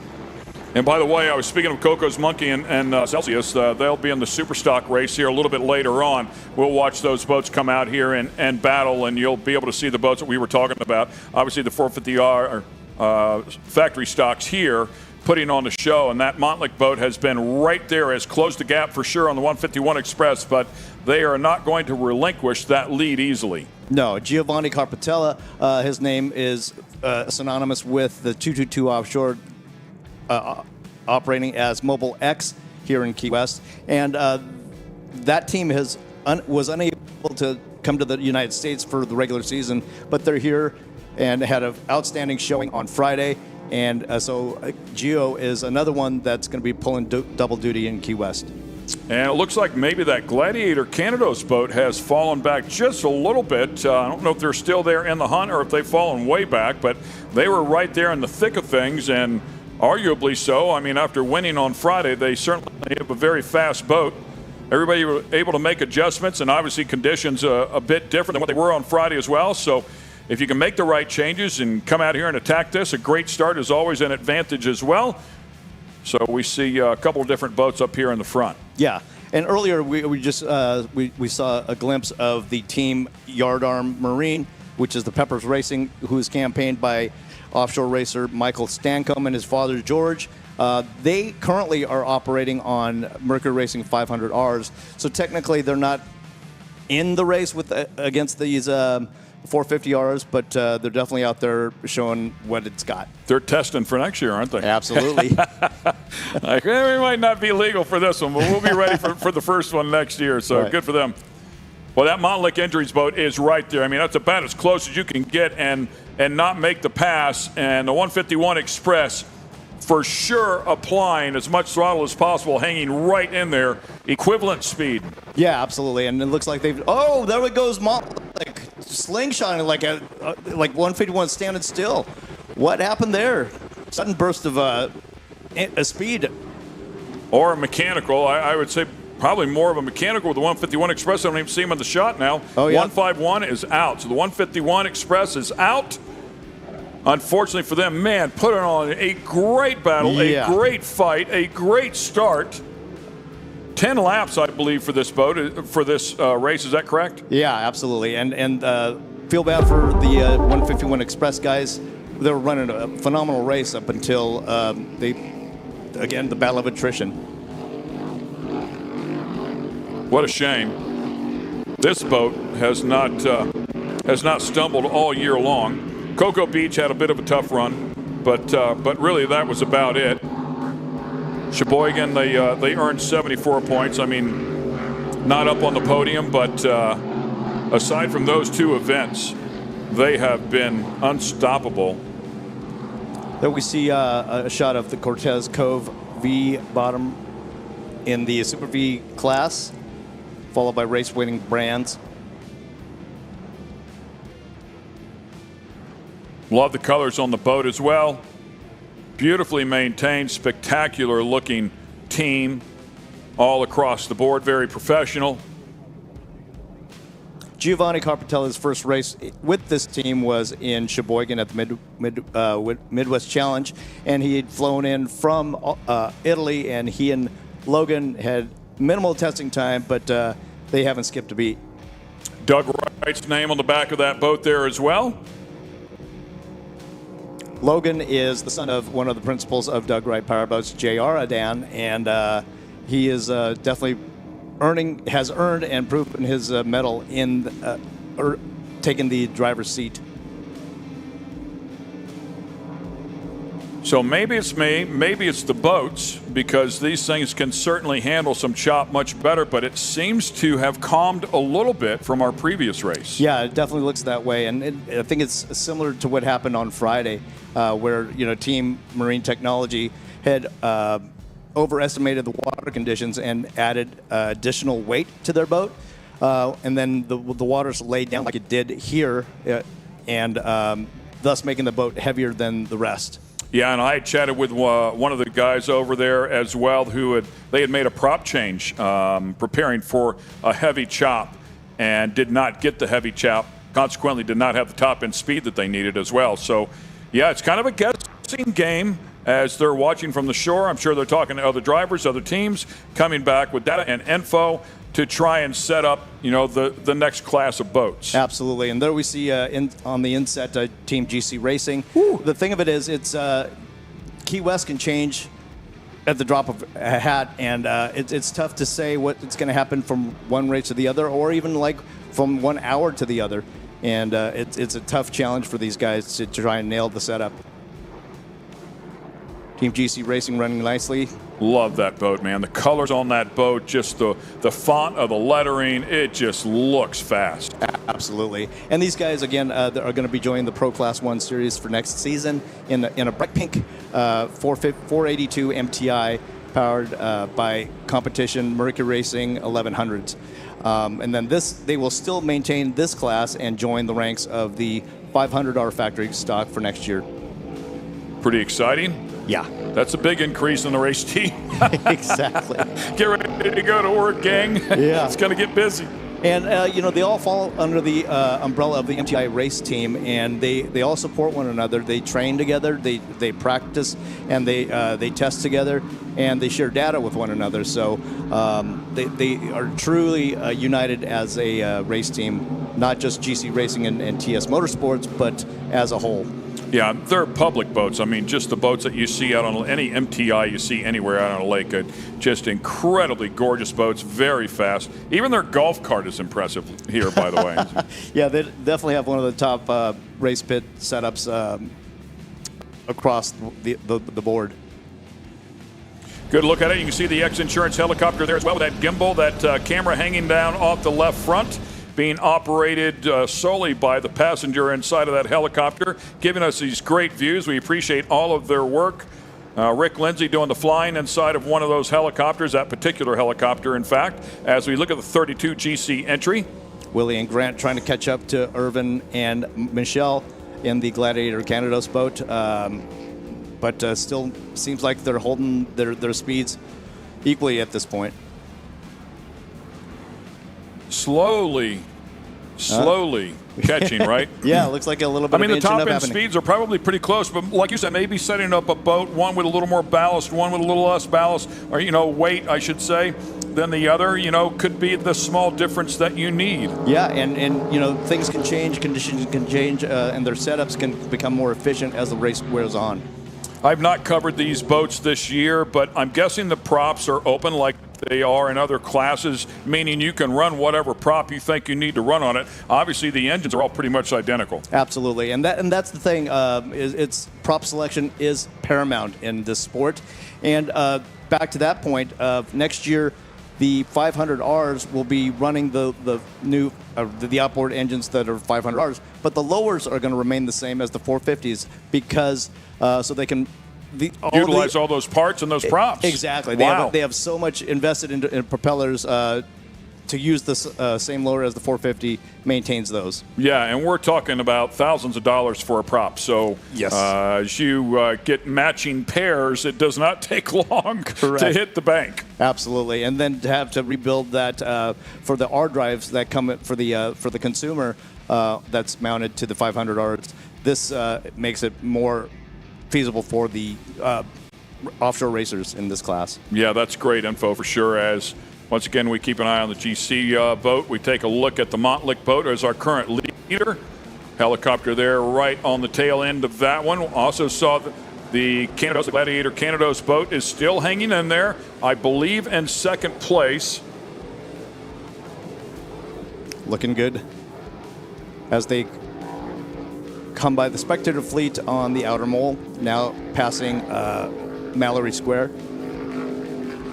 One of the support boats there, a couple of the support boats there, just off course. A busy day one day ago when they were out here trying to get a little bit of test time in because they do not close it off. So you could be out here trying to test your boat, getting ready for today, and find a string of jet skis.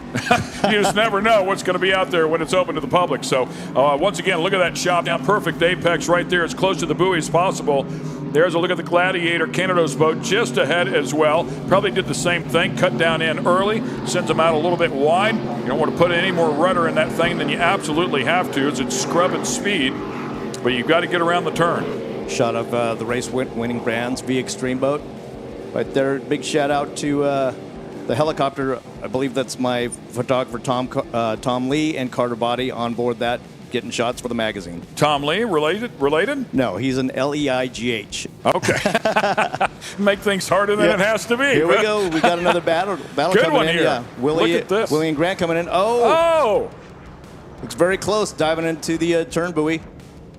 Yeah, and it certainly looked like the GC boat was wandering out, but you never really know what that perspective is. Maybe it was a Gladiator boat coming in. Nonetheless, they are close. The Gladiator boat could easily be drifting to the left-hand side to tighten things up there and make it difficult for the GC boat coming up here onto the buoy to make the turn. Nonetheless, this is a vicious battle for second. It's outstanding. You can see Willie really fighting to stay in the clean water, coming into the turn buoy, and we'll see how this turns out and how efficient each one of these teams can make this turn.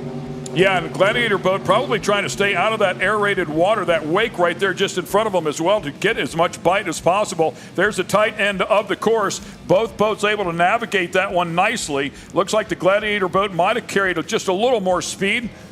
Yeah, took the outside. There you see GC Racing going through the whitewash of the Gladiator Canados boat and taking the outside. So great battle, and it is not over yet. 10 laps in distance is this race, so we just have a few of those completed here. The course, a bit over 4 miles in length. The Doug Wright Gladiator Canados boat extending their lead a little bit, coming out of that turn, and obviously that turned a little bit better for the Gladiator team. Yeah, having that preferred line can really pay dividends, and the GC boat clearly had to get offline just a little bit. Now right in the wake there, that aerated water, as you've spoke of before, not quite as dense, might not get quite the bite, but still the shortest way around. Right. That's where we saw Turk go a completely different line pretty much the entire race, and did it help? Did it not help? I don't know, but I can tell you eventually won. Yeah, absolutely, But always looking for clean water and keeping the momentum of the boat up. Correct, yeah, and it was, we saw it grow as the laps wore on. He running outside to catch the clean water and then cutting across the white water for a brief second and then cutting inside for the inside clean water. And certainly don't want to compare the V-bottoms to the cats here as well. These boats, I'm sure, react completely different in terms of negotiating those turns, but nonetheless, he definitely ran a completely different line than everybody else was running, and it certainly paid off by the end of the race. Yeah, and these boats are so efficient, and even turning them, I was talking to Willie Cabiza the other day, and he tells me that he's comfortable at turning that boat at 90, close to 100 miles an hour. Wow. It is impressive to watch how stable these boats are. Look at that water, man. It's about perfect right there. GC Racing maintaining the inside lane. Gladiator Canados on the outside, still maintaining their lead over Gladiator, assuming that Team Montlick is still out in front. So second and third place right there. Fourth off in the distance, a little bit further back. The Mountain Lake Injuries boat out front. GC Racing coming up hard on Team Gladiator Canados on the outside. Got a really nice run. Yeah. Closing that gap pretty quickly here once again. Boy, it is a cat and mouse game of the preferred line. For sure. And you can be certain that both throttlemen have the sticks all the way to the top of the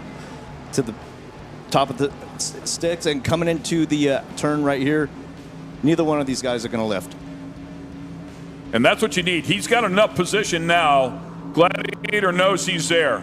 Now the power is changing, and that line will change. And GC will take advantage of that line as soon as possible to push Canados out. They've got it perfectly trimmed, staying on top of the water without taking any flyers, and running that boat as efficiently as possible and fast as possible. We got some white water that are hitting right there. Makes that turn. Here comes the tight one right here. So this, the bigger end of the course as they negotiate their turns, and without question, the water has laid down significantly from what we saw an hour and a half or so ago.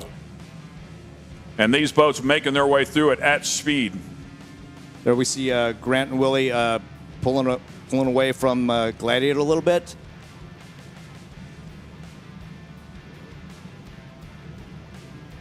Irvin and Michelle pushing hard to catch back up to GC Racing.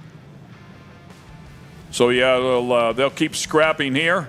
Man, right there at the buoy, tightening things up as much as possible. Back around and down that long straightaway where they can really leg things out. Yes. And like you mentioned, it definitely looks like it is laid down considerably, the water out there.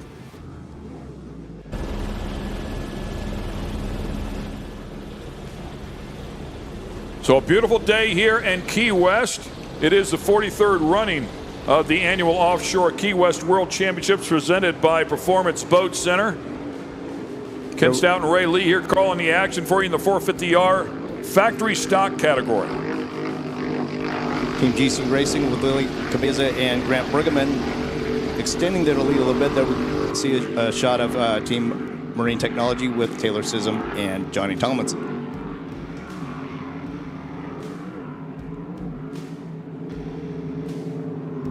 I was saying earlier, with the fantastic win from Team Gladiator, Irvin Grant, when he collected the checkered flag, gave us an amazing happy dance on the deck of their boat.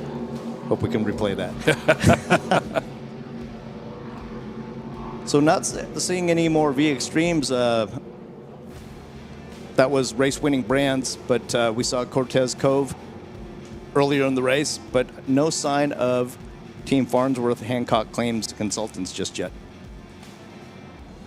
Yeah, I had 3 boats out here on Friday with Farnsworth Motorsports and the Hancock Claims grabbing the win with race-winning brands behind them, and then Cortez Cove Fountain Racing there in 3rd place for the Super Vs, the Extremes. Got to say, the Cortez Cove display on the Friday Duval Street party was amazing with all the foam that they sprayed at the... I did see that foam, yeah, it was cool. It was insane. Yeah, there was some interesting boats out there. One of them had a pole on the front, so... Yes, they did. Yeah, it's a good time. And I'm telling you, like, some of the tow vehicles have state-of-the-art sound systems on them. It's like being in a club, even though you're outside in the streets. No Lights question. flashing. It's pretty intense. It's pretty wild. It's a party. There's no doubt. Yeah, it's a great party, and it never disappoints. Boat's kind of settled in here now. Not much of a change here. Just recently, I will tell you that there's no question if GC stumbles just even the smallest amount, the Gladiator boat is right there, all in that white water right there, trying to take advantage of it. Yeah, you can only imagine the lack of visibility going through that whitewater spray, forcing Irvin to steer outside to find clean water. And it looks... Oh, little hop. Trying to get back in the thick of things. Yeah, dealing with that chop and the outside part of that wake. Last year here in Key West on race day 1, Team Gladiator Canados stood it up right around that area and almost blew it over, but they managed to save it and bring the nose back down. Pretty cool what they can do in a quick instance. As I don't know if they have tabs on the back of these boats, but they definitely have some options to try and set the nose back down to some degree. Yeah. They have tunnel tabs oh, they do? on the back of the boat. Well, that'll really help for sure. Well, the tunnel tab is a weight penalty with the Pro Class 1 boats. It is not a penalty, I'm sure, here. It's not a penalty with the Supercats. And we see the shot of the outer mole, the XINSURANCE tent, as the race goes by. Oh, there's a shot of Team Farnsworth Hancock Claims Consultants that just went by. Yeah, and for the fans at home, to explain the tunnel tab, there's literally a big flat panel at the back of the boat, at the back of the tunnel, that will slow some of that air pack down. Or pack it in tighter. Or pack it in tighter. Relieve it or stop it, yeah. Get that boat in the water or out of the water. Right. Team Gladiator still running their race. Yeah, I mean, they're right there. Yeah. It wouldn't take much, and GC's got to stay in the game. And doing a nice job of it. Took them a little while to get past the Gladiator boat, was able to do so. Now starting to stretch it out here just a bit. Nothing for the Montlick boat, that is way out front. Correct. They've been tough to catch all season, and they're continuing that here in Key West on the last day of racing. I don't want to have to spend money with the lawyers, but if I do, apparently I know who to call, right? Call the Montlick Absolutely. team. So right. There you go. And David and daughter Nikki, they are some of the nicest people that you'd ever want to meet, and dispelling the myth that the lawyers are not happy people. Yeah, and I say that because when everybody thinks of needing a lawyer, you're in some sort of trouble. But in many cases, they are there to help you out, make sure you don't get hurt. If it's a contract lawyer, or you're purchasing something large, you want to make sure everything is taken care of. So it's people like that will really put you in a much better place. You got to have their knowledge. They're very good at what they do. Yeah, even speaking with David the other day on the mole, he told me that he's thinking about putting out a commercial to warn people of the pitfalls that some other lawyers may try and employ to get you to sign on with them for whatever the purpose Vicious is. Game for sure. Look like Chop's starting to pick back up again too. So to your point, how quickly things can change out here. I'm seeing some of the spray start to fly a little bit more than what was going on before, so it's pretty wild how quickly it can change. Right, yeah, exactly. And some of these swells, you can see the white caps on top of them, so indicating that it may be getting a little bit bumpier out there. Nice shot of GC Racing. These guys have an excellent testing strategy, and they use everything to their disposal, running side by side in actual race conditions. Prior to this race, they set up a course identical to the Key West race, and Team TS Motorsports Marine Technology and GC Racing ran side by side as in real life race conditions, and did 156 miles to get real-time data, and then compared it to their onboard computer telemetry. Wow, that is awesome. Yeah. I mean, that's great info. I can't imagine the logistics and the expense of doing that, but that's who, if you want to come out here and play at this level, that's who you're racing against. No, absolutely. And Willie Cabiza in the GC Racing boat, he is a trained Ironman. Looks like we've got. Oh, is this checkered flag? It's got to be a checkered flag, right? Yeah, I think that's the race, with Team Montlick continuing their winning ways. Confirmed the checkered flag, so congratulations to the Montlick boat. Incredible effort right there. What a heartbreak for the 151 Express. Got the early lead out here, charged really hard. The Montlick boat hanging right there on the back of it. And unfortunately, 151 Express having a mechanical earlier on in this race pretty much handed the lead to the Montlick boat. I mean, they were right there. They've earned it all year long. And once again, we'll find the finish line here, and they will do so before anybody else. So congratulations to the driver and the throttleman, Logan Aiden, Giovanni Capitella. Incredible job here this year. And to go back and talk about them, they finished they finished second one day ago to the Gladiator Canados boat, and they'll finish first here today. I believe Gladiator finishing up in third. So unofficially, that should make the Montlick boat the boat of the weekend here in 450R factory stock. What an outstanding performance that was. Definitely commanding out there. And once the 151 boat went down, took the lead, stretched it, and maintained it all the way to the checkered flag. One of our support boats there, flying the Monster Energy colors as well. We'll see the MCON boat out here, the Monster Energy-backed MCON boat, and both the Supercat and Pro Class 1 efforts. We will wrap things up here with our 450R factory stock category. Great start here to this race as well. Great battle. No, the 450 class, the factory stock 450s are always competitive and always fun to watch. And as fast and as efficient as these boats are, it seemed just like a fast race from start to finish. So as Speedboat Magazine, have you had a chance to cover some of those 450R factory stock boats? And do you get out in those types of boats or do any reviews on those types of boats? No, we don't actually do reviews on them, but we definitely follow them from race to race and see how they perform. And you know, we have a really good relationship with all of the race teams, and they're real candid about how the boats run. Hence, that's how I got the story from MTI Racing as far as how they train and stuff. And the boats are set up, and like you had said earlier, they take this sport very seriously, and their training and everything else. These guys are dedicated professionals and world-class athletes that are super fast on the water. As you can see there, an absolutely gorgeous day. By the way, don't forget to scan that code there on your screen. X Insurance Cares Hurricane Relief Fundraiser. Donations being matched by X Insurance. I believe it's up to $100,000, but as you can see there, that needle has already moved a little bit here today. So we want to thank everybody that has donated some money to the Hurricane Relief Fundraiser. We appreciate your support. I have personally jumped in there and threw a little cash in the pot. So we want to help out those people that are struggling. There are a lot of people struggling there after those hurricanes. Absolutely. And there we see Team Montlick collecting their checkered flag yet again.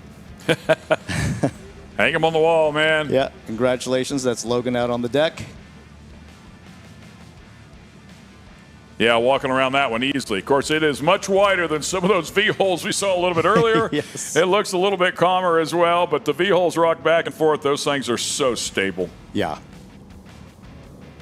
What a beautiful boat. I would love to go for a ride in one of those one day. Yeah, it's fun. That's pretty cool. And I don't want to water ski behind it. There is probably some psychos that would, though. Yeah. As you see, the team head back towards the crane area with their checkered flag in hand. Well fought, well earned. Look at that. Congratulations. When you earn enough of those checkered flags, you make a place in the bow for it. Right. Absolutely. Yeah, that doesn't just happen, by the way. Yeah, you've got to work at earning that many.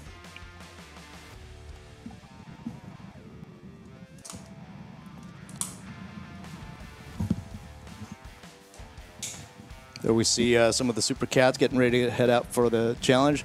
Right there is David Montlick, founder of Montlick Injury Attorneys, based out of Atlanta, Georgia, and satellite facilities in Florida, and serving people nationwide.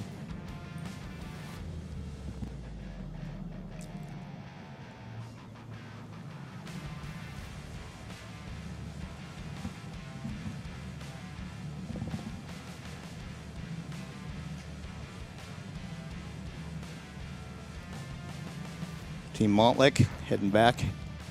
Here we see Team Dirty Money getting ready for the next Supercat battle. But joining us now in the studio, have a real treat for all you guys. We have legendary offshore racer, Sir Steve Curtis, MBE, Pro Class 1 athlete. How are you, Steve? Pretty good. Very happy to be here. Thank you. No, 40-year career, man, Hall of Famer.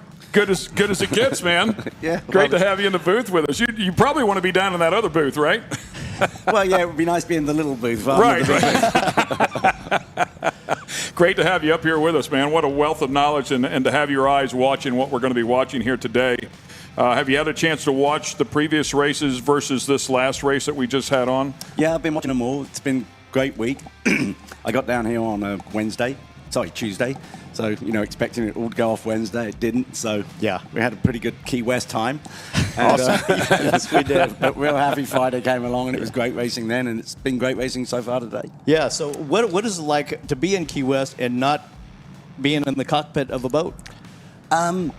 It's kind of weird. I first raced down here in 1983 in what they called a modified boat, which was a V-hull with triple outboards on it. My first sort of wins down here in Class 1, or, Class 1 racing, open class it was called back there, was 1985, so I was the youngest ever world champion in that class. And, over the years I've been here a bit. I spent a lot of time in Europe, then I came back, and it's always nice to come back to Key West. It's, one of the biggest races in the world. It's been going the longest, and it's just a fabulous feeling to be here. To be racing is even more special, and knowing everybody down here, you get to know a lot of the restaurants, you get to know a lot of the people, and it's like it's almost coming home. So come down here, you've got that feeling, but what you haven't got is the adrenaline pump of being out there in the boats. Right.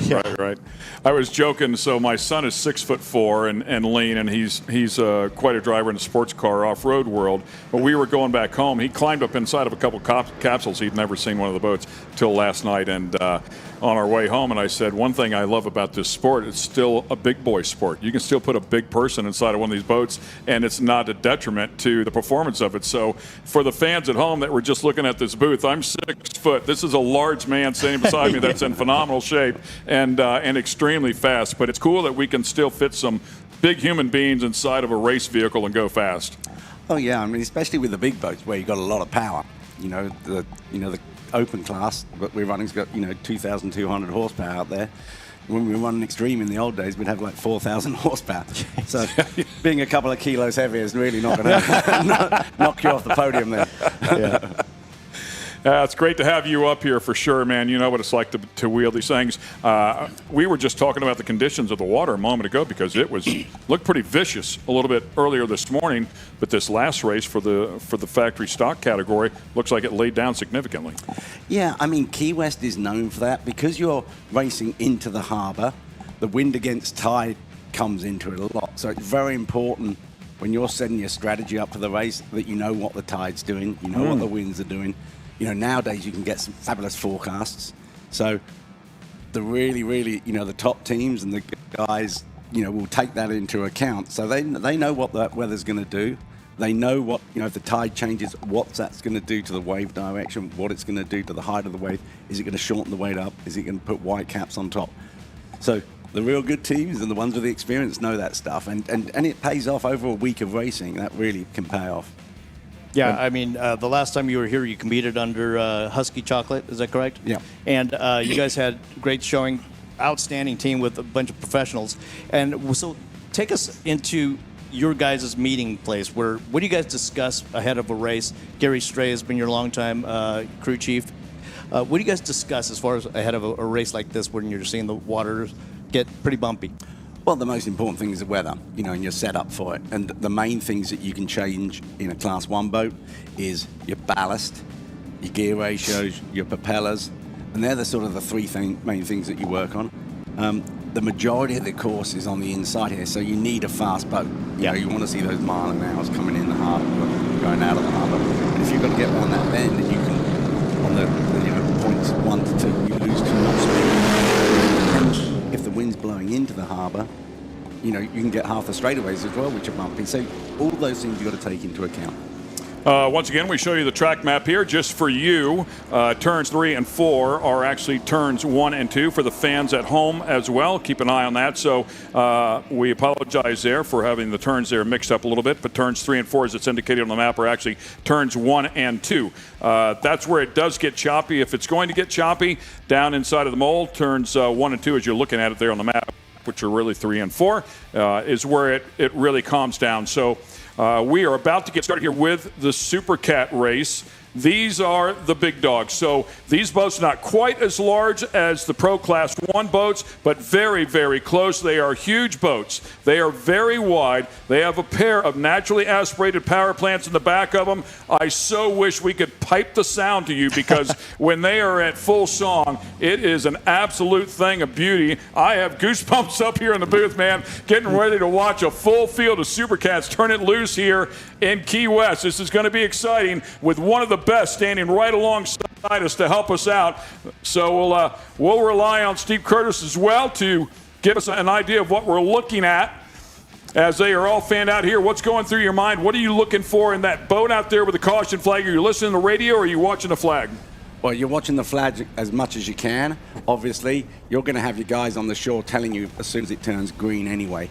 And to be honest with you, if you've got a really good guy on the shore, as soon as a guy goes down to reach for the flag, he lets you know, because when you hit it at these sort of speeds, they don't accelerate real fast until the tunnel gets clear. You know, you get air under the boat, then they start to go. So you've got that delayed reaction. I mean, the main thing for Vinny here is on the inside to that first bend, and that's the place to be. So this is going to be just a radical race. I mean, you've got him, Con.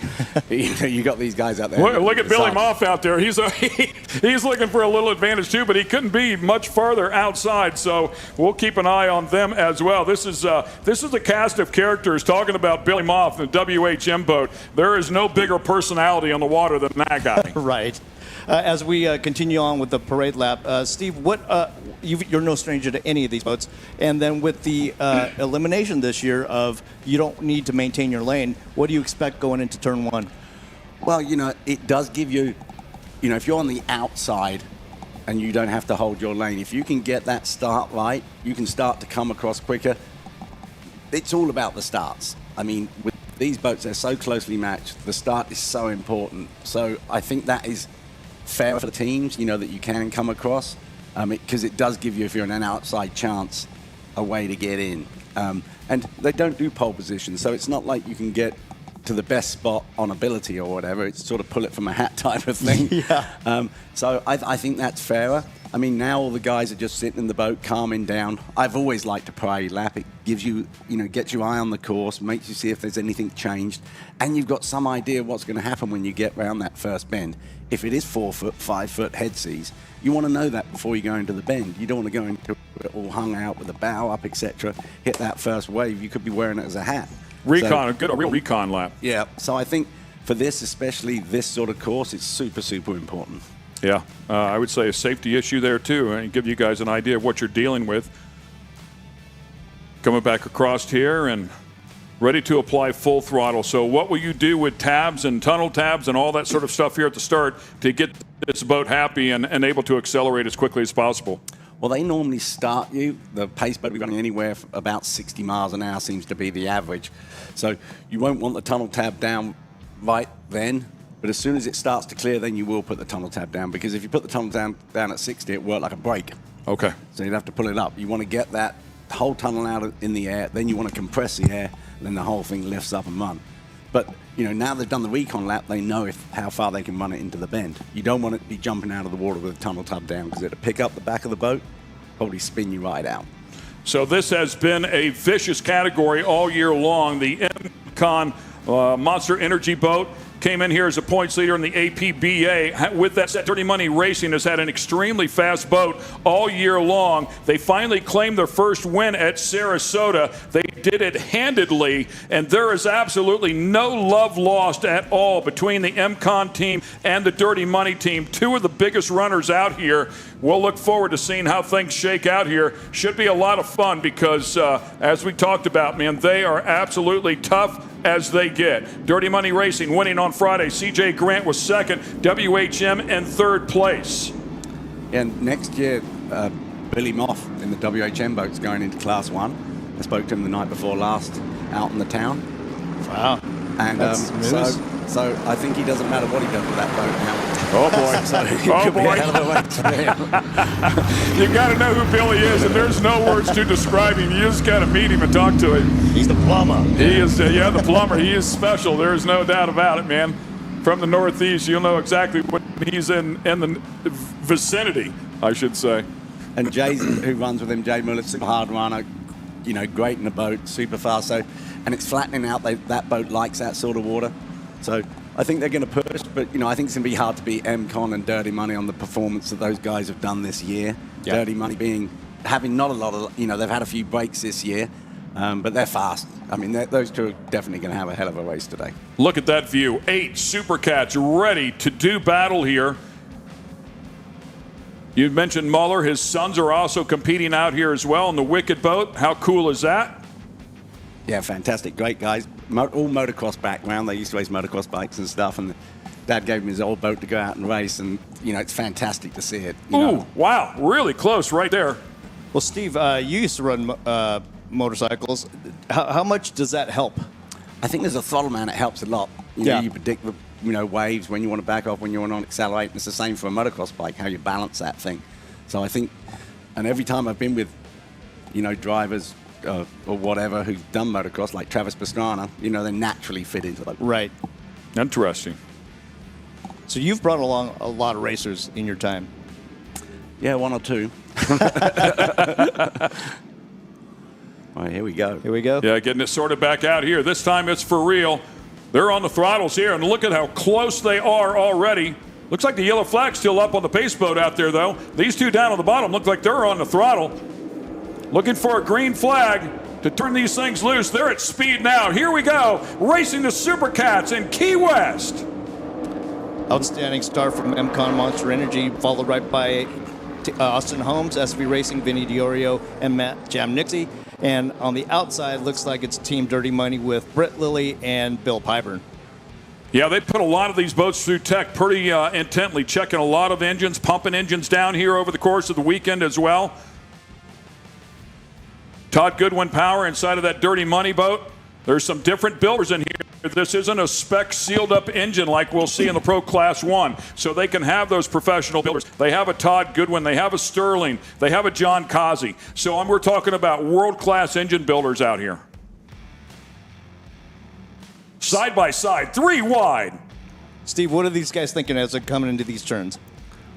Well, I would think Vinny, who's neck and neck for the lead here, is thinking, what am I doing here? He's in the lead is what he is. I mean, he just had a beautiful line right there. I'm kind of curious. I thought maybe he'd have to check up all 3 of them right there, but he did not, man. He went for it. And Steve Curtis going savage on Vinny. Vinny's a great guy. He's a really good friend of mine, but he's running good. That's a great running boat. It's an outer limits. It's the only outer limits out here. Yeah. Against 2 388 skaters, which are the boat to be in. Yeah. Right? Quite frankly, if I was out there, I'd want to be in a 388 skater. But look at Vinny go, man. I was all in the mail. I was speaking with Vinny, and he had the number 9,500 pounds stuck in his head for that boat. But then he was told, forget that number and try and go heavier. And he did. And he had an outstanding performance on Friday until he spun out. And then he's seemingly added more weight and doing awesome today. Yeah, he's got the balance of the boat right. And like I mentioned before, it's so important to get the balance of the boat. If 50 pounds over, 40 pounds over, 60 pounds over, it's not going to kill you. Yeah. But what's important is the balance of the boat. They look like they've got the balance of the boat working. I mean, they're really running hard there. I mean, unfortunately, they spun out because I think they could have been in third. They were racing Billy. If they'd had a third place and they could pull off a win here, they'd have won the championship. So, right. He's doing an outstanding job. He's getting more and more confidence in the boat. He's got the brand new sponsor that he's super, super happy with. Right. So now he's got clear water. It's a lot easier to run out front. You've got that clear water. If you're used to being in the wakes and everything, it's hard work. You get in that clear water, you can, pick your lane. Let it go, There's one perfect line around this course. Although you've got a lot of open water, there's one line which is the fastest for your boat. If you can get up on that line, as running as well as that boat is right now, there's no one going to get by. Vinny told me that when he spun out, they clocked it based on the telemetry that he was doing 90 miles an hour when he spun, and he snapped the skegs off like they were potato chips. And he actually, Tyler Miller of Amcon Monster Energy was good enough to loan him his outdrives. Yeah, I bet he's regretting that now. And Vinny's happy he's got them on. Vinny out there getting it done. Owner of a trucking company, by the way. One of the best looking haulers you will find in the pits. He would argue the best. But now it looks like the MCON Monster Energy boat is going to take a small lead here in the Supercat category. Just underway here, lap number 2.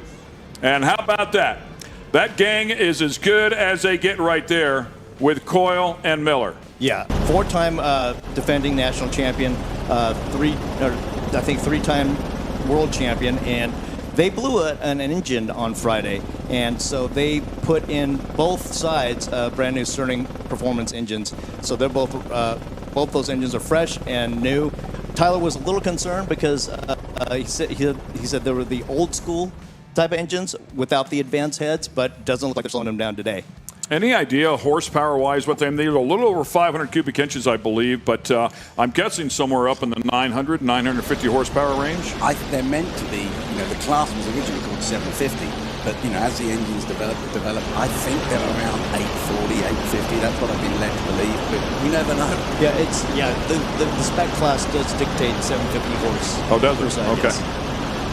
But, what's really important here now, Monster Energy need as many boats between them and Dirty Money. Dirty Money, yeah, to get that points advantage, yeah, because we should mention that they finished in 7th on Friday. And it's double points for this race, so correct, yes. We need to get the calculator out, but right. I bet Monster Energy's real happy that Vinny's, following him up there. Yeah, right. Speaking of, we haven't seen placement yet of Dirty Money, but hopefully we can see it in this shot. Yeah, as you guys are talking about these two, Myra Coyle and Tyler Miller, of course, Tyler Miller being the owner of that MCON Monster Energy machine. They won the first 2 races, finished second at Lake of the Ozarks, won the next 2 races, finished second at Sarasota. So that is a clean sweep of 6 consecutive podiums, including 4 wins. Their first stumble happened on Friday. They've got an excellent team. I was lucky enough to race their Class 1 boat in Cocoa Beach after Tyler had a bad back. And the team is a fantastic team. I mean, they're great people. They work together. It's almost like a family. I mean, it's just super. So, when they've got work to do, it's no stress. They're all enjoying it. They'd almost much rather be working than they'd be going out. It's just that sort of environment. Well, Marek is my podcast partner on the Boats and Bros podcast, and he tells me many times that Tyler Miller's theory and his motto is like no man left behind. So if his team is working till 3 in the morning, he's out there working till 3 in the morning. And there it goes. Oh, Dirty Money pulling ahead of, neck and neck with Austin Holmes, Vinny, and Matt. Yeah, side-by-side battle right there for sure. Very exciting there for just a moment. We saw that. I'm sure they'll give us another shot of it when they can. By the way, always flying Jamie's name on the back of that boat is Tyler Miller. Always a good memory of his sister. Unfortunately, lost too soon. So proudly carries her everywhere he goes. Getting word that Team CR Racing is down and inside the course, out of the race. It's such a shame to come down here, and it's quite an expensive race to come to as a team. And then you can have like a $5 park go, like a little fitting, and it is heartbreaking. You obviously want to get as much seat time and racing because you enjoy the racing, but it's heartbreaking when that happens. Yeah, we were watching that Mod V race, and the North Myrtle Beach boat, which won on Friday, was out there and was in the lead, battling for second place. All they do was finish second, win the championship, and unfortunately, as a mechanical with a lap and a half to go, and ends up with no power. Man, talk about a heartbreaker. What was it like running this Supercat with Marek? Good.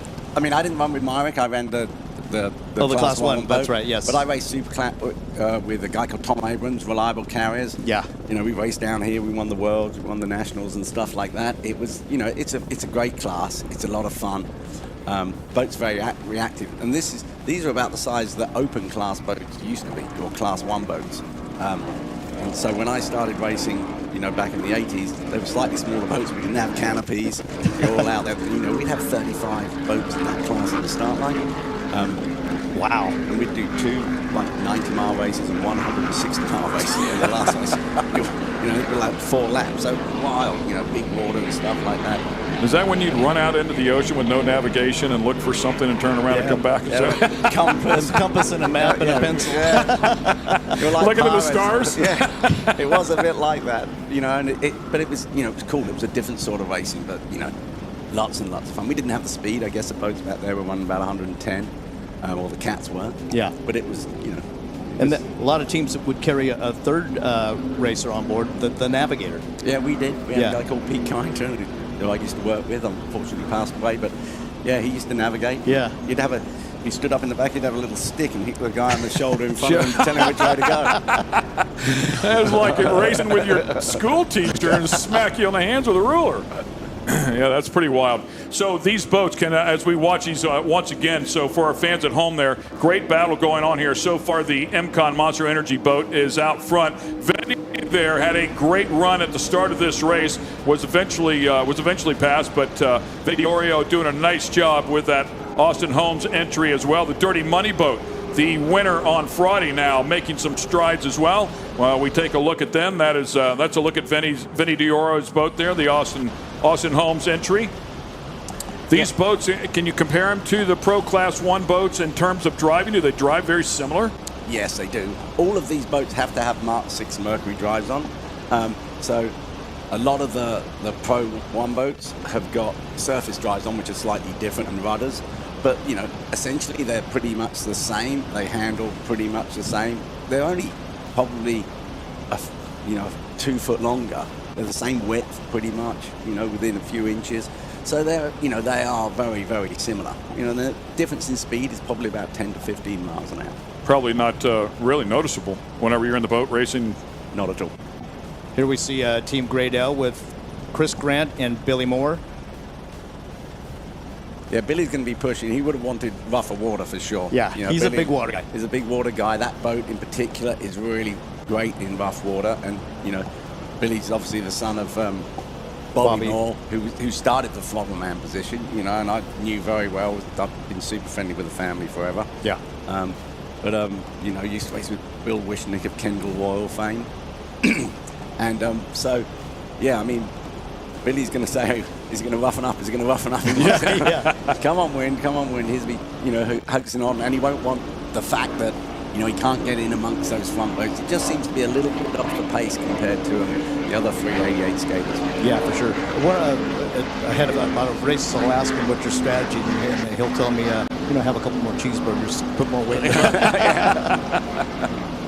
Again, back to the big boys having a place to go race. So, there you go. Boy. Yeah, he is.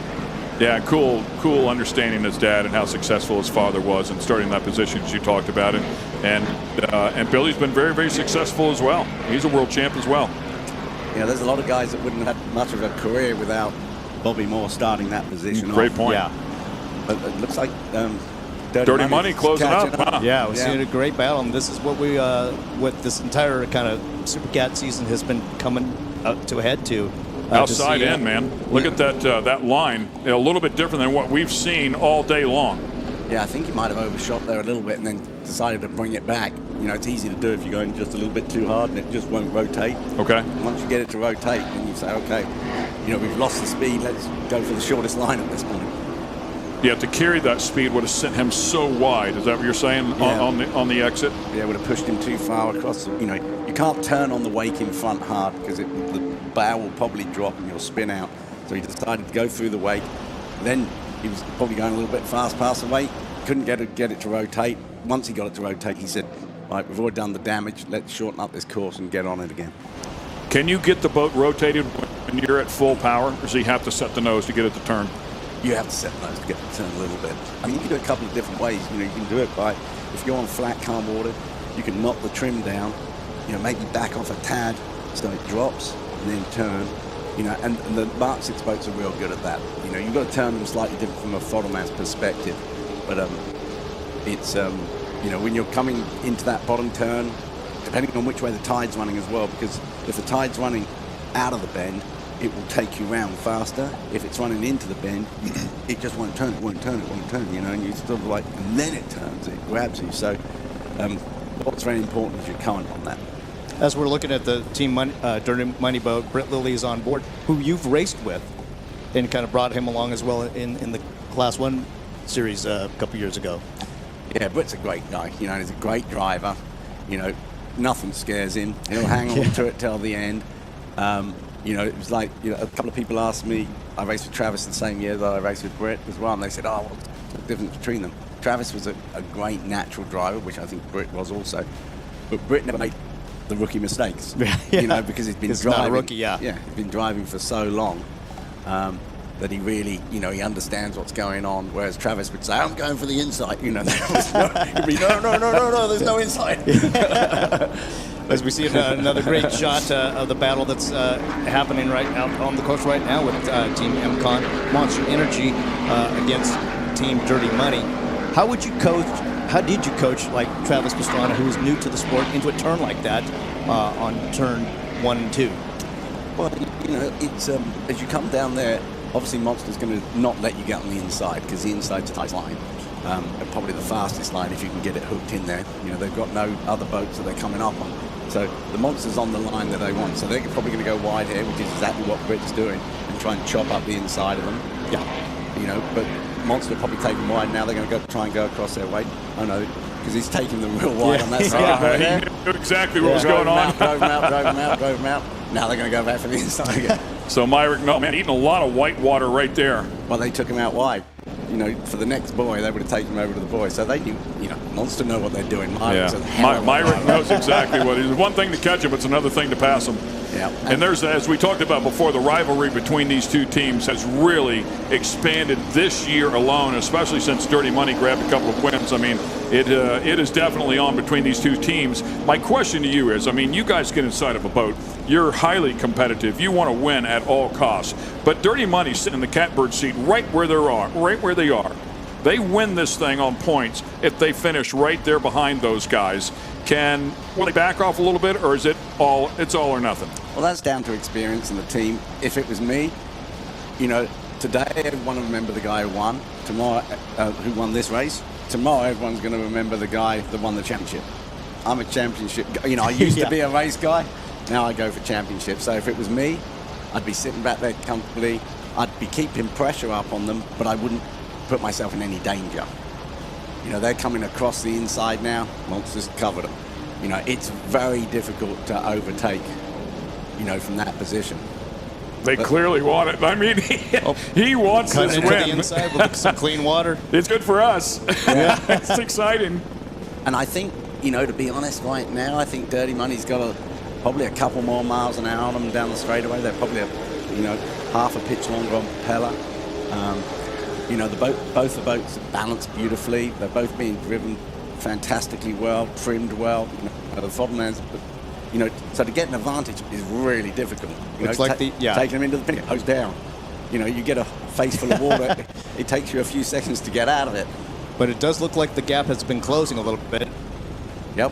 I can't believe how much he's crossed the wake. I mean, I don't know that I've seen a race all year long where the wake has been crossed so much. And Dirty Money, from this advantage, this angle, I should say, looks like they have closed significantly here. Again, though, with that preferred line being owned by the Monster Energy MCon boat and Myrick Coyle's experience, he's going to make them pay a price. Yeah, it looks to me like MCon boat is running slightly flatter.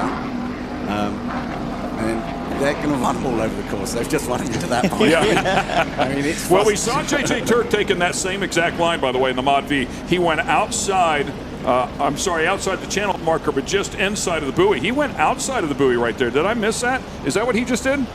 No, I think he, you know. Was he just inside of the buoy? I think he was just in, I'm not sure. It looked like he was just inside. But I think they've held back a little bit here. And I think they're going to, so they don't get driven out this time. Right. So they might try and cut on the inside here. But now the gap is so big, it'd be hard to catch them in one straightaway. It's difficult, as you said. I mean, especially when you're racing somebody that's so wide. They've got to come up with a strategy. That's the thing. You've got to say, we tried this. I mean, I had it happen a couple of seasons ago with 222. We messed up in our start in St. Petersburg. We were faster on the course, but I couldn't get by it, you know. And you've only got you know, if you try something and it doesn't work and you lose too much, it takes you 2 or 3 laps to get up to them again. But it does look like, you know, Dirty Money's got some speed on them. They're going to catch him. They've just got to get inside their head. All right, we're going to do a holy moment here. You know, and you're better off getting to the inside. It's easy to overtake on the inside. But, you know, Myrick and Tyler are so experienced. They're such good racers. It's going to be very difficult for them to make a mistake.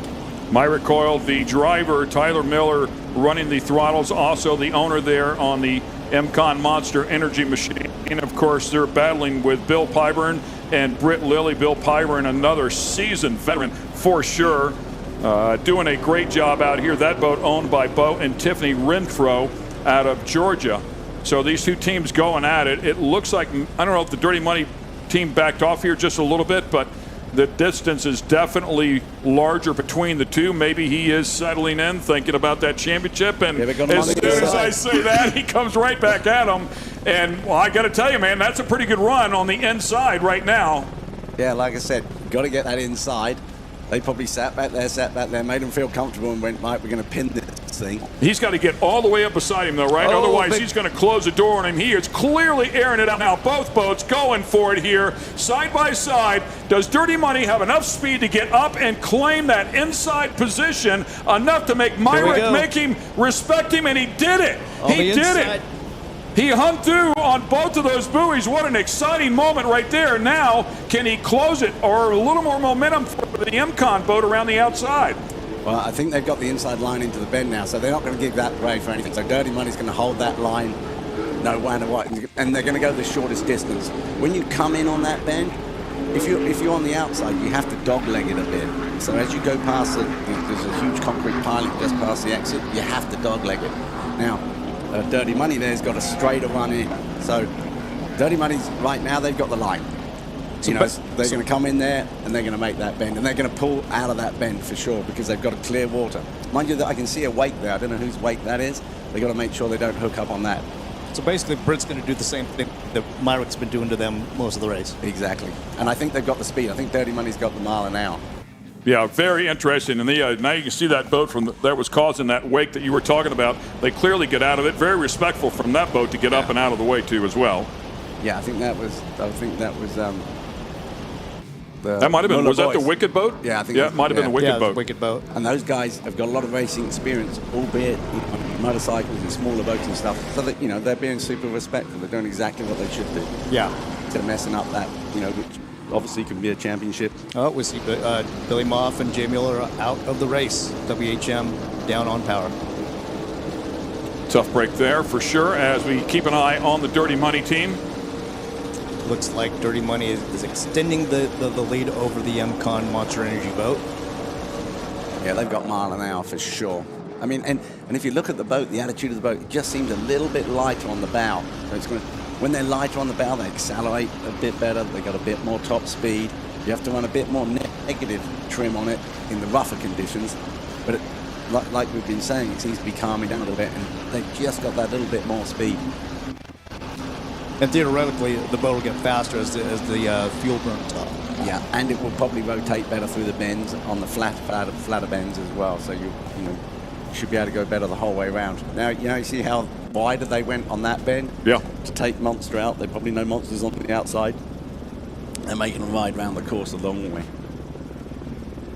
Interesting strategy. I never would have thought of that. It's very cool. Yeah, the racecraft is interesting, no doubt about it, and it's a huge part of the game. And I have to ask you, since you've been up here and you've been inside of these boats, we've been talking about this racecraft, and maybe the fans at home don't understand. It's like, how do they know where that other boat's going? How do they know to take them wide? How do they know they're on the inside? But you actually have some really good backup cameras or some good visuals inside, courtesy of those screens, correct? Yeah, you've got that, and you've also got spotters. You've got guys telling you, hey, they're on the outside, they're on the inside. You've got 3 seconds, you've got a second, they're coming up on you. You're faster on this leg. So by now, halfway through the race, maybe you're faster in a head C and they're faster in the following C. So you've got to strategize that. You've got to catch them up where you're faster and really take advantage of that little bit of extra, because it is only a little bit. And then when you're slower, you've got to know that and make them work to get by you or catch you or whatever, So from this vantage point, it looks like Dirty Money in first, MCon Monster Energy in second, and Graydale charging in on third. And a lot of electronics to monitor to make sure that these guys aren't running. I believe there's an RPM limit, if I'm not mistaken here, per the rule book as well. So there's some things here that they have to attain to, and they do have some electronics on there to keep all of these drivers, all of these boat owners honest. Yeah, I mean, they've got, tech, for the boats after the race, and they check all sorts of things, the heads, the actual mechanical part of it, and then they've got the electronics where they make sure you don't rev too much or they don't, you don't mess up too much. You've got to run certain carburetors, certain this, certain that, certain everything, to try and keep it as close as possible.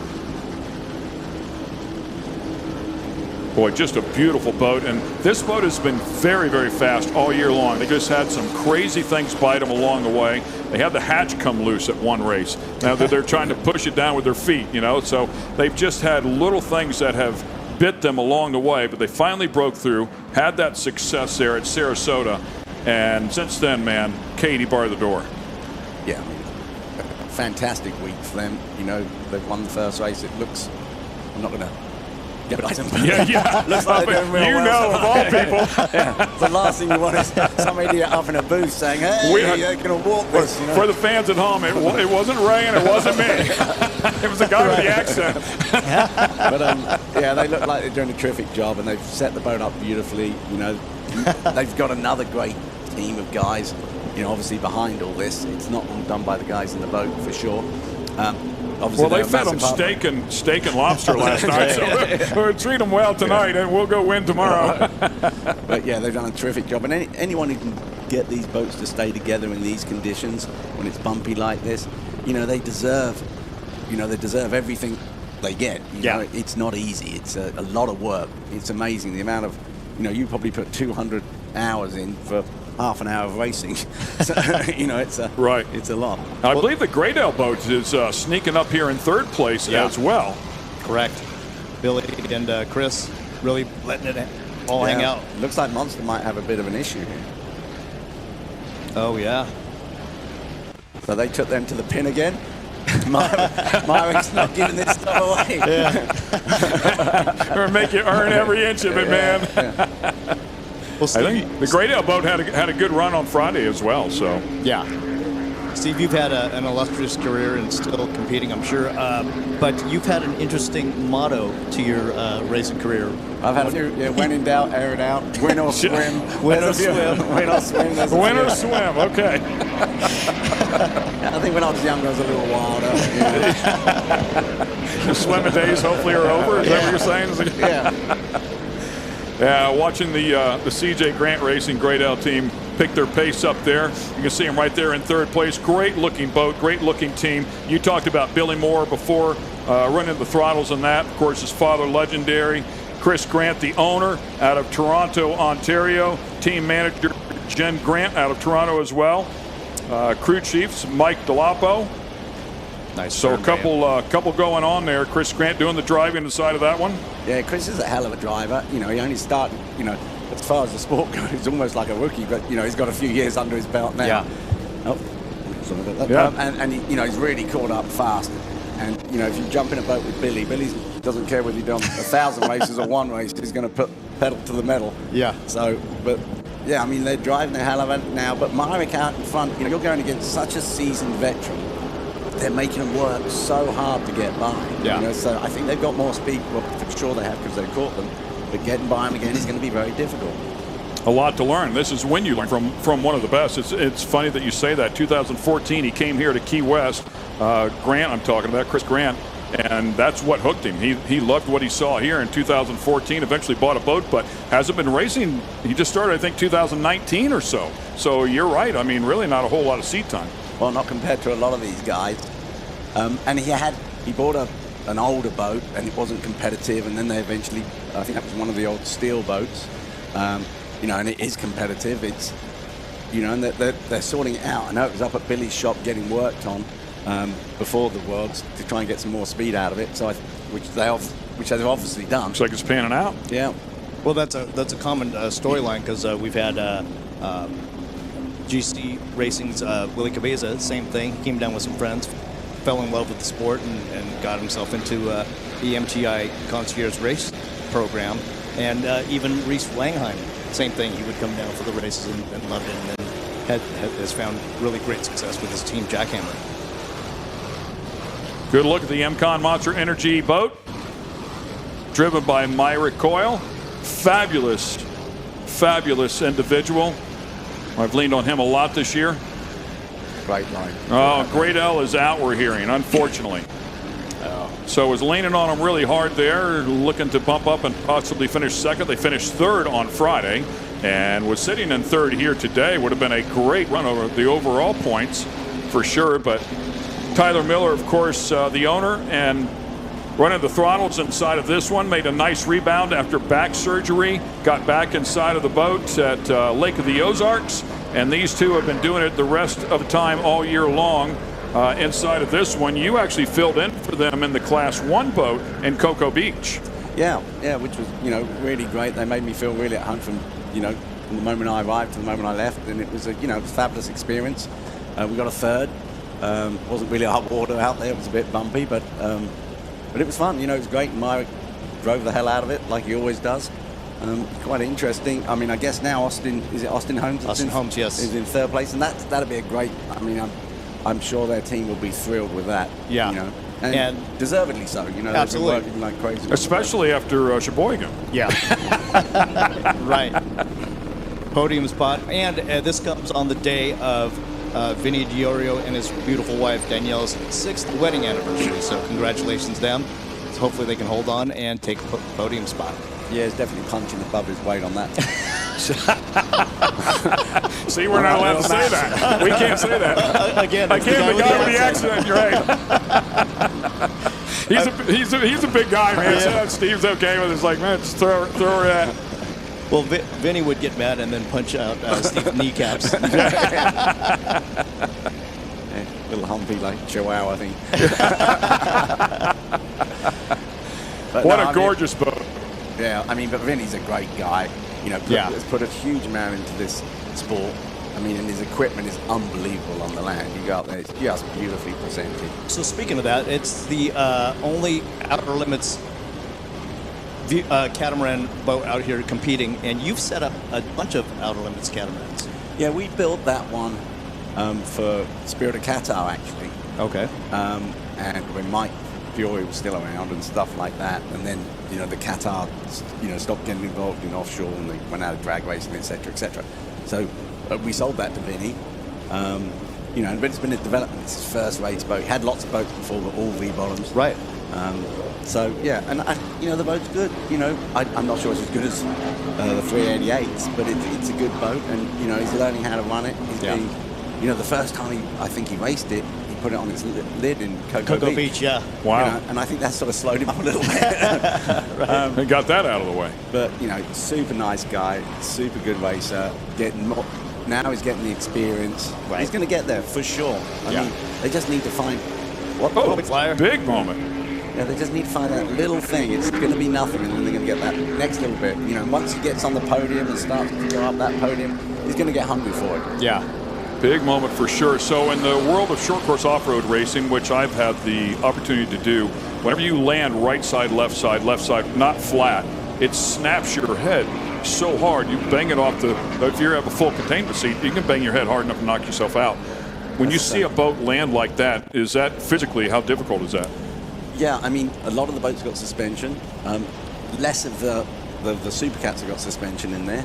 The suspension really helps when you get a whack on it. But you can hit the side of the canopy real hard. You can see stars at times. I'm not sure that was that bad, but what happened there, we come around the bend, exiting the bend, good speed, jumped up, went sideways and dug in, and then you get that. Yeah. Unless you've been inside of a vehicle to feel how violent it is inside there. When you're looking at it from out here, it's like, wow, that was a big moment, but you don't think about what the driver and drummer are going through inside of that vehicle. So you're strapped in tight, so your body's not going to move. Right. The only thing that can move is your head, which is your heaviest part of your body. Really heavy for me. I don't have my concrete in there. On that note, Steve, out past turn 1 and 2, A lot of racers have told me about the hole. Can you tell us about that? Well, yeah, it used to be. We used to go out, there's a lighthouse out there. So in the old days, it's a long way. And there was, you went off the reef, and there was big hole. No matter what, it was, big. But when you turn, I don't think it's, in all honesty, so much as a turn, that you're changing way direction. So you're going from what's probably a side C to a head C. Yeah. And when you turn into that head C, or vice versa, there's always, you haven't trimmed for it. Yeah. Or you should trim for it, only if you need to tuck down, or, So you could be trimming through the bend, which could be the wrong turn for outside. So anything like a hole is amplified. Yeah. So that's why you get a lot of accidents in turn. Yeah, and that's when you get those boats flying up. Yeah. Doing the weird stuff always through there. Right, exactly. Is there a situational awareness of the pressure going through the tunnel underneath the boat and the attitude of the boat? Is there a gauge, or are there sensors, or there's something to tell you when the boat's about as happy as it can get? Almost like for IndyCar, a center of pressure. They always look at COP. They get in a window and they get the car really happy. And I'm curious, with all the airflow that's underneath that boat and how much it affects it, I wonder if that's something you monitor and watch. You don't gauge it. You feel it in your ass. And that's what a good man does to balance it up, etc., etc. But yeah, there are ways. It's balance against the speed that you're going, because obviously the faster you go, the more lift you get. And that's conditions as well. So, and you've got to take an average over the race of where you're going to be. So you might set it up so it's hairy in a couple of places, but a bit slow in other directions, like on the flat stuff. So the throttle man's got to keep that balance right. So you run it by, it's a gut feel. Looking at the Dirty Money team here once again, we've got to give them some love. Britt Lilly and Bill Pyburn really doing an incredible job here today. They had to come scrapping back after being in really what I believe was third place there for a bit. They had to get around Vinny Diorio and, of course, the Austin Holmes boat. Then eventually, in a vicious dogfight with the MCon Monster Energy boat, they were able to get that done. There's a look at Win Farnsworth boat as well, the Hancock Claims entry. So they're still in here and under power. Great to have them out there with us. Christian McCauley and Anthony Smith inside of that one. Yeah, Anthony, this is really, he hasn't really done a lot of the cats before. He's unbelievable in the V-bottom. The guy to pick, to run the V-bottoms, he's doing double duty, I believe, with the Farnsworth Hancock fountain. But that boat's the shortest boat in the class. It's an MTI. And I've ran that boat, tested it a few times. It's really quick, but it wouldn't be like in these rougher waters. So they're doing a great job to get it going. And they've been working through with that boat this season and improving it. And it looks like they're starting to get it together. Yeah. And team owner Win Farnsworth has really achieved quite a bit of success, especially in the V Extreme boat, and starting only a few years ago with the 500 boat. It's 549, then he's got a 700 boat, and now he's Supercat and Super V. Really passionate about the sport in short time. Yeah, they've got a big team now. Yeah. They turn up there, a lot of people again. Yeah. They had some adversity to overclimb after marathon. I heard a couple of motors. I want to give the kids some love here as we take a look at the Wicked boat. We were talking about the Wicked boat before and Jay Muller's sons, and here's a look at it. And they did grab a win, as we were talking about off camera there, Ray, and at Michigan City a little bit earlier this year. Yeah, absolutely. And they're super talented, like Steve was saying, and glad to see them out there competing, out on the race course with Dad, essentially. Yeah, and they're probably in the oldest boat out there, so, and it's a little overweight, and it's a little this and a little that, but, they're out there, they're doing it. They're giving themselves a super strong baseline to get on. All they're going to do is find a good sponsor now and start to, get themselves a different boat, and, but that's, we're well on that first run up the ladder now. Yeah. Chase and Jax. So we want to give them some love. Congratulations to the young guns out there. Great to see them in the category. As once again, the Dirty Money boat getting it done. We saw the Hancock boat go sailing underneath them there. Yeah, I was talking about Win Farnsworth and the rest of that team a little bit earlier. The first event, they heard a couple of motors, and you know how when you have more than one boat, whenever something breaks, it breaks on everything. You don't get to fix just one. You got to fix them all, it seems like, all at one time. But in a very short amount of time, they made the turnaround. Everybody showed back up. They were very competitive at Cocoa Beach. So testament to them and a brand new team, adding a lot of people on, adding a couple of boats on. They worked extremely hard this year. Looks to be that Dirty Money has lapped Wicked and Team Farnsworth way out in front. The MCON Monster Energy boat still under power as well. Sailing along through here. 38 minutes into this one, approaching the end of this final race here on Sunday for the 43rd running of the Key West World Championships. Supercat category, big time boat racing right here. Britt Lilly and Bill Pyburn inside of the Dirty Money, number 3 entry. Of course, that is owned by Bo and Tiffany Renfro. And right now, currently out front by a bunch. What amazing 180 that this team has had. Remember last year in Sarasota when the boat stuffed and practically broke in half. Yeah. And then to see where they've come since then, acquiring Britt Lilly to occupy the cockpit with Bill Pyburn running their Goodwin competition engines. Yeah, and I believe also working with the X-Insurance Pro Class 1 boat now as well. Those teams are pitted beside each other. There's a lot of help going back and forth, and it's starting to show some speed. So great camaraderie between the two teams. Yeah, they've been doing a lot of testing on the X-Insurance boat, and that boat's been, since coming into a Class 1, they haven't had a whole lot of luck. But now they're working really hard together, and I'm sure they're going to start to get some results without a shadow of a doubt. And certainly Rick, for the amount that he puts into this sport, he's been a massive change for the sport. Rick is the man at the moment. He's doing a super job on the television, on the helicopters, and all of that. He's just, without him, the sport wouldn't be what it is today. Yeah, I mean, these views that we're receiving today, I mean, it hasn't, offshore racing has never been this close to the boats overhead. That is the man right there, Rick Lindsay, flying that helicopter that we're looking at and who we're speaking of as he keeps an eye on this boat. Well, the good thing about Rick is he's always trying to improve. He never says, "Oh, that's good enough." Right. Every time he's like, "Man, we can do this better. We can do this better. Get it done." And he's obviously an animal businessman. He's obviously, in anything he does, he wants to do to perfection. Yeah. As we're nearing the end of 14 laps in this Supercat battle, Dirty Money way out in front. We started off with 6 and 7 laps in about the same time frame, and now we're up to 14. It could give you a good perspective, but we've also increased the money substantially as well, the size of the boat as well. Everything gets bigger and more expensive, and congratulations, how about that? Dirty Money Racing, they won at Sarasota. It was their first career team win in the category, and since then they won on Friday. They won here on Sunday, the double points day. We can't call it, but mathematically they should be your Key West World Champions here this weekend in the Supercat category. What an outstanding performance. Congratulations to the whole team. Definitely hard fought and deserved win. Yeah, they've done a hell of a job this weekend. I mean, beautifully run, both races, didn't miss a beat, boat looked perfect. It just looked easy for them. Yeah, right. And to do what they did to go by Monster. Right. If in any situation, that's tough. Yeah. You're going by two super, guys that have dominated that class for the last 3 or 4 years. And, it's impressive that they've come in this quickly with this boat. It was basically a new boat. It was a boat that had an accident. They put a whole new canopy on it, rigged it, etc., and the boat's rolling. Yeah. It's fast.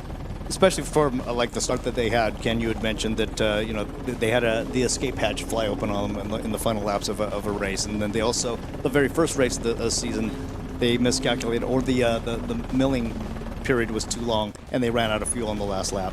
So for them to come back from this and have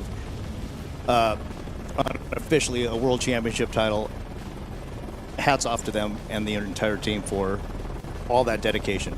Yeah, I think a few of those things were like rookie things in a way, like the hatch. We do certain things with the hatch to make sure that it doesn't come open. Running out of fuel.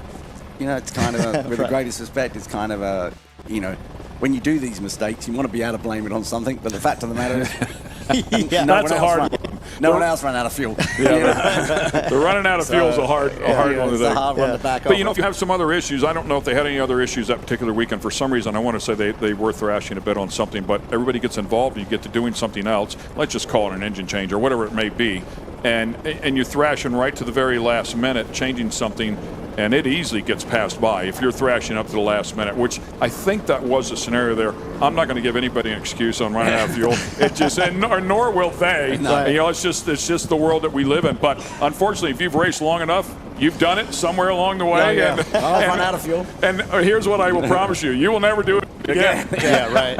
It's like loose lug nuts on a car. I did it one time, and I know exactly why it happened, but it will never happen again to the point that you check them 3, 4, or 5 times then, you know. It's like, did you fill this thing up with fuel? You keep checking, you know. I mean, it's just the way it goes, but you're right. It's just mistakes that you make as it's all part of the learning curve. And they're not making those mistakes now. And what I'd say, the other thing is, you know, you get tired, just like you said. You know, when you've been thrashing to get it all together, you know, and when you're rigging it in a hurry, you're like, well, maybe that's that done. Let's get on to the next job. So I agree completely with what you're saying. But they've done an incredible job. They're not making those mistakes now. Right. And this is a proof for the pudding. Tell us what they're feeling right there, Steve. Relieved. Yeah. He's like, just don't hit boats, and I'll be happy right here. So. Yeah, relieved, but they've done a great job. You know, they deserve it. You know, they ran hard. Mm-hmm. They're certainly the fastest boat in the class this week. You know, this weekend or week. You know, they'll be absolutely thrilled. Unfortunately, for Britt, he's got to go and climb in another boat and do it all again. Oh yeah, that's exactly right. I know that many people would call that unfortunate, but in the very next race, right? Yeah, right. not far away. So yeah, and they didn't. They did get the flag, but. That was a little sketchy. We've been talking about that. Just getting the flag. This style of sport of racing, picking up the checkered flag is sketchy, man. Yeah, it can be real difficult. I mean, particularly when it's rough and windy. Yeah. But yeah, I mean, they've done a great job. It's very difficult now for Brett. Brett's got to, you know, now he's all excited. He's chuffed a bit. He's pumped. Now he's got to refocus. You know, and it is that huge adrenaline rush, right? And you deflate, man, and you got to get yourself back in that game again. It is hard. Yeah, you got to get your heart rate down. You got to get mentally focused. You got to try and cool down because you get hot in those boats. They don't have a lot of wind going around. I mean, I doubt that those guys got AC in that boat. I'm not sure, but you know, you're hot, you're sweaty, you're pumped up. You've had a good race, you know, and then he's got to work out how he runs that different boat because the next boat hasn't got just drives, it's got drives and a rudder, and that will steer slightly different. So he's got to get focused, he's got to get back into it, and he's throttling. So it's not like he's got to think like a throttle man, not like a driver, and it is two completely different jobs. So it's tough. I don't like to do it personally. You know, I'm not. You know, I like to come down here and focus on one thing. Probably because I'm getting older and. You know, and stupider and probably couldn't do it, but I do like to. Well, you're not racing this weekend, so you can focus on one thing, drinking beer. Yeah, exactly. I'm pretty good at that.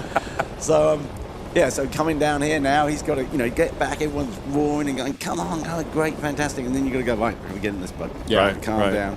Right, we got the parade lap. We got this. Everything's good. Looking at the gauges, making sure that you're not getting turbo temps and, you know, there's certain things on those 1100s that you've got to watch before start because if you get some weed caught up in like the top of the, you know, the coolers and stuff, you can get, you know, and you get off the line, sometimes it can go into Guardian until it clears. So you've got to make sure you've got good water pressure. You've got to make sure your temperatures aren't too high. So he's got to forget that fact that he's just gone out and kicked ass. Right. Check all that. And now he's gone from hero to zero again. He's got to get that hero status back. Right. Yeah, it's what you said. It's those small things that can bite you right off the bat. So if your head isn't in the game from the time you climb in the capsule and climbing out of one after this, all that adrenaline and all that thought process and all that energy, and man, your body just wants to shut down and crash. But he can't allow that to happen. He's got to get back in, get the head right in the game of all those little items. And he's got to get in. He's got to get it in the game from the drop of that. Yeah. You know, the raise of the green flag.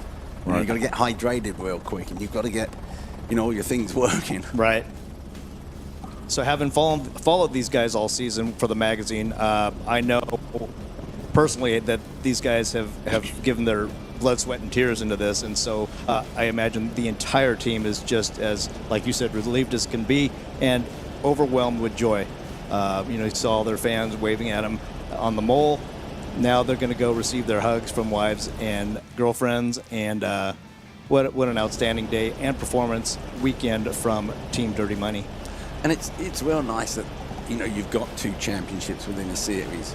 Yeah. You know, because they had a lot of disappointment in the national championships. Right. You know, but they've come away at the end of the season with the Worlds. So,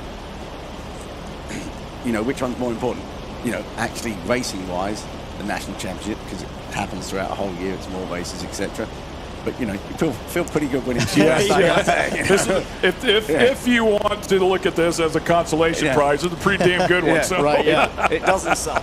And I certainly wouldn't call this a consolation prize, by the way. So, this is a big, big win, and hats off to them. Bo and Tiffany, hats off to them. They've given this team everything they need to go out there and perform. And whenever you work on this team, the atmosphere, the environment underneath that tent over there doesn't get any better. So he's provided them with the absolute best and best conditions that they can. So it comes back. It all trickles down. It starts at the top, right? Oh, exactly. And what's great to see in the sport is historically the owner was the driver of the boat. Now we're getting a lot more teams which are professional teams. So, you know, you've got your sponsors who are involved in it in a big way. They love coming down. They love getting involved, you know, at every level of the team. And there's a few more of those coming now. And then you've got your professional drivers, you know, and which is great to see. You know, that can only mean that the sport's being backed from outside of, you know, the personalities in the boat. You know, so I think that's a fantastic step forward. And I think this is a great example of the way the sport should be going. Well, Steve, I mean, you've done it back in the heyday when there was huge sponsors back in the 80s and 90s, you know, with you racing against the likes of Chuck Norris and Don Johnson, and you had Trump Castle as sponsors and just big stuff.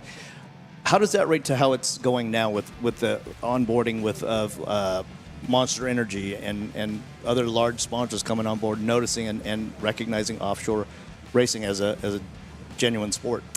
It's slightly different because back then, you know, you had your Don Johnsons in it, you had your Stefano Casaragis, you know, Princess Caroline's husband. So they were all, you know, wealthy guys who got into it. They might have brought some sponsors with them, but they were doing it because they wanted to do it. Yeah. Now what you've got some sponsors coming in, just like you said, that's recognizing the sport and saying, hey, this is pretty cool. It's a niche sport, but, you know, you come to Key West, there's not many events in any form of motorsport where you can come for a week, right, and have the amount of spectators we have, physical spectators on event, you know, TV's a different thing, etc., but physical spectators watching this thing and enjoying it, and they can get up close and personal. They can wander around, they can meet the drivers. You know, It's not like Formula One where you can't even see the pits. Right. You know, the cars go by and you're very detached unless you want to pay, you know, $50,000 to have a pit walk. You know, with this sport, you can get right into it, and I think people are recognizing that. It's a lot more, you know, you can get closer to the people. Yeah. You'll be out on Duval Street, you know, you go and have a beer with Oh, Brett. yeah. You know, you can go and have with anybody, go and, you know, sit there, have a chat and stuff, and they'll all talk to you. They're all super, super nice guys. Yeah. And I think that has a value to a company like Monster. I think it has a value, you know, to the people who want to get involved in the sport. I totally agree, and that's a great point of view from that. Because I've seen you guys, especially you personally, Steve, is, you know, you're on the way to the porta potty, and fans will come up to you, want an autograph, and you're like doing the pee-pee dance. You're still signing autographs and shaking hands and posing for pictures. So good. And that's the smart fans are trying to catch him before he goes in. So. You know, Exactly. Yeah. And no one wants to shake your hand. I think you were the first guy that I came up to covering this sport, having the opportunity to come into the sport this year. But we were at Cocoa Beach, and I think you're the first person I spoke to. And the time that you spent with me right off the bat, you're easy to talk to. Obviously, your knowledge is second to none.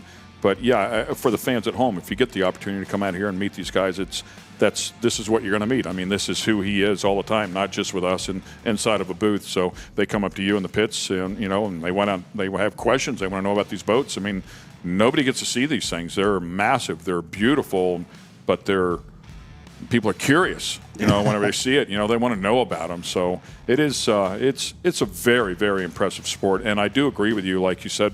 I mean, I still think it's people that are wealthy guys that want to go racing to a level, but now we are seeing some outside sponsors come in that see the advantage of the exposure, the eyes that are watching, to come in here and treat this as a business so it can go to the next level, and not just one or two teams, hopefully, you know, a number of teams. Well, I think the other thing is as well, when you're a sponsor and you sponsor one of these super corporate sports, like Formula One, for instance, you know, you're just a sticker on a car. They might be nice to you, but you've gone through a marketing company, you've gone through this guy.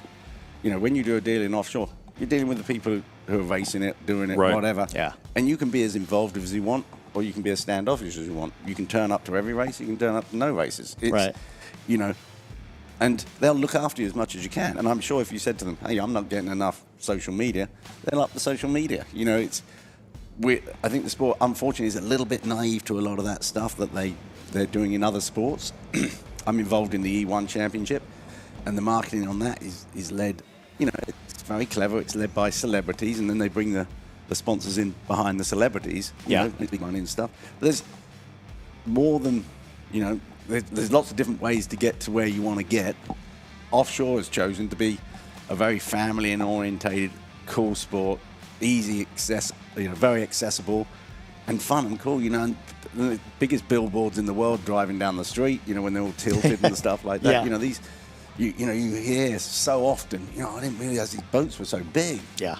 You know, and they're going down the road all on tilt trailers. So, it's, you know, if they're not racing, they're going down the street, they're still giving you a huge amount of exposure. Yeah. Right. You know, which is great for the sport again. Tom Austin of Austin Homes, Vinny's new sponsor, you know, he signed on just before the Sheboygan race. And while Vinny didn't do particularly well in the race, he almost flipped, and that video went viral. And Tom tells Vinny, so, can we do that again next you know, it's funny you say that. I mean, we were the same scenario. My son made his Pro 4 debut at Crane, Wisconsin this year. And we had a moment where he landed on two wheels. It was up on the bike, and he drove it around the turn and set it back down. And the sponsor was there, and he said, money's worth there, man. Yeah, he was excited because it took off. Yeah. You know, like you say. So it is those big moments, and people love it. It's so exciting, man. And when it goes viral, it's a ton of eyeballs, man. Yeah. As long as no one gets hurt, that's what we want. You know, and they really work hard on the safety of these boats. The APBA, which is the national authority, you know, every time there's an accident, they go and go to what happened. You know, the UIM, which is the Union of International Motor Nautique. You know, the safety rules on these things, what you have to wear, what's in the capsule, what sort of laminate schedule you have to use, how thick the glass has to be. It's really a big thing that come into this sport. You know, in the 90s, you know, we didn't have canopies, but, you know, there were so many unfortunate deaths, you know, and slowly that technology comes on. And in the past, it's been, well, we'll wait till someone, you know, we've done this safety bit, we'll wait till someone else dies to see what else we need to change. Now they're being proactive. Yeah, that's wonderful. Which you can do with all these new, all these new, programs for computers and stuff, FFDs and FSDs and things like that. You know, you can really make a big difference. So I think that's improving it as well. Yeah. Speaking of people struggling from time to time like that with safety, we also want to remind everybody that's watching of the X Insurance Cares, a hurricane relief fundraiser. Scan that code right there and make a donation to $100,000, and X Insurance is going to match that. So a big effort right there to help out a lot of the people that are suffering here that have taken on some water, if you will, from the hurricanes that have hit down here in the Florida area and other areas as well. So make sure you check that out. And saw the X Insurance Pro Class 1 boat down in there as well. Hello, welcome to the X Insurance booth here, and you can see the big man standing alongside. It's great to have him in the booth with us as well. Wealth of knowledge and so much driving experience, so many wins, so many championships. Great to have us. And there's a look at the X Insurance Pro Class 1 boat.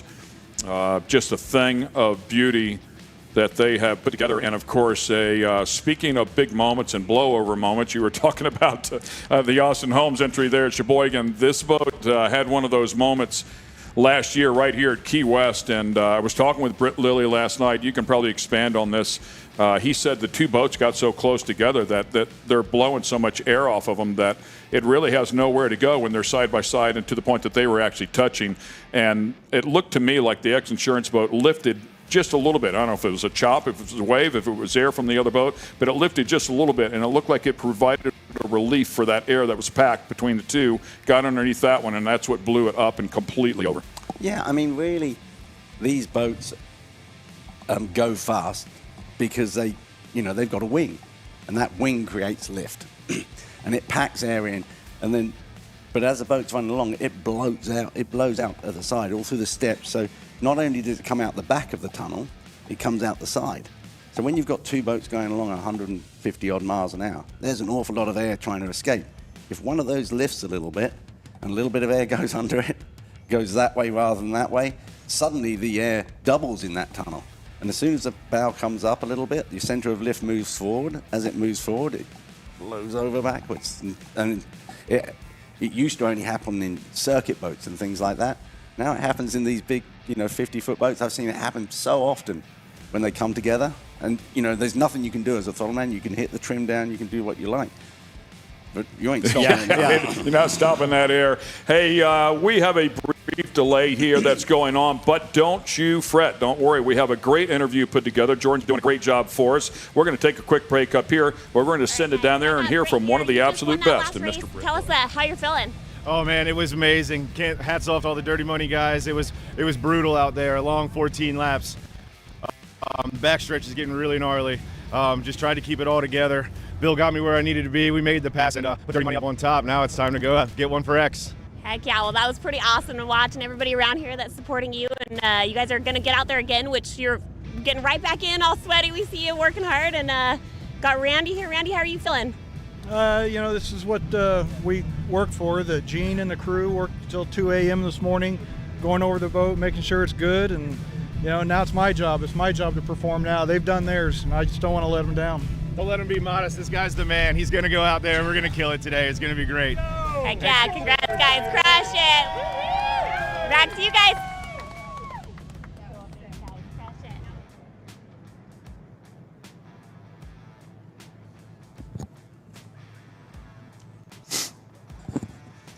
Yeah, there was Amanda there. Thank you. All right, so we are back here, and great job. We appreciate all the help down there. Looking at all the players here, getting ready to go for our Pro Class 1 race. Some big boats here as you take a look at that XINSURANCE boat, 48-footer, MTI. Things are, they weigh in at a hefty weight for sure, and I'm hearing that we have one more interview racked up here, so one more time, let's go back down and talk to another driver.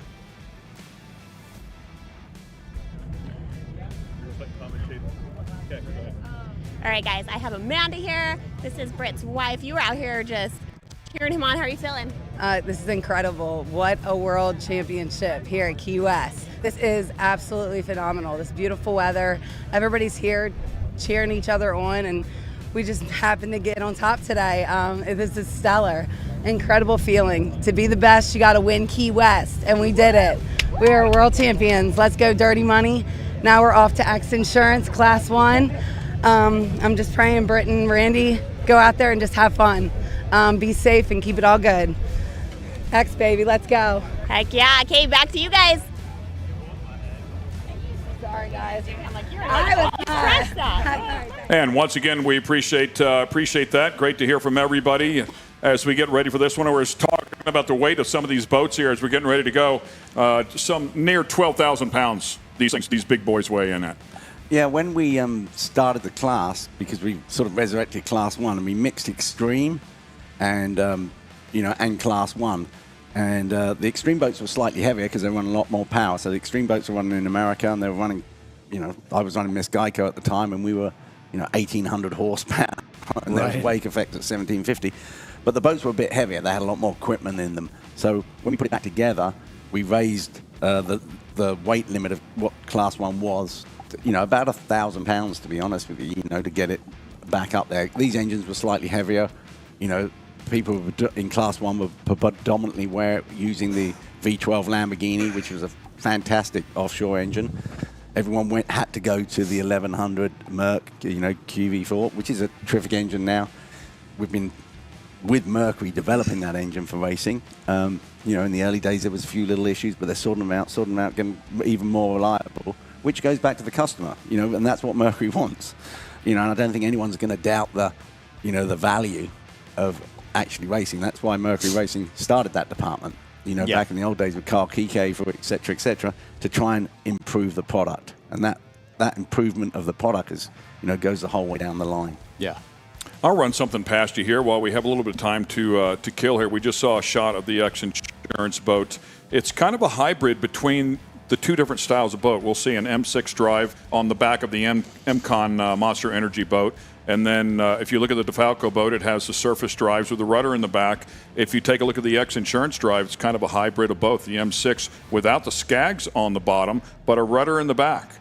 Yeah, I mean, there's a couple of ways of thinking about it. You know, that all the propellers are surface drives, which means basically half the propeller's out of the water, because when you've got it, without getting too technical, basically the bit that really does the driving is the bottom half of the propeller. So they're all surface propellers. A Mercury Mark 6 propeller or a Mercury drive is faster than what we'd call the surface drive, the Janssen style drives, because you put it higher, because you can put it outboard, so they actually but they don't turn as well as a rudder. You know, that single rudder, as you come into a bend, it's in the tunnel, so as you come into a bend, the boat drops because you slow down, and it gives you this nice big rudder that basically hooks you out in the bend and really holds you in there. And it's got clear water and stuff like that, you know, because it's down the tunnel. So they turn, or historically have turned better. And there was a lot of development done on them as well in Europe, because everybody was running the rudders. Now, the idea of the X-Insurance boat was, and you know, boats have done it in the past, but I think Randy, you know, wanted to capitalize on the speed of the Mark 6 with the turning ability of the rudder. So the idea was they locked the drives off and would turn. At one point, they could have it so they could turn the drives as well as turning the rudder. Oh, wow. Which was even better. So they've banned that now. So now you're just up to the rudder and the drives. But technically, probably X-Insurance, if you were going to do a long drag run, is probably the fastest boat in the class. Oh, really? Yeah. Interesting. Yeah, I love the thought process. I know it was a lot of work to shave those skags off.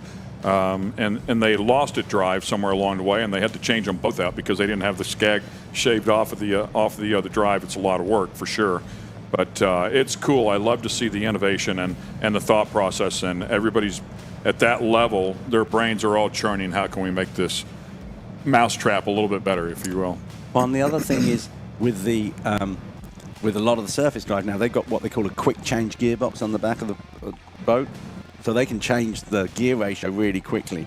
To change the gear ratio on the drives, you either have to change the lower housing or the whole drive to change it, and it's not as fast. I mean, you can change the gear ratio on, you know, like the 222 boat, the DeFalco boat, as quickly as you can change the propeller. So it's literally seconds. Which do you prefer? I think, to be honest, I prefer the surface drive because I've got more experience with them. Sure. And you get used to a boat, you get used to how you want to run it, and you know, my boat, which was a Husky boat, and before that was Miss Geico, before that Spirit of the Northwest, or Qatar, and then it was, you know, so it's an old boat, but it's like, you know, I've never been out of that boat sort of thing. You know, I'm real comfy with that boat. Sure. I'm real comfortable with the drive system and all of that, you know, and it's, you know, it's a nice system. It's not to be said that the Mark 6s won't jump them. You know, there's a lot of boats being built now, a lot of people experimenting with different things. It's not as fast. Yeah. But, you know. One more time, we're going to go back down to Jordan. We were talking about this boat blowing over 1 year ago. It's been quite a process to rebuild it and get it back up into competitive form. And competitive form it is. And Jordan's going to learn us a little bit more. Teach us a little more there, Jordan.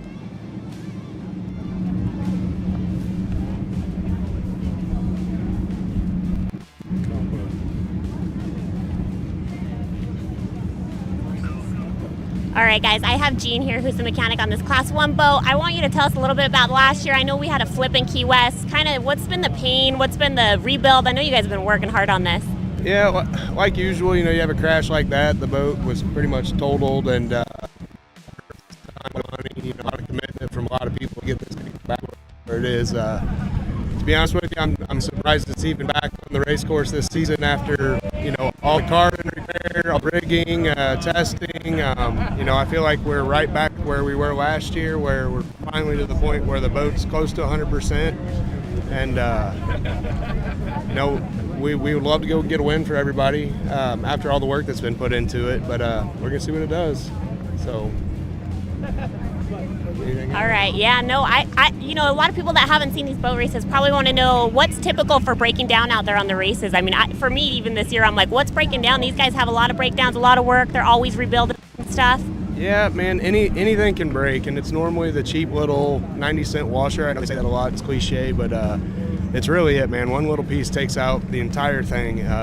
You know, you're beating this thing to death for 14 laps. That's almost 3 minutes a lap. So, you know, you do the math. Almost an hour, you're just continuously beating and 6,800 RPM on the rev limiter, and props in and out of the water, hitting the water, coming out, hitting, coming out, hitting. So you're loading and unloading this thing constantly.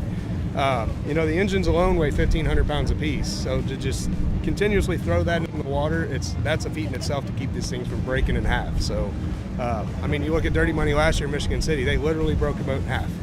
So, you know, first day without even going on the race course, we went out, tested, and stuffed it, and had to do some repairs on the starboard front of it, which Neil Glass did that. And then, you know, last night we had a gimbal break, and we're up till 2:30 in the morning, me, Neil, Wendell, Joe, and Peyton, till literally 2:30. Got 4 hours of sleep, come back out, put it in the water, fuel it, and we're ready to go.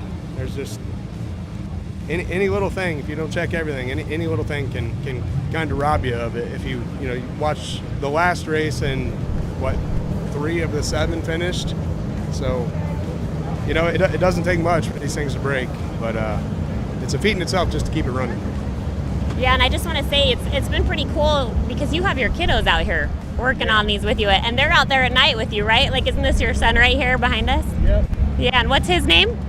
What's your name, buddy? Will you come tell us? Peyton. This is Peyton. Peyton, tell us what it's like working with your dad on these boats. Fun at times, but then you just want to walk away and go inside. That's fair. And what do you think about the races? Do you like watching them? Yeah. Awesome. Well, thanks, Peyton. Yeah, cool. He's been out here every morning. Every morning I get up and I'm here at the pit 7:30, 8 o'clock, and he's been out here till 2 o'clock every morning. So pretty good for a 14-year-old, so pretty proud of him. Awesome. Well, thanks, and hope you guys get a win out there. Okay, back to you guys.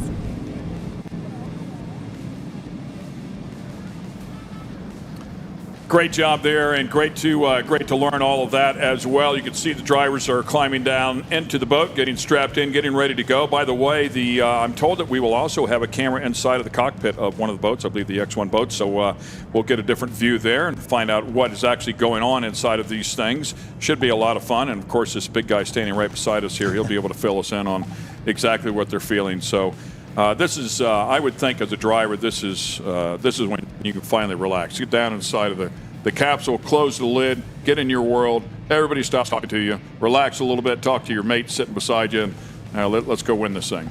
Yeah, I mean, there's a little bit of, you got a little bit of anticipation going on here. You get strapped in, make sure you're good and tight. There's nothing creased up in your overalls or anything, so it doesn't rub you during the race. Get comfy, make sure you got your gloves on. Make sure you close the all the cockpits are closed properly. Go through the start procedure. It's always nerve-wracking to hit that button. You want to make sure that it does start up, because it can be the silliest things. I've had, gone and hit it and got nothing. For some reason the starter motor's out or something. So, you're a little, nervous. You know all your times. Everyone's telling you what's going on. You're on the radio to whoever you talk, whoever the crew chief is or whatever, telling you what to do. So you know what's going on. And then it's time to get that heart rate down. Once you're all locked in, hatches closed, it's all right. You're going to go out there. You know what's going to happen. You're going to go out. You're going to do your procession lap. Keep cool. You're thinking about your strategy. You know that particularly for these boats, that first bend is so important. I can't stress enough how much getting to that first bend first is, particularly for like the Falco and 222. They're very similar boats, same hull design, same engines. Pretty close on props and things like that. So I think the race is going to be between those two, to be honest with you. I know that DeFalco went out there yesterday and put 2 brand new engines in and broke a gearbox. Yeah. Wow. So they changed that. So, in the back of Billy's mind, he's going to be thinking, why did we break that gearbox? Is there something else wrong? And they probably went through the whole drivetrain there and made sure that there was no vibration in the drop box. There's no problem in the torque tube. There's no problem anywhere in the drive shaft. So, he'll be thinking, I hope everything's all right. Everything's right. So there's, a lot of build up, but you just got to get calm. You got to get calm. And I think whether you're doing your first race or your 1000th race, you still have to work at getting calm. You still have to, get it in your mind, and you do it to get this buzz. That's the buzz that you do it. If you're just sitting there saying, "Oh, I'm not excited," well, go do something else. Go skydiving. Well, you're about to risk everything here, so I'm sure at some level, this is what you live for. You were talking about them, changing the gearbox. These guys also had a fair amount of work. They went out and tested yesterday and broke a piece off of the gimbal and had to change drives and change a lot here on this boat as well. And they said, "Man, we're so glad we went out and took a lap because we broke it now. Otherwise, this fails." And there was a crack in there that they couldn't see, but once it breaks off, as you know, they take a look at it, they analyze it, and they can tell it's been cracked a little bit. Yeah, it's we do. You can only check so much, and you can crack spray everything, you can X-ray everything, you can do whatever, but there's some bits you just can't see. And you got to get out there and do the testing. You got to put in the time, and all these top teams, every one of them is putting in the time. Every one of these got dedicated mechanics, and they're looking over every inch of the boat. So these we've got 5 Class 1 boats competing here, and they're all running the Mercury Racing 1100 competition engines. Steve, tell us about that, how those engines paired with these boats operate, and how well they work. Well, excuse me, they're a turbocharged engine. Before we were running these in America, people were running the bigger version of these. The top teams were running like ours were being built by Kazi. They were 1,800 horsepower. Wake Effects was running the 1750s, the MTI teams. But the cost was, crazy. I mean, you were rebuilding the engines after every race. And, it just made it unaffordable for any other teams to come in. So we all sat down. It must have been before the pandemic, for sure. So we all sat down and said, look, we don't need to be just throwing money at it because there's no one benefiting from this. So we all sat down and said, should we go with, what engine package should we go with? We all decided Mercury was the way to go because it's the most reliable. And then we went, a lot of people said, 1350 because that was the main engine at the time. And then we said, well, if we're going to do this, why not go to 1100, the more reliable one? And, and hopefully at that stage we won't have any problems. People can come into it. Mercury gave us a hell of a deal on the engines at the time to get it in. And the class got a lot of momentum. I mean, we had a team from Norway. We had a team from, 2 boats from Dubai, boat from Australia, boat from, we had Geico at the time. So, and it really felt good. Then the pandemic hit, and it really put a spanner in the works because, Victory went back, Geico basically ended the sponsorship around that time. So getting it back going again was difficult, but it's going stronger. And, from talking to all the guys and stuff, I think there's going to be, 8 to 10 boats next year in this class, which will be epic. Yeah, that's going to be outstanding. It will be absolutely, fantastic racing. And I think the great thing is, Mercury's done a lot of development on these engines, so they are getting more and more, they're super reliable. The boats are all fast. They all know, they've all got the good benchmark. Skaters coming out with a new boat. There's some MTRs coming out with a new boat. So you've got the top boat builders, race boat builders in America, going against these old European boats. And I'm sure they're going to make, big steps. And anywhere they can go with trying to get an advantage, like putting the Mark 6 drives on and a runner, or just putting the Mark 6 drives on, they're going to go for that. Yeah. So I think there's 2 brand new skaters coming out and 1 brand new MTI that I know of. I've also heard Doug Wright might be doing something. I heard they've got a boat and build. So I think it would be, the idea was to have a maximum of 12 boats and then franchise those off. I think there's, within the next couple of years, you'll be up to those 12 boats. Yeah, I definitely see that coming as well. And you mentioned the reliability of the 1100. The Mercury Racing research department, they do so much R&D on these engines. They're so confident with them, even for the consumers, they're offering a warranty, which is unheard of, right, for something with that horsepower. Yeah, for a 1,000 horsepower engine, you get a 2-year warranty. Right. Unbelievable.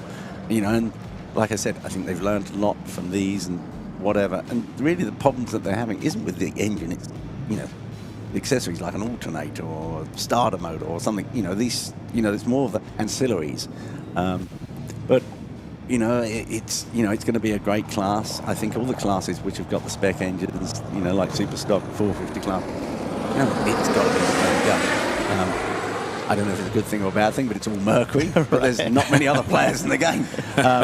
But I'm sure, you know, if people see it working, they might try and take advantage. You might get Yamaha out there, you might get Honda, you might get Suzuki, you know, trying to get involved. You know, you might get a couple of boat builders wanting to do something. So I think it's great for the sport. I think where the sport is now, it's great. It's improving all the time.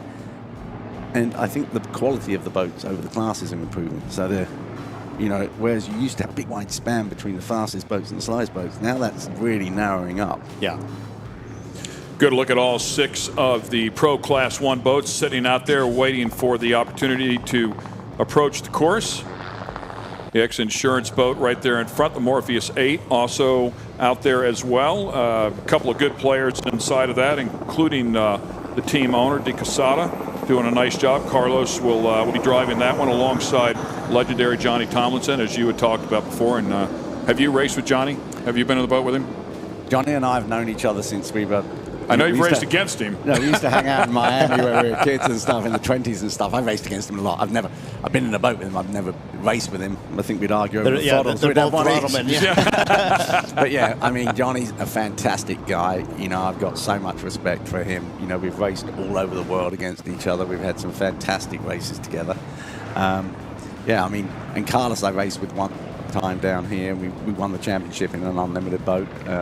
And a great guy, you know, sports car racer, brilliant racer. Yeah. You know, and he took to it like a duck to water. So yeah, you know, he's a great driver. So they'll be hoping for some bumpier water. They've got a slightly bigger boat than the other 2 victory boats in the class. So they'll certainly be hoping for a little bit more bump out there. You know, but they've got a 2nd place. DeFalco missed a buoy in the last race. I guess they went, you know, for a safety move, they went on the inside of a buoy. So they're in 2nd place. You know, they're in sparking distance. Not much needs to happen for them to be in front of, you know, 222, for them to have a problem. It's a long race. And, you know, anything could happen. And there's no doubt about it. They're going to be flat out the whole way around the course. They're going to be putting pressure on it for sure. And the DeFalco boat having a great back half of the season, the last three events, as they stood on top of the box there with that boat, finally got it sorted out. Kind of the same scenario as a Dirty Money boat, if you will. I mean, a lot of speed. They were out front almost every race, just couldn't find the finish line at speed. Finally put it all together and won the last 3 events there. So going back to Sheboygan, a really good effort out of them. But then the 222 offshore boat, now sponsored by Mobile X. We haven't seen them all year long. They show up, the defending champions here inside of this category from 1 year ago. They show up, they put it on top of the box on Friday. They clearly are ready to go. Yeah, I mean, they're a great team. You know, Carpatella's a great front hand, raced all over the world again, you know. So, really good guy. Down, super driver, loads of experience, race class 1, race XCat.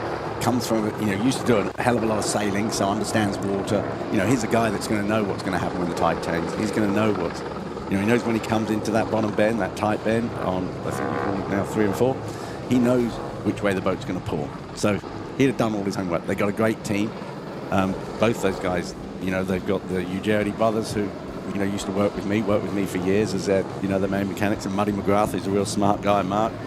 You know, Darren's got my old Spirit of Norway crew chief, Ralph, you know, and, you know, so the whole team of those guys have got, you know, they're like full professional guys. Yeah. Yeah. So they've got something to miss a beat. Just a huge wealth of experience and knowledge from that entire crew. Yeah, I mean, if you go back to 2023, there was 11 rounds, and they won 9 of them, and they were second the other 2. Yeah. So, I mean, give you an idea of how good they are. But the fact that they haven't been out here all year long and then show up and just pick up right where they left off is it's pretty amazing. I saw Darren by the cranes on Thursday and asked him, you know, what was it like to be back, and he goes, I loved it. I'm glad I'm here in Key West. He goes, but you know, a little nervous about getting into the old girls, like feels like getting back with an old ex. they love you, but they'll bite. You know, so yeah, sure. Little nuances, if you will. So, but it looks like they got along swimmingly on Friday. Yes. Yeah. That's nice, swimmingly. I like that one. So, we can't forget about the MCon, the Monster Energy MCon boat. They are the national champions here. They've had a great season on the podium every round, including a couple of wins, with the exception of Sarasota, where they, I believe they qualified 4th and they finished 4th. So that rough water, that really rough chop water, is a little more challenging for that boat. And so they're probably happy that this thing is laid down a little bit. Yeah, it's the shortest boat in the class. Not only that, it's got a sort of revolutionary hull design, which is particularly meant for speed. So it will be a really, really fast boat when it's flat. I mean, when I ran it, it was flatter in Cocoa Beach. It's never flat in Cocoa Beach, but the day before when we tested, and I thought, oh, this thing rolls, it was fast. And then race morning, it picked up a little bit. We had a problem, so we went out and gave it a run. I couldn't keep the thing in the water. It's flat bottom, but if it was mirror calm like it was at Lake of the Ozarks, for instance, I think it's a winning boat. Yeah. It's just, it needs to be that flat. And you're not going to take anything away from Tyler and Marek. If they're given the conditions, they're going to take advantage of them. Unfortunately, I don't think Key West is the right venue for that boat. As you can see, all the boats are headed out towards the course. We are ready to go racing here in just a couple of moments. Welcome back to the booth here. Ken Stout, Steve Curtis standing right alongside. And of course, Ray Lee has joined us as well, keeping me honest here from Speedboat Magazine. Great to have everybody up here in the X Insurance booth. This is the big race as well. I mean, the Supercats are super exciting, no doubt about it, but people love to watch the pro Class 1 boats come out here and duke it out. These are the big boys, 150-plus mile per hour out here, getting it done.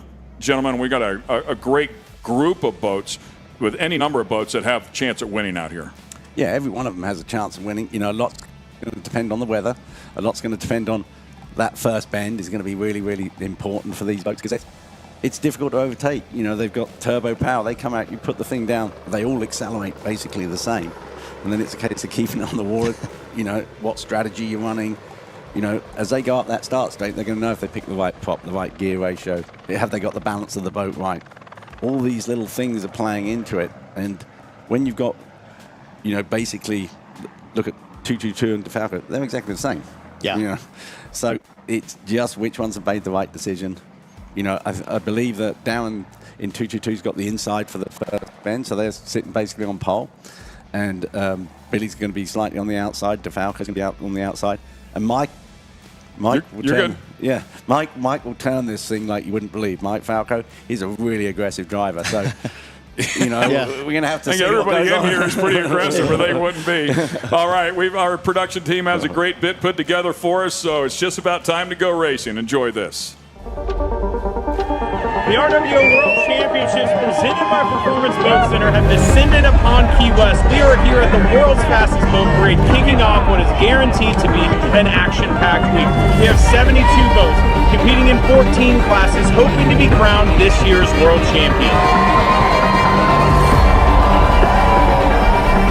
We got it, folks. The pride of the parade, X Insurance. Get on board. Let's party.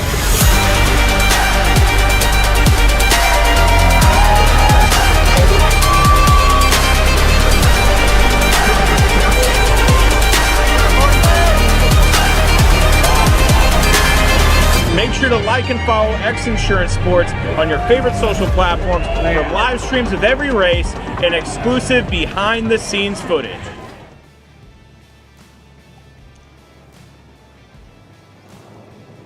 And one more time, we welcome you back here to the 43rd running of the Key West World Championships presented by Performance Boat Center. It is time now for the big race of the day. Looking forward to this one. The Pro Class 1 boats are ready to rip here. We have 6 of them that will be contesting for this win here today. Double points. Let's show you who's going to be competing here in the Pro Class 1 category.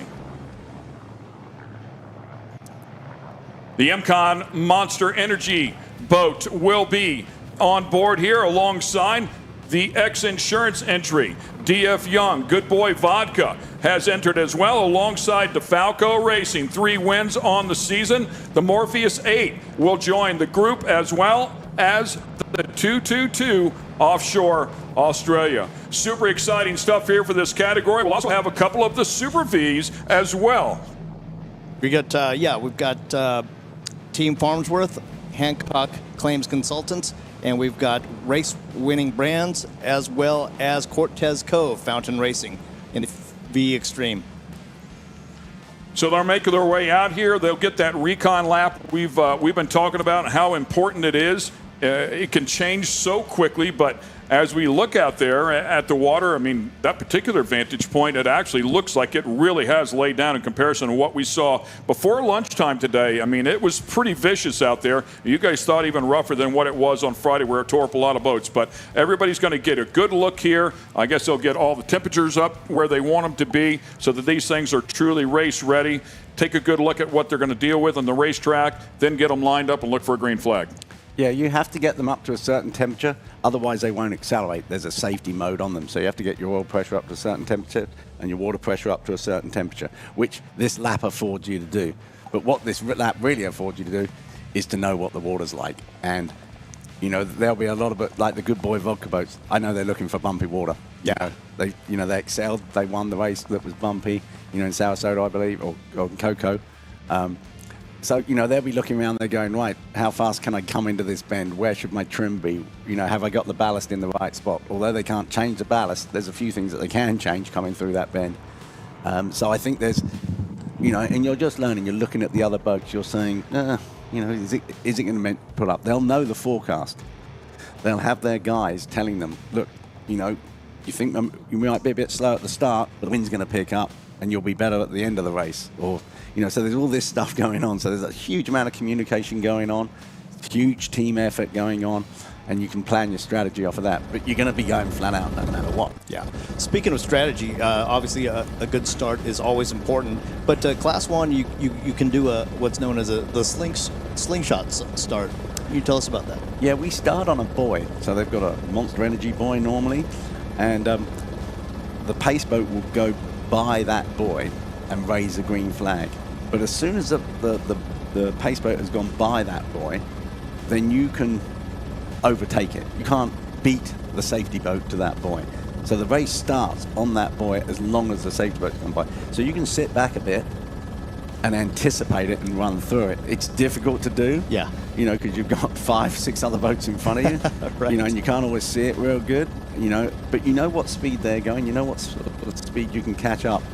And the best starts is like that, because you can be running 10 miles an hour, 20 miles an hour faster than all the other boats, even if they hit it perfectly and they're up with the boat. So, yeah, you can slingshot it. There's a few guys that are particularly good at it. But the issue is, if you jump that start, penalized. You're penalized. You're not away. And it's not a little penalty. All right, gentlemen, we're getting ready to start this thing. Ray, I'll start off with you. Pick one. Who's your winner, man? With the domination shown by 222 coming back from Australia, I'd say they're the odds-on favorite, but I definitely think, like Steve said, DeFalco is definitely a contender in this. You only get one. You got to pick one. 222. Okay, Steve. You've already chosen 222. 222 is a safe bet, so kind of a chicken move there. But I didn't say you couldn't choose a duck. It's okay, man. So I'm really going to push for. I think DeFalco is going to do it, and the reason I say that is because I think they're going to be aggressive. I think Billy knows what's got to be done. I think it's going to be all about that first bend. Whoever comes out of that first bend first is going to be the winner. Can I choose then? Yeah. No. I'm with you, though. So my pick is DeFalco. I've chosen DeFalco. And I'm not allowed to choose the same one? No. That was my first thought. So, I just... anything could go wrong. I know the 222 has definitely showed a lot of speed on Friday, but this is a long race, and as we know, anything and everything does seem to go wrong and bite hard. So I don't know. We'll see how it goes, but I think the DeFalco boat has been one to watch. Look at how they're lined up right here. The XINSURANCE boat almost squeezed completely out. Yeah, they're getting a bit narky with each other, aren't they? Which often happens. What word is that? But you don't see narky. Narky. Okay. Is that like naughty? But you don't see a lot around you when you're in the boat. The vision is severely limited, isn't it? Yeah. Severely limited. And you're saying to your guy, hey, this guy is real close to me, because you're sat so close to each other that you can't see through their head, obviously. So you open up and close up and open up, especially when you're coming, into the bends.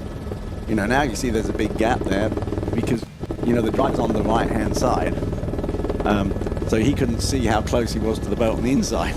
Yeah. So you know Right. that's why there's gaps there and stuff. But I mean, I've seen collisions before the start, you know, because they just haven't seen it. You know, Right. Not intentional at all. And this turn is so tight down here as well. Yeah. So there's a good look at our X-Insurance Heli-cam. And the gentleman in there running the gimbal for us, giving us these great views, and will do so all race long. You can see the rooster tail starting to pick up here, the speed starting to pick up as well. We'll look for the green flag here. As Steve had just indicated, they'll be watching that pace boat. Again, it looks like they're tightening up here. They're gone. Looks like going. They're going, racing. right? Yeah. I don't know who went out in the middle, but they've gone way out. I mean, that looks like. Is that the Morpheus 8? I think that's so. the Morpheus 8 that is way out front, and Carlos De Quesada inside of that one, along with Johnny Tomlinson. And so Morpheus jumped, is what we're hearing. Tomlinson was ready to rip, man. Yeah, he doesn't miss a trick. I mean, Johnny is fiercely competitive. Yes. And maybe he thought it went up and he nailed it, but they look to me like it looks like they've called the start to me right now. They're all pulling in, so they're going to do a restart rather than penalize them. So maybe more than one boat jumped the start, or there was a. It did look like there was somebody else with him, right? I mean, to me too. I think they were the first to worst, if you will, or first one to. Well, it's always very difficult if you're on the boat and a boat runs off. You think you're behind, huh? It's like, wait. They've jumped the start, and you think, well, maybe I missed it. You Right. know, so as a thought, What did I miss? And that boat's on the right-hand side. The start boat's on the right-hand side. If you're a throttle man and you've got the speed, and you can't see it because you can't see through your driver again, and a boat suddenly shoots out, you're going, well, that's me gone, and all you can see then is rooster tail. You Right. wouldn't be able to see if that flag's up or gotcha. not. So you're just assuming it's go. And the radio's going. They can't see it either. So they're obviously coming back here for a regroup at the start. Now this is quite interesting because they don't have the parade lap to pull out on. So they'll probably go back to a milling area situation. So they'll have to mill. And then line out. And then pull out from there, which will tend to take the start further up the course, further up start lane, which means they've got a shorter run into the first bend, which means the boats will probably be more gathered. Closer together, right. On the straightaway, Steve, how fast will these boats be going? It depends on what they think's happening with the weather, but I would think you're going to be hitting mid 140s. If someone's gone for a flat water setup, they'll probably be hitting 150, and saying, right, I'm going to survive through the bump, but on the flat, that's where I'm going to make my move. Now, with that being said, how fast do you guys take these turns going into a buoy? Well, on the throttles, it depends. I mean, and wave conditions are super important. Of course, for that. But you can, on a lot of these boats, you can hold it flat out and trim it down. Yeah. And if you hold it flat out on a surface drive boat, trim it down, and then crack the throttles like that, it's like someone's putting on the brakes. You actually get thrown forward. And then, on that bottom bend, that's the quickest way to take that. And then you'll go around there at about 85, I would think. The top bends, over 100, 105, 100, and, 110, depending on how bumpy it is. Sure. And that's some serious G's going into a turn that fast. Yeah, the fastest I ever ran through here was in the Miss Geico. And heading down, we were running, I think, 182 miles an hour heading into that bottom bend. And, you still have to go around the same sort of speed because the boats are the same boats, But the thing was the power of those things. You'd be accelerating again, you'd be running 180 before you went into the first. Wow. That top, the other bend. So serious grunt. Yeah. Rick Lindsay up there in the helicopter doing what he's doing. He's ready to go here once again. We thank Insurance for all of their support and all of the beautiful video that they've given us over the weekend. I believe they got a new camera, which is that gimbal hanging down off there. That's why that guy's sitting right beside him, right, with that massive, looks like a laptop, or it looks like he's running. He's kind of in his own cockpit over there, running all the controls for that camera. Pretty cool. Yeah, that's Rick's son, Parker Lindsay, and he does a phenomenal job at controlling that thing. I did not know that was his son. Yeah, I did. I met Parker at Sarasota. Yeah, didn't realize that. They do a great job, and he's gotten really versed with it in short order. He used to hang off the side with a Ronin gimbal with a Canon strapped to it, but they've definitely upped their game. Oh, he's a very talented guy. Yeah. And to take on that technology and understand it as quickly as he has done. Yeah, no question. It's not easy. You know, it's not like just point the camera and No, they turn the microphone on before they hand it to me, so it's one button and one move. It's like they want to make sure that I don't screw that up. So I believe they have $1.5 billion of camera equipment and rigging in that helicopter now. Wow.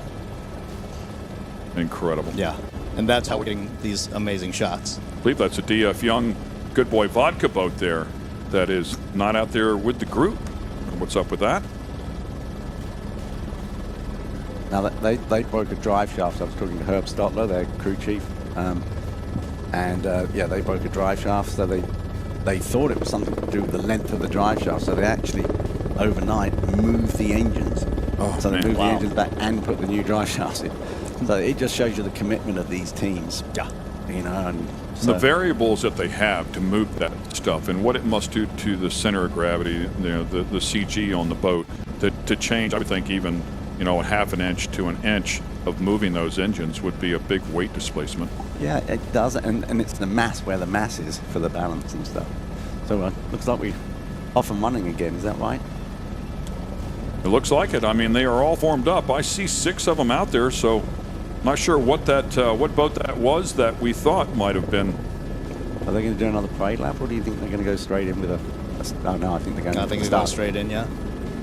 We're caught up now. Once again, the XINSURANCE Cares Hurricane Relief Fundraiser. Make sure you scan that code with your phone and make a donation. In the meantime, we're going to start this Pro Class 1 race. And the XINSURANCE boat there looking to take the early lead here. Here comes a Morpheus 8 one more time. The 222 Mobile X as well, right there with them. We're going to go racing here at Key West. It's the big boys who are ready to throw down. Who's going to win the World Championship? Amazing start. These guys are really hustling down towards turn 1. And just like we said, it's Falco and 222.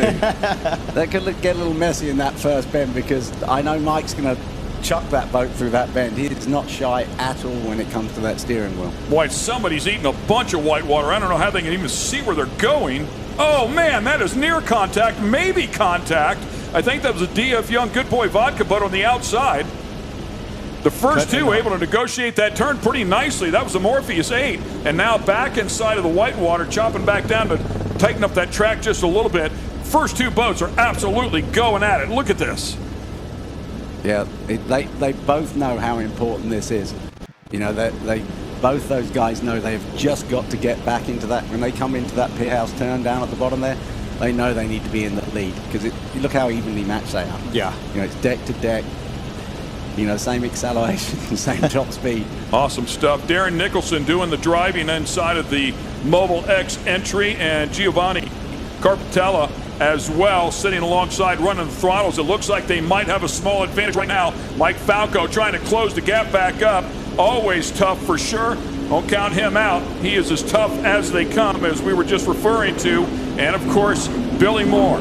Yeah, they've just taken him across the way. Darren obviously understood it's going to take him into that, you know, the harbor wall boy, make him work for his money. But, you know, now they're going for the inside. They're on the inside. So when they come up to that pier house turn, the tight bottom turn, I guarantee 222 is going to take it super tight and make him jump over the weight to go on the outside again. So they're making him work for it. You know, these are what the pros do. Same racing styles that we kind of saw Myra Coyle doing a little bit earlier in the Supercat. Absolutely. They're trying to make that gap bigger by making them work harder. There you go, right down next to the buoy. What it is about 222 that makes them so dominant, Steve, you think? Well, they had the pole position there. You know, I don't think there's a whole lot of difference in speed, lap for lap. You know, if they were doing pole position, it might even be a bit different. But you can see just with that bend, with making them work harder, they've pulled it out a little bit more. You know, you're not going to... When you get up to about 5-10 seconds in that zone, you'll find that the second place boat will keep that, because as soon as they get any closer, you suddenly come into the weight of the boat. You suddenly hit the booster tail all the time. Then you lose a little bit. Then you catch up. Then you lose a little bit. So they're so evenly matched. It was that first second or that first lap to see who can get out there first. And 222's done it. You know, they're brilliant drivers. Well, Darren Nicholson was worried a little bit about race rust, but it doesn't look like it has any, or it hasn't affected him at all. Yeah, he drove a great line there through that first section, and that's why I say, like, you drive that line and you don't want to get, the second boat doesn't want to get in that white water, so they enter the turn a lot tighter, and then it takes away so much speed. And as you said, that gap grows at the exit of the turn. I believe that is that the MCon Monster Energy boat there. It was kind of a dark shot there, and I think the X-Insurance boat there just behind him. Yeah, and Darren has done some races in Australia, so he hasn't. Yeah, you know, completely been out of competition. It's not like he's been canoeing or anything. You know. Yeah. So so he's got some seat time, and it's like riding a bike. Now he's done that race, he's right up to speed again. Yeah, Friday's race will get him right back in the saddle. Yeah, for sure. And they've done some testing, and Going on that far side, definitely looks like the water's laid down. Is that a benefit to any other team other than the ones that we predicted? Well, the only advantage is going to help Monster, the flatter it is. But they still seem to be getting chucked around a little bit. I mean, these boats raced in Europe for years. It was the most successful hull design Mike Peters ever did. Victory built them. They're built super well. They've now, if I was in the DeFalco boat, I'd be thinking, right, we're going to have about 2 shots at this to get by them. We need to line them up, work out where they're going every lap, work out where they're going every lap, and then, after 2 or 3 laps, go for where they're weak. And rather than just keep trying to keep pressure on them, they should come up with an overtaking strategy between them. But it does look like 222's pulling out on them. They might have more speed. So Team DeFalco used to campaign an Outer Limits hull, and now they're running Victory. What are the differences that you see between those 2 race boats? Well, DeFalco was an old race boat. In fact, it was Carpatella's old race boat. It was a Fendi boat, but it had put on some weight. It was a bigger boat. It was more like the Morpheus boat, but the CG was too far forward on it for some reason, and they never really got to grips with it. And this boat here is the boat that they're in now. The DeFalco team's in now is one of the old Qatar boats, and it's just a great boat. I mean, it's just a super running boat. Mobile X boat there out front. That is a 222 offshore. Great to have the Mobile X sponsorship added to that team as we take a look at the Monster Energy MCon boat. Same team, same driver, same throttle man as we saw in the Monster Energy or the MCon Monster Energy boat in the Supercat category. So very, very talented for sure. Those guys are very capable. Tyler Miller and Myrick Coyle, and they've had an incredible season here so far this year. You never ever count them out. Brand new boat, a lot of development, as you talked about before there, Steve, a lot of development on that boat. You were in that boat at the beginning of the year. Very impressive how far they've come in a short amount of time. Yeah, but you can see the boat as it comes up there into the bump, where the other boats are running reasonably, the 222 and the Falco are running real flat. They're working it. They're being pushed around a little bit, and every time that boat comes out of the water or the bow comes up, it loses speed. Okay. Those other guys can just lay on the gas, it stays down. So they're working probably twice as hard as the guys up the front, but they're still going fast. They've got a new boat coming. They're going to learn from this boat. Oh! Big moment right there, man. That thing really flew the nose. And that's the problem with that boat. You're going along, you think, oh, I've got it set up, and suddenly, boom, you're up in the air and you're flying, and you think, how did that happen? X-Insurance boat, as you can see right there, Randy Kent and Britt Lilly, and yes, the same Britt Lilly that we saw a little bit earlier, that won behind the wheel of the Dirty Money Machine. Great job for him. Congratulations, trying to double up now. More importantly, what an incredible turnaround for this team from here 1 year ago. Boat looks great. They've dug back the last couple of events, and they keep finding speed. Yeah, it still doesn't look comfortable out there. It's not their fault. When you look at those first 2 boats, they're just locked over and running, and they're just having some, they need more setup time, and they'll get it. They'll get there, I'm sure. You've got 2 talented people in the boat. You've got a hugely talented team behind it. What they need is a bit more time. They've literally got the boat ready. I think it was the 2nd or the 3rd race, so they haven't had that time to dial it in. Over time. Whereas the front 2 boats have been dialed in over the last 5 years. They're great boats. So that's what they're short of is testing time. And not to mention the fairly new pairing between Randy Kent and Britt Lilly racing together. Yeah, but both those guys got a huge amount of experience, and I've got a huge amount of experience for Britt. He's a 2nd generation racer. what he doesn't know about boats, you know, is nothing, Right. You know, so. But how does chemistry play into that between the two racers? It depends. It's a bit like having a girlfriend. You know, you sort of find your ground, find out who's going to be the tactician, who's going to tell each other what to do. I haven't spoken to them about it. I mean, I know with Britt in the boat, we got on great. We didn't actually talk that much. I don't talk much in the boat anyway. Yeah. You know, I always feel that as a throttle man, you're better off throttling to the driver. Oh, we got a flip in turn 3 is what I'm hearing. And you can see boats slowing down here. Obviously, they're going to get safety out there on the course as quickly as possible.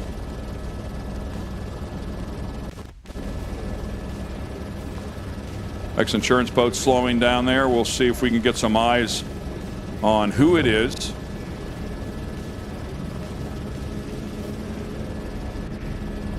And a little surprised to hear that, to be honest with you. I mean, the fact that it has laid down, but that water's laid down a good bit. But again, if it's a couple of boats close to each other, things change. And then, of course, the MCON boat, we saw the nose of that one really up in the air. I believe that's the DF Young Good Boy Vodka, number 17.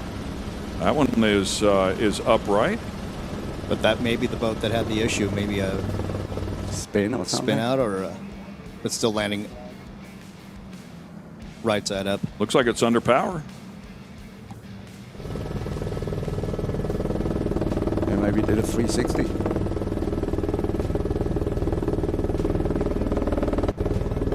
That does seem to be the boat that has the issue, as the helicopters overhead. Yeah, all the safety boats there as well, immediately on scene. That's with Rich Wyatt and Alex Pratt. First year racing together. Had good success throughout the season. Good Boy Vodka, DF Young. Steve, you know Rich. You've known him quite a while. What kind of racer is Rich? Oh, Rich is a great racer. You know, and the boat's a fantastic boat. It needs a little bit of weather to make it really work. Yeah, it looks like a lot of damage there on the back boat where it says Good Boy Vodka. Something up there. By the way, they did come out and they kicked the season off with a win at Cocoa Beach. Yeah, I mean, the boat runs really, really well, but it needs it does need a little bit of weather. Alex Pratt's a good driver, good ex-motorcycle racer. Looks like they've hit something or someone, got a big old hole in the side or bang up. But you could do that through water pressure, or you could do it through hitting another boat. Yeah, and we're not seeing another boat just yet. Be curious to find out what happened there. I'm sure there's a lot of cameras on it down at that bottom end. So. Yeah. Yeah, trying to see if we can. Let's see if they can get us a little closer view. But man, it looks like a lot of damage there to that right side of the boat. You know, they might have hit one of the boys. There's steel boys down there. You know. Oh. And they won't. They won't give. They won't give. They could have hit that. They could have hit another boat. They could have. I mean, they could have whacked it in sideways, jumped up, whacked it in sideways, and blew the side out of the boat. So there's lots of options. The main thing is, obviously, they're safe. Yeah. Obviously, they're heading back to the pits. And I'm sure we'll do a restart now. Now, depending on how they do the restart, because it varies from class to class, you know, this class could line right up again. How would they, do you suspect, restart the, in what order would they restart this race? They would start it in first, second, third. Whoever's leading at the time of... Yeah, if they'd have done 70% of the race, normally they would have stopped the race and given points at that point. But as they haven't done that. Wow, it looks like that looked like damage on the deck to you. It does, yeah. So I'm sure they'll do a normal start, but in the position they were running.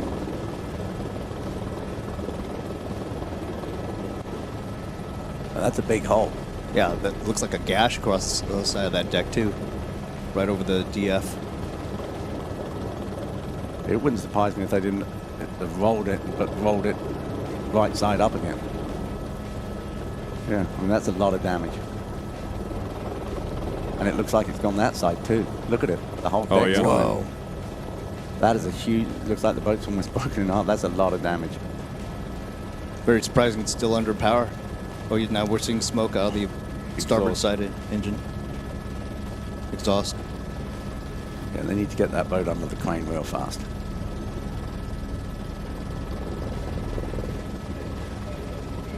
Hopefully we'll get a report here soon as to what possibly could have happened. Alex Pratt driving that one, as you talked about before. Rich Wyatt, owner and throttle man inside of that one. See the fans down there and enjoying a wonderful day out here in Key West. Watching the absolute best in powerboat racing. Great condo to own right there. For sure. Yeah, I hate to see that for those guys. Rich Wyatt, of course, former teammate with Mark Granite as well.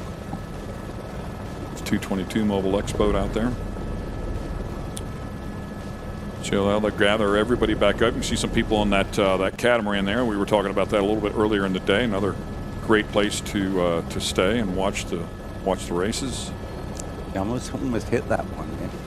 I spun out down there with Shaker's hand.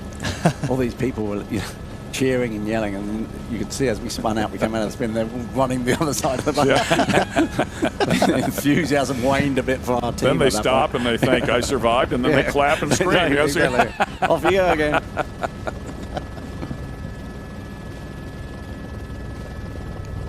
X Insurance Cares, we'll bring that up here for you one more time, and we'd love to have you folks chime in there and help us out. Make a donation. A hurricane relief fundraiser. And as you can see there, donations matched by X Insurance. Helping out the people that need a little bit of help down here. This place down here took a pretty good beating there near back-to-back weeks. So I heard that the X Insurance guys came down here and were just helping out normally with, anybody, and it was... yeah, not even their clients, just helping out. Yeah, really, very cool. I feel like they're going to make their way back over here, which is great news. I'm sure they're going to get them in under the crane so they don't sink and then start the race. I'm sure that's the plan, because it doesn't look healthy at all, that boat. I don't know if it looks like it's dropping a little bit back in. Those pumps will only pump so much water out. Right. Definitely some serious damage going sustained with that boat. Such a shame. It's such a beautiful boat. Yeah. I mean, and both those guys bring a hell of a lot to the sport. Alex with the Good Boy vodka, he's promoting it all the time. And as he promotes his product, he's obviously promoting, offshore powerboat racing. So he gets all over the place. So it's ran super bikes at Daytona, by the way. Yeah, he used to. I think he drove BMWs, I believe. And, he's got some fantastic pictures of him. I'm a bit of a motorcycle geek myself, so I like talking to Alex about it. He's fast too. Yeah. Oh, I mean, that's not a game for the meek. No. Nor is this one, by the way. So, but yeah, he's certainly worthy of it. As we see an incident like this, and it would appear as though maybe they rolled all the way over and back upright. Let's talk about the safety of these boats and what's incorporated to them. Obviously, we see a hatch there on the top that they climb in and out of. What the fans might not know is that there's actually a hatch on the bottom as well. So if they are inverted, what's the process there? Yeah, so really, they're pretty much sealed now, the good ones. So if you do go over, the cockpit doesn't fill up with water. So you can actually get out the bottom hatch. It's slightly smaller, so you only get up one at a time. When we do a dunk test, they run us through the procedure of who's going to get out first, etc., etc. Sometimes you can roll these things over and have a huge accident, not even get wet. Oh, wow. So, what they work on is the fact that you survive the accident and then you can get out. But normally by the time you're thinking about getting out, and if you're not full up with water, you can be a lot calmer. So if it's dry in there, you say, all right, we're fine, I'll go, I've got some time now, we're both fine. And you open up the bottom hatch. Before you've done that, there's normally divers down there tapping on the window, giving you the thumbs up. And, right. So they're all ready to go. So the safety has improved, miraculously over the years. And the divers, are so well trained, understand what's going on. They come around and look at all the boats, so they know every boat, how all the hatches open, etc., etc. So it gives you a huge amount of confidence to push. It's, in the old days when we used to do these huge courses, you had to look after yourself. You had an accident. You're on your own. You're on your own. I mean, I remember one of the Miami Bimini races, they'd lost a guy for like 4 hours because the boat completely sunk. He got in the life raft. We had to carry life rafts back there, and they were floating up the Gulf Stream. I mean, they found him halfway to New York. So, it's changed, but the boats are obviously going a hell of a lot faster. You know, more of a marathon race back then. It was a different thing, but you know, it incorporated its own dangers like that. Right. You know, like you had a problem with the boat. You know, you'd be lost at sea for a bit. And, but you know, nowadays, you know, if they had an accident in that bottom bend, they were probably running over 100 or whatever, and you know, oh wait, you got damage to the boat, but you can always build another boat. Right. Yeah, as long as the driver throttlemen are okay. Yes. First and foremost. Yeah, I was kind of curious about that. If it did take on water like that, I didn't realize that for the most part they were sealed. I see the latch for the top hatch. It looks like it screws down, like sucks it down into a rubber seal. Yeah, it's got pins on it, so it's a bit like a diving bell lid. Right. Goes on to foam. And the idea is that the canopy is meant to be as strong as the bottom of the boat.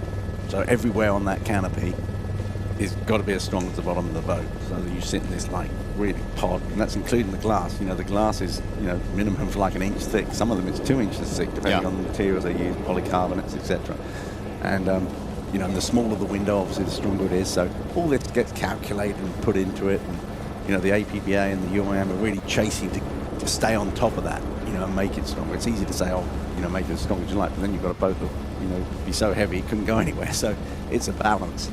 I haven't talked to Randy Sissom at length about the way he builds his boats. He overbuilds them for too much safety, even at the sacrifice of speed, to make sure that the boat is safe first and foremost. I think most of the boat builders are like that now. You know, they agreed. Yeah. You know, they've got a huge amount of experience.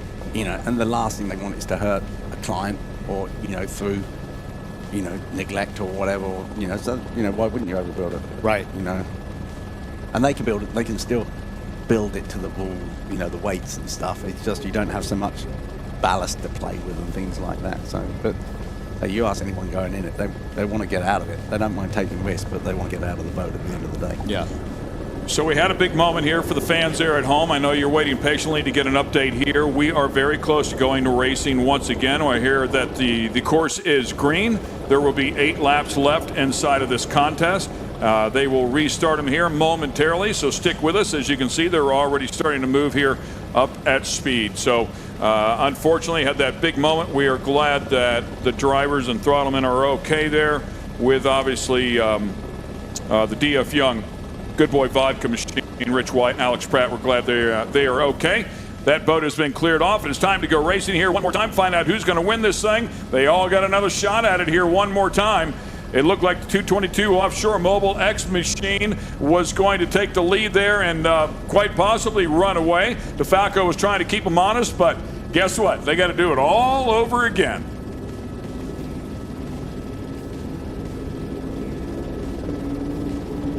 Up at speed here. Boat's bobbing up and down just a little bit. They pick up the throttle. Rooster tails are growing. The Morpheus 8 coming on really hard right now. We did hear that the DF Young boat did spin out, is what we're being told. But that is in the past for now. Everybody's okay. We're racing here 3 wide. The 222 Mobile X there on the outside. Third boat on the outside. Maybe a small margin, but way to the outside. The Morpheus 8 down here in the bottom line, the preferred line, might come out of this thing with the lead.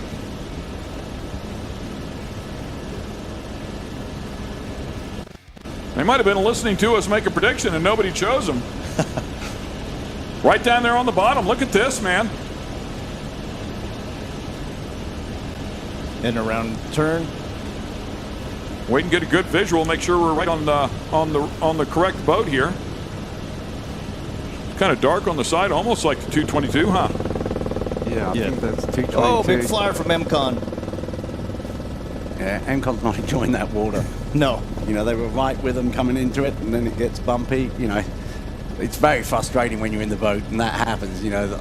And those two guys know exactly what they're doing in there, and they're getting the 110% out of that boat for sure. Yeah, that is the Mobile X boat. My apologies there. Really good restart here. Certainly what you would expect out of them. That boat for sure. I mean, I know it's not just the boat, it's the people inside working the controls. Big moment right there. 12,000-pound boat flying through the air. But a beautiful restart. Yeah, it looks like it got a little bumpy around that bend, but Imani had it trimmed nice and level. They had the bow holding it down, and that's where they're going to pull away from the monster boat on that particular bend. The monster boat will fly up on them. So I don't know, it looks like it's 222, then DeFalco, then Monster. But I'm surprised that Monster's up there. I don't know where Morpheus is at this stage. X-Insurance boat back in there as well. And that, I believe that is the MCON boat just ahead of them. Pretty much what we had as it should be just before we had the incident. Nice tight turn by Monster Energy, followed by X-Insurance. And that's the beauty of that boat, right? I mean, it's a little more nimble. They can probably hold that turn a bit tighter. Yeah, especially down there in the flat water. You'll be able to hook that boat in. But I think, on the longer legs, the X-Insurance boat should, probably will be a little bit better. But they pulled them on that bottom bend as well because they were catching. I wonder where the Morpheus bug is. I haven't seen that. No, me neither. And once again, good look at the X-Insurance machine. That is owned by Rick Lindsay. Yes, the same guy flying the helicopter. Giving us that shot right there, as in fact. And so much work being done to that boat. As we talked about, I believe they were fourth on Friday, but I think there was a penalty that was possibly given out. They were talking about giving a penalty out, but they will remain in. They remained in fourth place on Friday. So they are getting more competitive every single event. They get a little bit faster, and we'll find out if they have anything here for the MCON Monster Energy boat. As you talked about, maybe straight line might be a little bit better. Maybe they do a little better job on that wide end of the course where it can get a little bit rougher. Although with that said, it looks like the spread between the two has now grown a bit to the advantage of the Monster Energy MCON machine. So, Steve, we heard from Rich Wyatt aboard DF Young Good Boy Vodka, and he said that he had spun out. How violent was that spin out to sustain all that damage? Yeah, violent. Yeah. I mean, they must have put it up on its side. You can do a flat spin, and it wouldn't have done that damage. It seemed to be both sides of the boat, so they might have jumped it up so hard and then spun it and then backed it back in the other way. So it would have been a very violent. Yeah. It certainly would have got their attention, I promise you. Yeah. Monster, who's on the outside of That's got to be X-Insurance, right? Yeah. So in charge. You said it before. I mean, you thought they might be better there in that straight line. It looks like they closed the gap in a big moment again. Wow. Huge air on the X-Insurance boat on the outside of that Monster Energy MCON machine. Well, the X-Insurance boat has got the widest tunnel in the whole class. So when it will fly, it will be fast, but once it comes up, that angle of incidence moves forward. So it will float up real high, and that's exactly basically what happened to them when they blew it over backwards. But, Britt's going to be pushing like crazy to get past that monster boat, because once he gets past him, he's in some flatter water, so it's easier to run. 222's in a beautiful situation here. Brilliant driver, brilliant boat. Oh, they had a little spin there, 222 coming out of the bend. But they've got clear water. Clear water's so important. You get to pick your line. You can do that perfect line. You get into a groove, bang, bang. You know how fast you should be running as you come into the buoy. You look down at your speedo, set the trim to the same as it was last time, so it gives you a good point of reference. It's nice and smooth and easy. A lot easier than being behind and having to cut across their weight and having to drive to where they're driving in front. Good look at the Mobile X 222, of course, the defending champions. Mobile X, by the way, we'll give them a little bit of love here. Headquartered in Orange County, California, the world's most customizable mobile carrier, delivering the ultimate in choice and cost control. Mobile X is a unique service that uses artificial intelligence to predict how much data consumers need, delivering a dramatic reduction in cost while ensuring reliable speed and service. The Mobile X founder, by the way, Peter Adderton, also founded both Boost Mobile and Digital Turbine as well, and they do sponsor a lot of, they're involved in a lot of other stuff, X Games, NASCAR, so great to have them now be part of Powerboat Racing as well. Love their support. Great to see them come out here and support clearly one of the best teams out here. You talked about Darren Nicholson, I believe a 3-time world champ in sailboat racing, so super accomplished and obviously showing their skills out here today. Somebody on the Somebody's outside, charging yep. hard. Oh. So clearly an issue, a mechanical for the 222 Mobile X boat as soon as we were DeFalco. talking about them, and DeFalco boat goes sailing by on the outside. My prediction was right. And mine. More luck than judgment. But, hey, you know, to finish first you got to finish. And, Exactly right. You know, now, Billy should get smart, should back it down a little bit, find out what if they got going again. They might have gone into Guardian. It might have been something as simple as that. Oh, you're absolutely right. So the guys will be aware of that. So he'll be on radio communication saying, are they up and running? Are they running on full gun? Because otherwise, they've got clear water now. If he can just run 98%, 90%, back off a little bit more, come to bends, get comfy, you know, the race could be his. If he goes out there and runs 100% all the time, he could have a slight problem. But it looks like it's more than a Guardian issue. Because a Guardian issue with these boats, all you have to do is de-accelerate back to 0 and then accelerate again and put up through. That will clear the Guardian on it. So you can get over it quite quickly. To whichever engine it has gone into Guardian. You just do it to both and bang, bang, and up. And then you're back up and running again. But looking at this, you know, points-wise, you get double points for this race. Well, this would be mathematically. Yeah. This is your winner here. Yeah, we don't want to say that near this early, obviously, but you know, another 7 laps to go here. But yeah, mathematically, if they can hang on to this spot, barring they passed Heck, they would be our world champs here in the Pro Class 1 category. So. Yeah, we'll see. I was with you, and I was wondering, well, they are back up to speed now, so it might have been exactly what you said, Steve. Yeah, it looks like they've got speed running again. So, but they would have been communicating now at this point. So, you know, Mike will be well aware that they're running at top speed. So they're going to go, they'll get the countdown. So they'll say, oh, you're 15 seconds behind. You know, and after this lap, oh, you're 13 seconds behind. You know, so they'll be knowing how many more laps they got to do, how many seconds a lap they're catching them. These guys, the only thing they can do now is just run it as hard as possible. So you're really going to see what that boat's capable of now. But, you know, Billy's got to play it smart, you know. And you know, this could still turn into a real good race. So I always like to just explain for the fans at home, because we take these words for granted all the time. And you say went into Guardian, people at home are saying, what is Guardian? So let's explain to them that's actually a safety device that that if there's a sensor on the motor and it senses something that it's not happy about, it pulls the motors back. Yeah, and it can be anything. You know, there's a number of what we call guardians on the thing, and it's like it's a guardian to stop the engine from blowing up. You might be getting a little bit higher temperature. You might be doing too many over revs, so just holding the throttle down at over revs, and it puts a guardian into that, and you have to clear it. So it could be one of anything. Now, Giovanni will be looking at the gauges, and the guys on the shore, if they got telemetry, will be saying, okay, this is the problem, it's cleared, you know, go.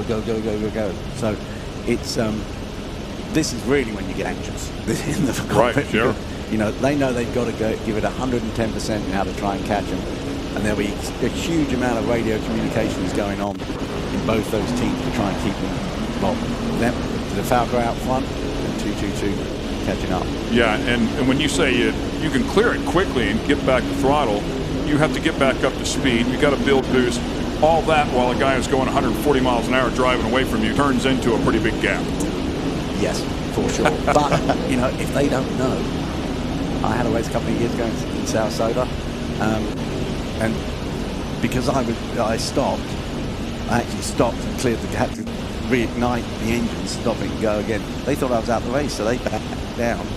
And I managed to get a run up, and then by the time I was getting that run up, it took them a while to get back into the group. Oh, wow. Just like you're saying, you know, we managed to catch him, but it's pretty rare. Got a message from Rich Wyatt. Both he and Alex are okay, but he says, I'm not sure if it went all the way over or not, but it landed up right side up, so that's a good thing. But there was quite a bit of damage sustained either way. Yeah, tough go of it for those guys that have been digging all year long, as we talked about kicking the season off with a win there, and had a couple more podiums along the way, by the way. I mean, the season with a win and a total of 4 podiums, so they had some good success there this year. I'm sure we'll build off of that, see them again next year. Looks like Monster Energy has extended their lead over XINSURANCE. Yeah, so I think you've got 222 still in second place at the moment, So chasing. DeFalco, 222, Monster and X-Insurance, yeah. And I assume at this stage Morpheus is out of it. Yeah, like we said, we haven't heard from Morpheus, so we must be out of it there. And then obviously DF Young would give us our total of 6. Both the helicopters up there giving us a shot, as well as the sunlight changing.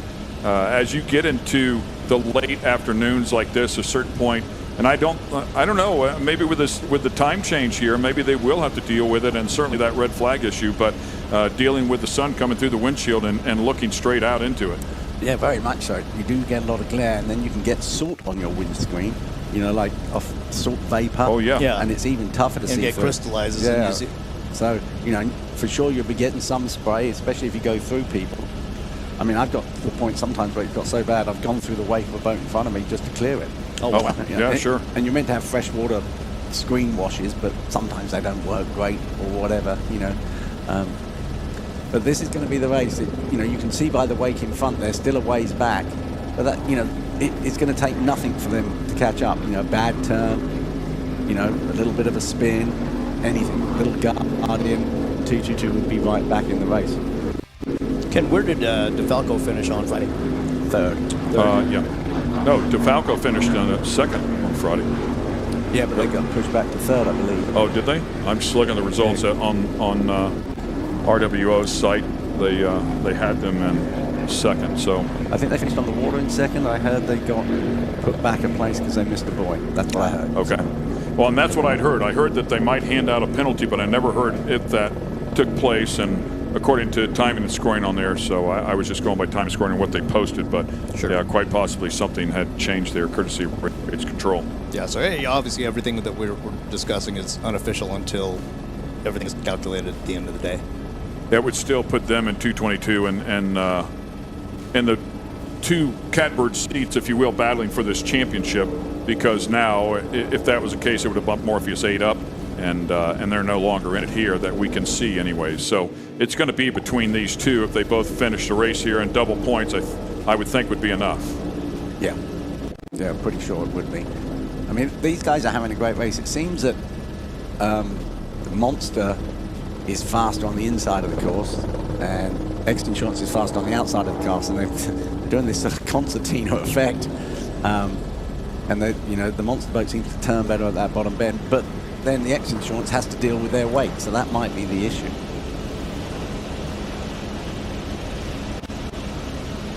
But the boat's running nice and flat there. I mean, they're gaining some speed, and I think what's happening there is XINSURANCE is running super nice and flat during the speed, and then Monster starts to come into the water where they're starting to lift now, and they have to back off a little bit. So they're catching here, but not enough to get by them.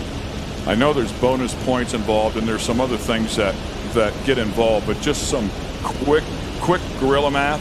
If DeFalco Racing was bumped down to third, that would be 81 points. If they win here, 281.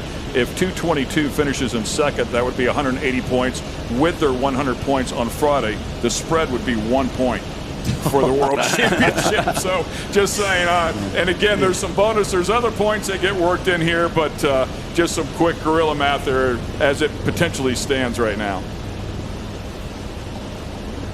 Yeah, they've changed the points as they normally do for Class 1. Class 1's normally a lower point seat, but this is a totally different event for the rest of the year. It's not part of the Nationals, it's not part of the Class 1 Worlds.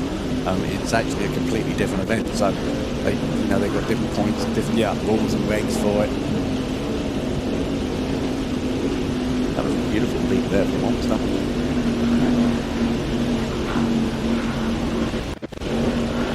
Yeah, just an absolutely gorgeous boat, and we've seen that in the settings. Whenever we got out to Lake of the Ozarks, that boat was a rocket ship, and it was fast exactly where they thought it was going to be fast, and water that was pretty flat. Well, I think the other thing is that's where they test. That's their home ground. Right, that's true too. Yeah, water better than anyone, so they were so set up for it. Right. Steve, as throttleman, what is your busiest task right there? Is it the trim?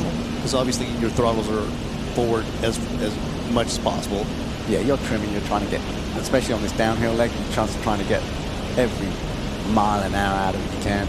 And then when you come down into this bend, you pretty much know where you want to trim it to, but you feel it. So, Britt's coming in here now running absolutely full chat. Then he starts to trim it down before they start to turn.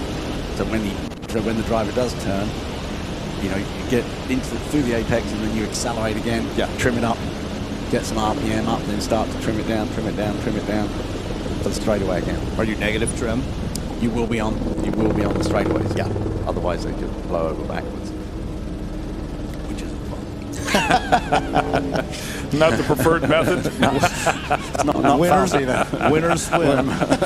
Winner swim. There you go. Beautiful stuff there. So once again, we watch the X-Insurance boat. What is that sensation like, Steve? What, blowing over backwards? Yeah. I've only done it once. And it's pretty unenjoyable because you've got no control at all, and it goes quiet. Yeah. You know, you're running along, and you're like, you know, I did it when I had Lamborghini engines. They were super loud, high everything. You go up, and you can't back off. You've got to stay on it if there's any chance of holding it. You know, you're hard down on the trims to try and hold the bow down. And then it goes up, and it goes. I mean, it sounds like you're in a live weight. And then suddenly, boom, when you hit. You know, we bounced and we landed the right way up again. Tore the front of the boat off, tore the back of the boat off. You know, and you're like, was it like eternity? Like time slowed down, and it was like it just flying forever, waiting for the landing. And then you're like, oh my God, I'm alive. You know? It's like, I know this is going to be bad. What had happened? We were racing in Qatar, and we were doing a long sweeping bend, and we caught a gust through the buildings, big tall high rises, windy. And shake sand straightened up as we were coming back on the straightaway, and I was trimmed it down. I couldn't get the trim down fast enough, and we caught a gust of wind, and it just tied it up on it. Tied it. So once again here, watching the Pro Class 1 category. Had to spin out a little bit earlier. The race was brought to a stop. Red flag there for the young Good Boy vodka machine. Make sure that they were okay, and they were. Unfortunately, some damage done to the boat, but I'm sure they'll get that fixed up and be ready for the 2025 season. But had to restart things here. Since then, the boats have stretched it out here just a little bit. It was 8 laps left on the restart. We're looking at the Monster Energy M-Con machine there. A couple of great competitors inside of that one for sure. Myra Coyle doing the driving inside of that one.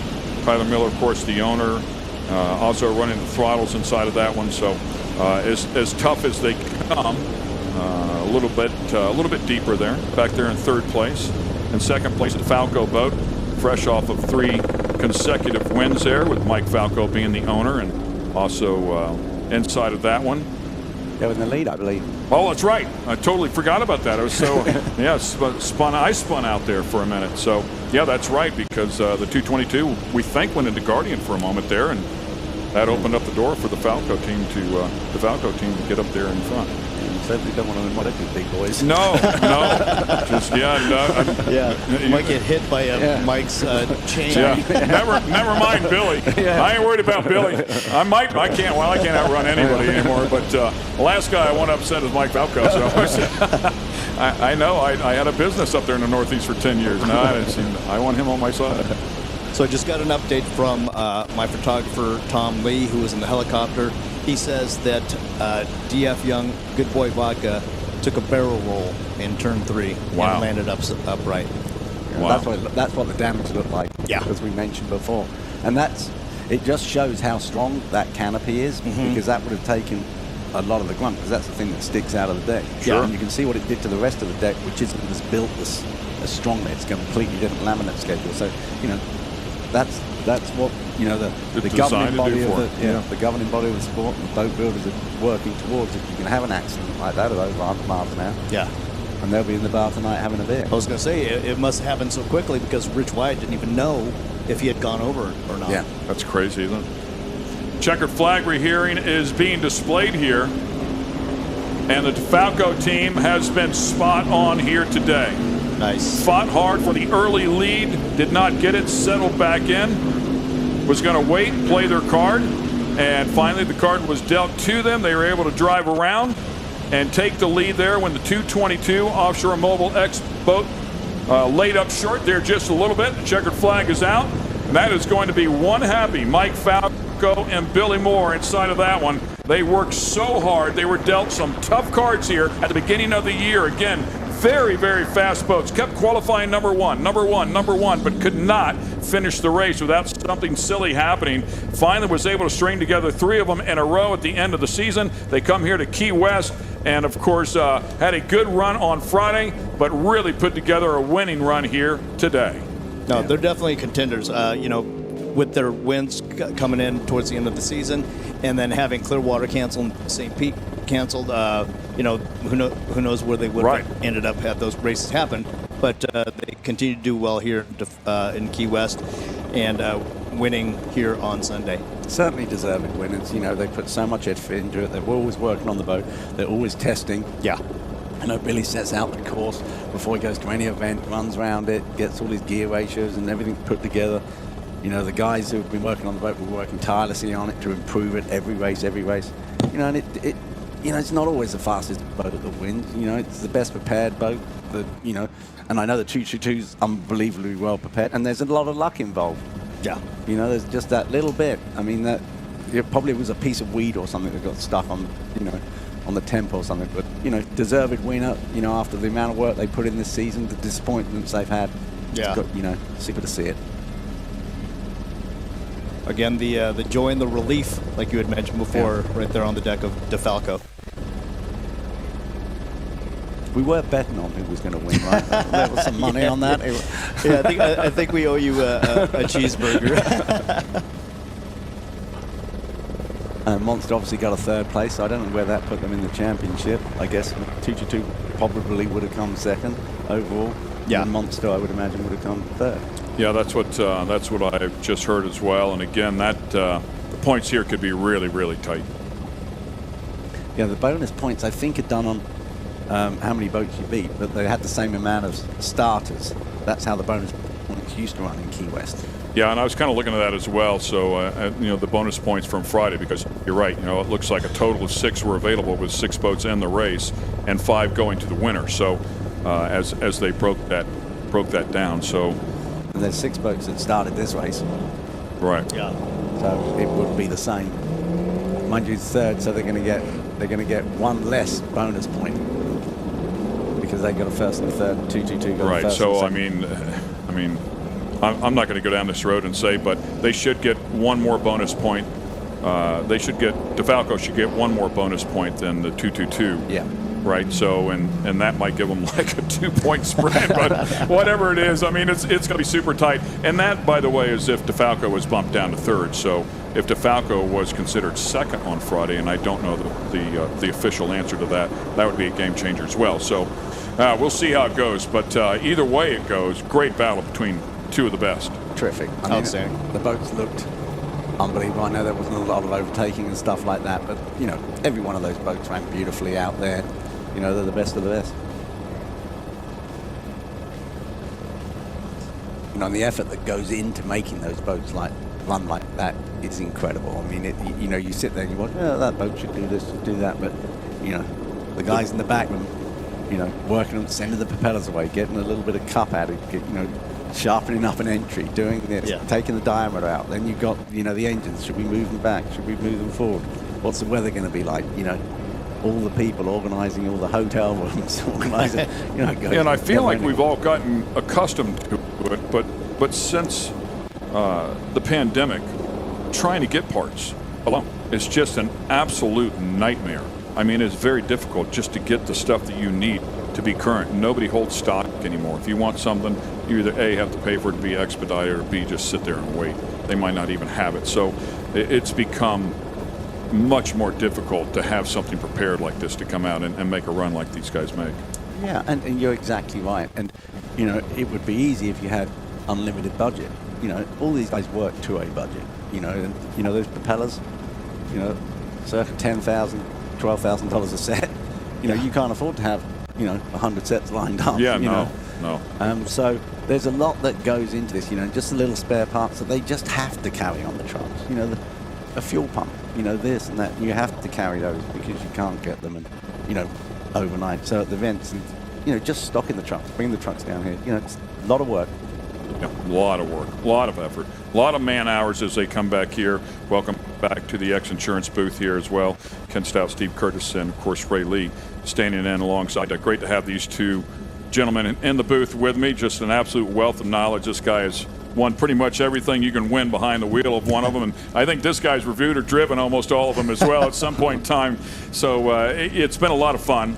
First of all, thank you guys for letting me be a small part of what's going on down here. My first trip down here to Key West to watch the powerboat races, probably third overall, but love the area. It's beautiful down here, but to watch the excitement that this event brings to the area, and I'm sure the economical results as well, is something that Key West really loves to have part of what they're doing. And I feel it's an honor to have Steve Curtis on the broadcast with us. He talks to us. And then and the voice of motorsports, Ken Stout, is doing an outstanding job in bringing us the best possible coverage between the two of you guys. Outstanding. Thank you. Yeah, a lot of fun, man. And what's your 2025 look like? Well, it looks pretty good. I'm doing a lot of things. This year was I had a lot of stuff going on this year, and I was in Europe quite a bit. So, yeah, a lot of changes going on, but hopefully I'll be back in 2025. I miss it like crazy. You come down here and you think, oh, well, I miss it. Yeah, I do miss it. You watch the guys, you want to get involved, and you feel like a bit of a spare part down here. Right. That's why it's super nice to be invited along to hang out with you guys today and watch the race, But no, it's and not get sunburnt because but yeah, I mean, it's super nice to be down here. The economic impact of Key West over the years, the 43 years that it's been running down here, it's got to be incredible. And I think it's their biggest event. It used to be Fantasy Festival. I think they called it Fantasy Fest. Down here was the biggest, but now offshore is, and it's been it's solid. I see people here year after year from all over the world. No Norway, question. England, and every year these guys have been coming for 10 years. And they come down here for a week. They go to the Fort Lauderdale Boat Show, and then they come down here, and everyone's hanging out. And, it's wild. It's great. It's like the biggest family in the world hooks up once a year. Funny story, Ken. I saw Steve at the hurricane party at Irish Kevin's on Wednesday, and I said, "Hey, Steve, you're not racing." I go, "Why don't you join us in the broadcast?" He's like, "No, I think I'm good. I'm on vacation, so I think I'll enjoy it." And then as the week wore on, he missed it. So I'm like, he's like, then I saw him Friday night. I go, broadcast? He's like, okay. I'm like, yes. Score, dude. And it's been nice great. job. That was a good hook right there, man, for sure. Yeah, you're welcome anytime. Love to have you in there. I wonder what you missed the most. I know you're a competitive guy. You love to be in the boat, running the throttles. Is it the actual competition, or is it the camaraderie with the team? I think both, of course. I think, when you're here with the team, there's a lot going on. You've got the work side of it, which is one part of it. But I love the racing anyway. When you're in the boat and actually out there and it's doing its thing and it's all working, it's fantastic. When you're racing, you just focus on racing. So there's no outside interruptions. You're just doing your thing, and that, I'm sure it's in all racing. But that for me is it's almost like meditation, I guess you could call it. Yeah. And then it's such a good social scene down here. There's such a bunch of great people within the sport, And when I say that, it's not just the other teams, it's the organisers. Larry has been working on this event since day one with, John Carbonell with his FBI, and all the people around, own all the bars, the barmans that you see every year. Everybody, you go out to dinner and you recognise some people, and it's just a great week. I mean, it's so social. Yeah. And you wander around the pits, and it's not like, don't look at his boat or whatever. Everyone's like, hey, come over here. Yeah. Hey, we've done this to our boat. What do you think? And you're like, should you be saying this to me? For racing against you now. It's just a great thing. And beyond that, to that point, teams are helping other teams. If they need a fuel pump, it's like, here's like Tyler Miller lending Vinny outdrives because he snapped them. And it's that kind of camaraderie, and that's the fellowship that these offshore racers have.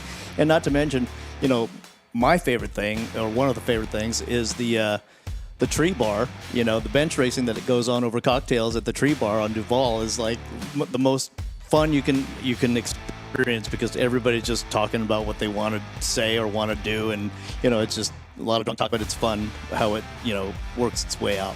Yeah. Well, that's awesome. I'd not heard of the tree bar, by the way. Yeah. The tree bar that I'm associated with is from Short Course Off-Road, and it was out just south of Las Vegas in Nevada. But we had the same thing where everybody went to the tree bar, literally a gigantic, tree in the middle, and Or when we were out, I didn't realize they had a tree bar here in Key West. Is it a palm tree or is it a regular tree? No, regular tree just below. Oh, is that the one where the roots are growing out low? Oh, I know what you're talking about. Yeah, I do know what you're talking about. And there's a bar right there and a pizza place. And, well, there's a bar right there no matter where you're at. It's true, yeah. But there's, and the crazy thing is, I've never seen any trouble. No, right, exactly. Yeah, so really you come down here, they're trash talking each other and laughing and joking and stuff. There's never any trouble. No. And that's the attraction of the sport. That's why families want to get involved in it. Because you can, you can bring your kids along. You can do that. You can hang out with that. Everyone's welcoming, and it's been like that ever since I've been involved in it. It never got to the point where it's so edgy where you don't talk to this person, you don't talk to that person, or you can talk to anybody. Right. Johnny Tomlinson, is the nicest guy in the world. Won everything. Yeah. He's like the king of Key West anyway, pretty much. He hasn't had his best week down here, but because he normally just wins. Well, Johnny Tomlinson and arguably Steve Curtis, both of these guys, the best throttlmen in the world. And on the podcast with Myrick, Myrick used to run with Johnny back in the day. Yeah. And Myrick asked Johnny, he's like, "Oh, hey, who do you think the best throttlman is?" And Johnny says Steve Curtis. So, yeah, I've got a huge amount of respect for him. Johnny's brilliant, So, and it's not just about going fast, because anyone can go fast. You put the levers down. What it is, it's about his race craft is incredible. Yeah. And like I said, there's not many sports where you could talk to a guy at that level, and he'll just talk out and chat to you. Oh, well. Is this the Super Stocks, I believe? Superstock, yeah. I think Super Stocks are firing up here. Steve, you're welcome to stay if you'd like to stay. Oh, I love this class. Please, I'd love to stay. Please stay. Absolutely. Please Here we go. Yeah, these guys racing. are absolutely incredible. And this class is just such a success story. Yeah. I think we've got 15 boats here. That's outrageous. Yeah. Jack Hammer, the defending race winner here from 1 year ago. Speaking of Jack Hammer, I spoke to Reese Langheim and his partner for the weekend and former partner, Ricky Maldonado, and they told me that their strategy is to get to turn one and get there first, and they're not lifting. Yeah.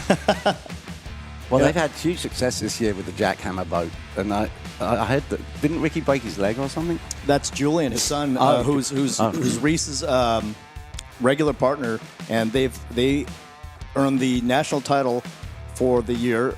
And he was in a golf cart earlier in the week and overturned it, and broke his hip and his femur, and he's at home now recovering. So get well soon, Julian. And sorry you're not here, but your dad's doing a remarkable job in your place.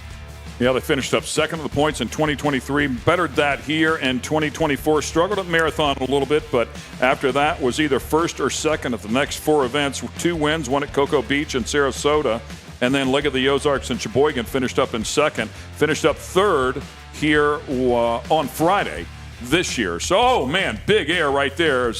Just caught a glimpse of whoever that was, but definitely flew the nose in a big way. Steve, that was a relatively clean turn. Yeah, that Warren. Look real good. Despite all the boats. And this is a class I started in a long time ago, but with twin outboards. We didn't have canopies at that stage. But these boats are like go-karts compared to the big boats. Yeah. They're very reactive to trim. You really have to work on them all the time. So much fun to run. I mean, they're just dynamite. And they still react the same, but they're just more nimble. You can do more with them, chuck them through the bends. You got to watch, they don't accelerate quite so hard because they don't have the power, but it's fantastic racing. Yeah, from the looks of it, looks like Jack Hammer's out in front, Ray Marine in second, or perhaps Alan Longcare in second, Ray Marine in third. Well, look at this. All three. Or a couple of boats right here. Yeah, really close. We're looking at Ray Marine overtaking Alan Longcare. That's Cole Leibel and Gary Ballou in the Ray Marine boat. And that's the Ray Marine boat's a victory boat, so is the Jack Hammer, which is the same builder as 222 and DeFalco. Yeah. So they're built by the same people. They're newer boats, these, and they're derived from the XCat, which is a form of racing in the Middle East where they use the 450 Verado engine. Great battle here side by side. Ray Marine out there, just a small advantage here. Struggled on Friday, finished outside of the top 10, but clearly feeling racy here today. About a half a boat ahead there. And by the way, it was Team Allen Lawn Care that he was battling with who won here on Friday. Yeah, but they got the outside. They pushed him out. Rain Marine had the line into the bend. Then they pushed him out too far. So it wouldn't surprise me if Lawn Care didn't go on the inside. Oh, yeah, they just have. So yeah, that he probably should have waited, got on alongside him and just hugged him going around the bend. So he overshot the bend. But the way that boat's running, I can see him going by him. Allen Lawn Care overtaking Jackhammer for the moment, doing a battle. These boats are all 32 foot in length, all running Mercury Racing 300s. Cole Leibel of Big East, Ray Marine, is the nephew of veteran legendary racer Lauren Leibel, who you've raced against. Yeah, I spoke to him yesterday. Whilst I was having lunch, actually. Yeah, super nice guy. You know, he's a great. You know, now he's got the 47 Apache. Did some marathon races with it. Yeah, and you know, he looks. You know, I think Lauren's like 70 years old. He looks like he's 50. I mean, I don't know whatever he's taking, I need to get some. A couple years ago, he was campaigning about the Canada Homes in the Class 1. Yeah, and won the championship, correct? In Supercat. Supercat, with John Tomlinson. Right. You know, and they came down, and they didn't have the fastest boat, but it was rough for that thing, and they won the championship. It was, you know, typical Johnny and Lawrence. Yeah, so. And then he retired again. Yeah. But, speaking to him yesterday, he's like, I really miss it when I come down here. So the Allen Lawn Care battling hard there with Jackhammer, and Jackhammer getting the advantage. Looked like he had to check up. The Allen Lawn Care boat had to check up just a little bit as things got rough. A little deeper in the pack, you can see how churned up it is. Whoa. A bunch of roost everywhere. It looks to me like the chop is picking up a little bit here too.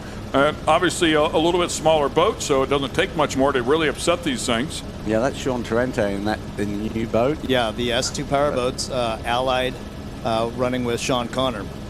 Yeah, and that was a very experimental boat, completely away from the norm. They did a lot of things, and some things worked, some things didn't. They keep working on it. They're going to get it back. You know, Sean Torrente's going to get it sorted for sure. You know, he's eventually. I know it's very fast in a straight line. They're saying they're super happy with it, but it just needs a little bit more work because it's a brand new design. Yeah, S2 powerboats, co-owned by Sean Torrente and Sean Connor. Hence the name S2. But it looks like the water's, on the inside nice and flat, and it's still a little choppy. But it makes such a difference with these boats if you're behind the field, because you get all those wakes and it's bouncing off the wall when you come back down here. It's got nowhere to go, the water, so you get that wake coming back down. It makes it tough to catch up at that point. But it looks like Ray Marine hooked up today. Yeah. Just there we saw Allen Lawn Care with Billy Allen and Randy Keys working well together. Randy Keys had his own team, Supercat team, Clovar, a couple years ago, but he's partnered up with Billy Allen, and they've had good success. Superstock category, some 14 boats running out there on Friday, so a nice size field here. Yeah, that's when it gets super interesting. When you got that many boats, you can't make a mistake. If you're out front, you make one mistake, 2 or 3 boats will go by. So you have to be so on your game. And look at that boat run. I mean, they're just completely smoking. I mean, it looks beautiful. Yeah. Coco's Monkey just ran an excellent turn between turn 3 and 4. Yeah, Coco's Monkey, part of that incident with Celsius that we were speaking of on Friday.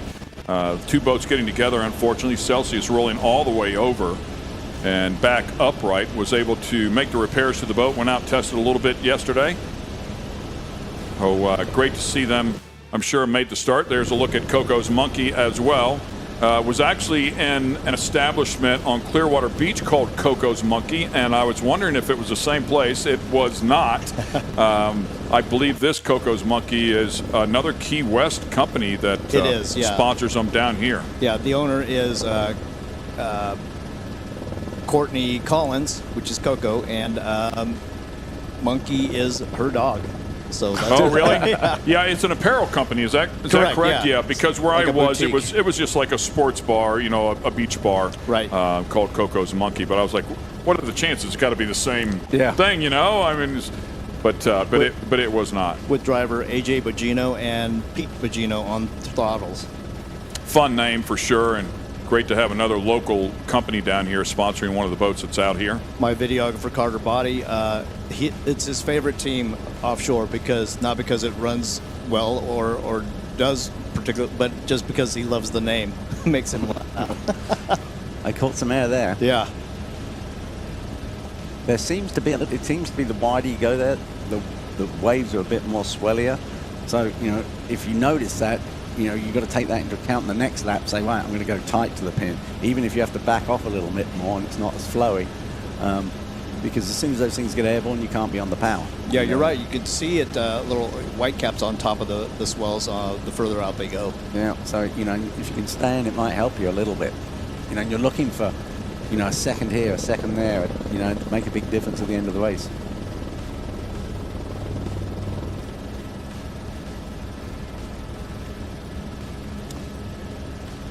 A lot going on here after the race as well.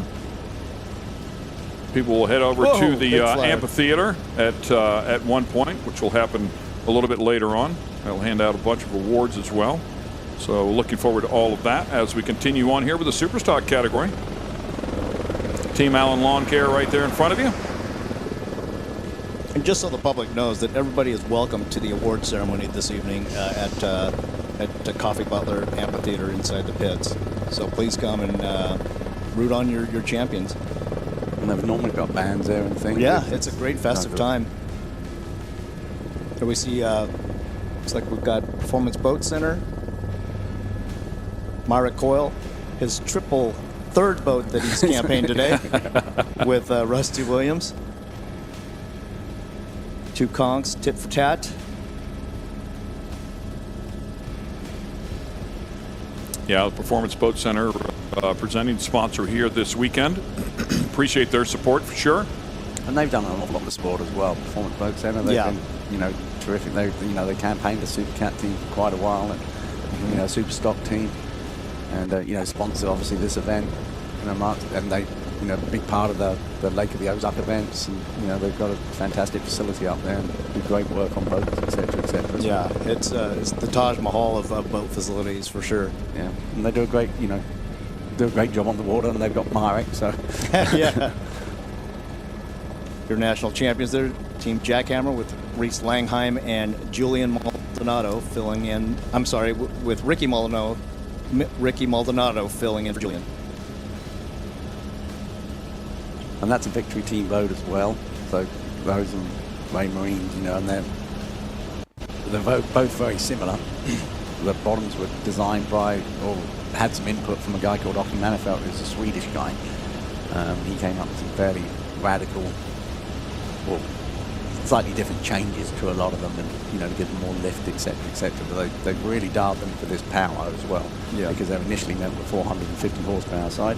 Now they've got 300, so they had to do quite a bit of dialing in to get the boats running like they are today.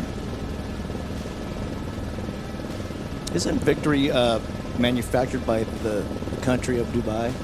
Well, it's owned by the Dubai government. They started off as a race team, and now they do all sorts. They do circuit boats, they do pleasure boats, and for the Sheikh, and they also they build a lot of these type of boat X-Cats. Yeah, as they were. They built some pleasure boats, and they're involved in running two teams in the E1 series. So they do all sorts of different stuff. What are the water conditions like? Race conditions in Dubai as opposed to out here? They can get rough there. Yeah. The last race we did there was quite rough, and that was right in the bottom of the island. It was like a palm tree. Yeah. And you sort of raced in and then back out again. But it can get rough there. And, sometimes it can be, flat beyond belief. Mm-hmm. But, it can get bumpy. They tend to run slightly longer courses in Europe. 4 miles would be a real short course for us. Oh, really? Yeah. Yep. Another good look there at the Jackhammer. Doing a great job here in this one. Trying to bring it home. Finished up in third on Friday. Boat Depot was in fourth. Team Celsius ended up in fifth, which is pretty amazing there, considered they rolled completely over. And I consider that I heard they were trying to sell that jackhammer boat. Yeah, but I bet they're glad they didn't maintain it, yeah, and taking on more championships. Yeah. Yeah, it is kind of tough to do, isn't it? I mean, when you get one sorted like this, that's that consistent, it's hard to let it go. I mean, I know you want to advance and you want to keep moving up the ladder, but how long does it actually take to get one really happy? And it just looks right, you know, in the water. It just looks, you know, watching it all season long, it just looks comfortable. And if it ain't broke, don't fix it. Mind you saying that, they've just been overtaken, I think. Is that them? Not sure if that was them or not. But yeah, it just looks comfy. It never looks... Yeah. Coco's Monkey out in front of Jackhammer. They got him on the inside of that bend. Got to, you know, you got to hang in there to that bend. Yeah. And eating some white water right there. there. They took him out to the pin, so they hosed him down. They had to back off. AJ and Pete Bogino. Coco's Monkey. Is that how you finish them off as a driver? Well, take them from the pin, feed them a little water, and. Well, the thing about this course in particular is you've got, you know, boys that you can't go outside of halfway down a straightaway. So if you're in tight and you come across them and you've got that 2 boat length, which is the regulation pretty much, and you pull over, but you know you've probably got 4 length of water hitting out the back of this boat. You know, 4 boat lengths of water. So if you come across on someone and they can't go any further because the pin's there and they get penalised if they go the other side of it, all they can do is get wet. And as soon as you're wet, they say, oh, you can nail it through. But you know, number one, you're going into their water that's being pushed back. Number two, you've got a load of water hitting you, slowing you down. It ruins all the aerodynamics of the deck, and you'll lose a couple of seconds easily. And you come out the other side of it, and they're gone. They're gone. You're like, oh, I thought I was in contention here. There we see Ray Marine, Big East Construction, hitting some big swells out there. Yeah, that's running well there. That's dialed in. And it took them forever to get this boat dialed in, but now it's... Yeah, with Throttleman Gary Ballou, who you've raced against numbers of times. Yeah, Gary, I mean, Gary was at one point when I first came over here, he won every race with the outboards. You know, he's been in it the longest. Yeah. And I know he's you know, worked with the Victory team to start bringing the boats over here. You know, and they didn't quite get them together, but he's certainly sorted it out now. I mean, that boat just is running perfect. Yeah. It doesn't look like it's in the same race as the other boats. It's, you know, when it's jumping level. You know, Gary's got a huge ability in a boat, so yeah, you know, just been doing it a long time. Excellent Throttleman, and there's no mistaking that livery of Big East Ray Marine. Yeah, it stands out. That's what you want for a sponsor. I mean, you want it to pop. Right. Everyone looks good. When we were tongue-tied. Yeah, it happens. With Miss Geico, yeah.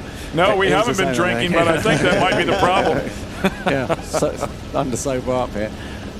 Yeah, I mean, when we were with Miss Geico, that was the same thing, you know, and the sponsors, you can see them miles away. Jackhammer coming back now, it looks like, on Coco's Monkey. Oh, yeah. Head-to-head right now in front of the mole. And they're on the inside of the bend. So that's where they want to be. I mean, hopefully, you know, they haven't got an issue with Guardian kicking off or something, or... Yeah, so you mentioned Guardian on the Pro Class 1 boats. They also have Guardian on these power plants as well. Yeah, and it can be something so small. You know, it's... You know, like I said, you can pick up a little bit of weed or something that blocks a little turn just for a little bit, or you can do an over rev, or you can do a, you know, it takes nothing. Yeah, see, they've had a problem when they're coming in through the bend, so they could be having a fuel surge issue. You know, they were neck and neck. They had the right corner. They're on the inside, so they could be having just an issue on the bend. I mean, it might be a fuel surge. It might be something real small. Yeah, I believe that might be. One sitting there dead stick there in the middle, but I think it's Coco's Monkey. They're back behind him on the outside, and then Jackhammer chasing now. Got North Wing down and inside the course, done for the day. And Jackhammer's got to be careful, because if it is a problem and it's going to happen every lap, there's a couple of boats that will, you know, quickly catch up on them. Yeah, and there is a third one back there working its way back in. I'm not sure who that was, that team, Alan Longcare. Not sure who that was. There we see the newest team in the Superstock fleet. That is Team Demon Bikini with Leanna Shadlow, owner and CEO of Demon Bikini, running with Chad Havens. Their goal is to be an all-female super stock race team next season. Awesome. Good for them. Yeah. I'm actually surprised that there isn't more women involved in the sport, to be honest with you, as driver or running throttles there. And we have to change our terminology of throttle man when that happens. But yeah, let's get them in here. Yeah, for sure. Let's put them in a boat. Taylor Sism, excellent example of champion racer and doing a phenomenal job alongside Johnny Tomlinson in their TS Marine Technologies boat. Yeah, super cool. Yeah, one of the most famous women was Betty Cook, who raced in the 80s, and she won the world championship. Yeah. With John Connors on the throttles and stuff, and she was, that was when they, offshore was, 200-mile races and out there, and she was a grandmother. She was unbelievable. So in the iconic Kama boat, right? Yeah. Kama and others. So it doesn't make a lot of difference. I mean, and I know with the E1 series that we're running, we have to have one male driver and one female driver. Yeah. And no one in between. On that transgender business. Identify one way or the other and call it a day. Okay. Yeah. Fairly strict on that. So there's no box for let me help them out. Let me help out. There's really only one or the other. So I know some people think maybe different, but there's only one. Pronouns not necessary. I did ask. I'm a Trump on that one. So yeah, and it's amazing the lap times. Real similar, there's no advantage or disadvantage. Now it's not quite like this and stuff. You can get up to speed pretty quick, but yeah, there's nothing to say that a woman is not going to be better than the guy in offshore power boat. Yeah, and when you talk of the E1 series, it's obvious it's the electric boat series that run the Firebird boats. The foiling. Yeah, the foil. Yeah, so they're up on the foils, and like you mentioned before, each team has essentially a celebrity that's the team owner or representative. Yeah, exactly. Thomas Brady's involved, Will Smith, and Checo, Rafa, the tennis player. So it's the parties are very cool. That's for sure. Yeah, and we've got two female racers out in my neck of the woods on the West Coast. That's Team Miami's Anna Glennon and Sarah Price. Yeah, she's on my team. Yeah. Sarah's great. She's did the Paris Dakar. She's a desert racer. I'm going to say Sarah Price. I think she ran with Kyle LeDuc, the late Kyle LeDuc, which is absolutely horrible. But I think she drove for Ganassi in the extreme vehicles, if I'm not mistaken. Yeah, exactly. Yeah, she's great. Great driver, and gets in with it, gets it done, and yeah. Again, looking at Ray Marine right there as we follow the super stock category. 10 laps in distance is this race here as we're winding up what has been a great afternoon here at the 43rd running of the Key West World Championships.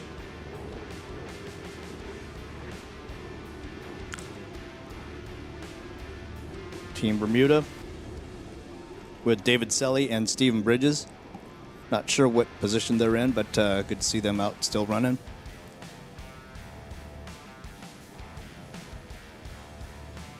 Wow, look at that group Good coming shot, into the bend. Halfway through when that's going on. Yeah, 4 boats there. One of them off pace, but 2 of them side by side.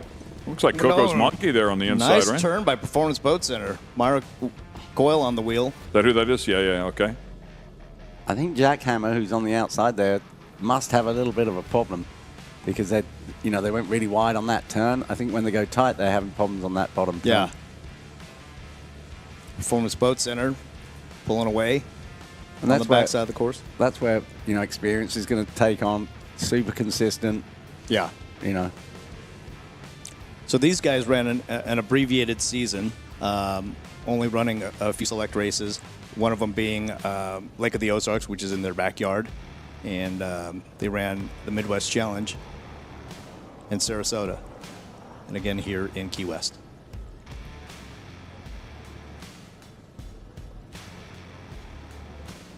The Doug White, it's a very pretty boat, Yeah. Super clean. Looks really happy. I mean, it just looks comfortable to drive. Yeah. Company owners Mark Waddington, Brett Manier, big fans of offshore racing and really support the sport, being title sponsors for continuous year after year here in Key West. Yeah, but Ray Marine is certainly the the star of the class right out here. I mean, way out front, running super nice. Getting a little bumpy out by that. I guess you call it turn 2 now. Yeah. It comes back in. But the boat just looks super. I mean, the first step on that boat's way forward. It's breaking off of that nicely and running super flat.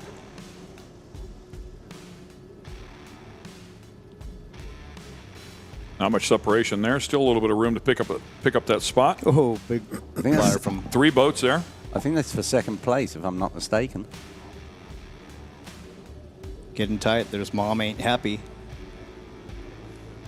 with Tom Kennedy and Scott Bloomberg. Funny name. The mom just left of Mom is a funny graphic. You guys need to go check it out in the pits. Holding an anchor. She's holding an anchor. Yeah. Yeah. I think performance was slowing down there. Tit for Yeah, tat. tit for tat, closing up. 2 conchs, yeah, for sure closing up and able to get the spot here for now. Oh, big air in there. I mean, it takes one wave when you're that close to each other. If you catch a wave a little bit wrong, you've got a little bit too much positive trim, and suddenly you lost a couple of places. This is really what racing's about.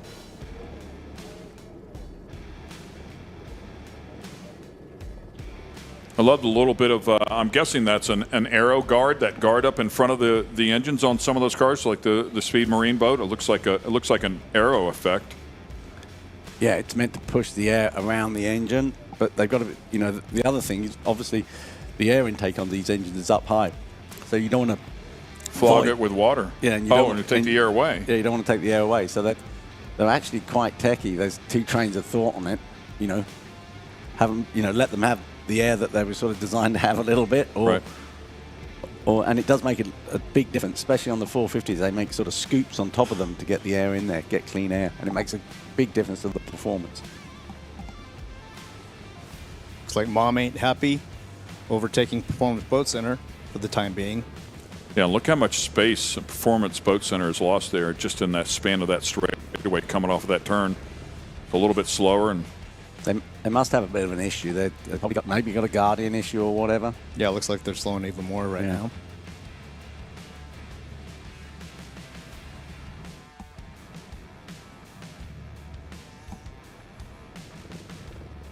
in excess of 25 minutes so far in this race. So approaching the conclusion of the Superstock category race. The last race of the day. So we'll see how this one wraps up with the largest and most competitive class in the series. Well, yeah, coming back. And like you said, I mean, maybe a Guardian issue they had to work their way through and starts making a charge back. Yeah, you can have a fuel surge, or and some of them will repeat. You know, if it's like a temperature issue, and you'll think, oh, I'll hold it there, and then boom, it gets you down, and you go, oh my, and then you go crazy to catch up again, and it looks like that boat's down. What was that? It has to be so frustrating when you're sitting inside the boat. But that's what Myrick says on our podcast, is that, you know, being a mechanic and a racer is the benefit, because you can identify what the issue is right away, whether you're able to get up and running again, or if you should be done for the battle. Well, that was in the early days. Always the throttle men were the mechanics. You know, they always were. So, and when you were doing a race that would last 3 hours or whatever, you could afford, you know, you'd break down, change a propeller, and could still win the race. I mean, or you'd have an engine problem, you know, you'd get in there, sort it out. You used to take toolboxes with you and alternators and, you know, solenoids and things like that. You know, a lot of the races you stopped in between as well. So halfway during the race, you'd stop for a set period of time, be back off again. So that gave you time to work on it. So you had to be. Yeah, especially when you're miles offshore and there's nothing inside, you need to get that thing running. So a lot of, I would say, the professional throttle hands were mechanics. Yeah. And it's changed a little bit now, but most of the throttle men have got mechanical intuitions for sure. Sure. Makes sense. Tit for tat, overtaking Nuff Said. Also, I believe, a new team to the class.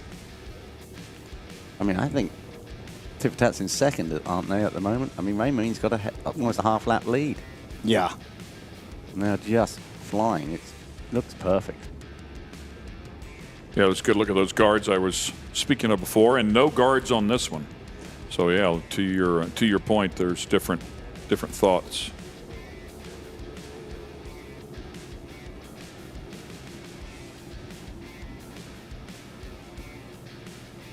I know that Gary's in that boat thinking, right, I've got to bring this home, I've got to bring it home.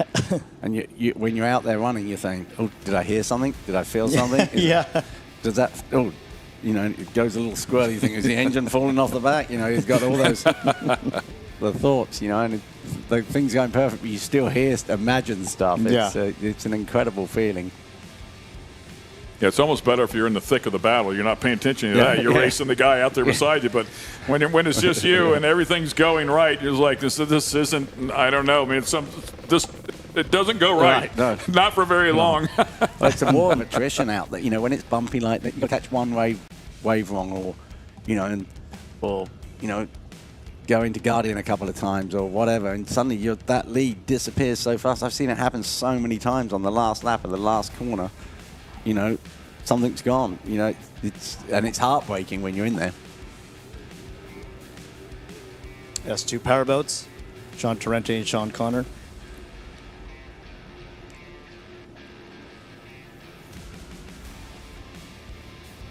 Yeah, and he was Torrente also competes in the 450R factory stock category as well, correct? Correct, yeah. He runs alongside Caleb Mead of Mead Family Racing, and they're not here because Caleb is 17 years old and the parents don't want him missing school.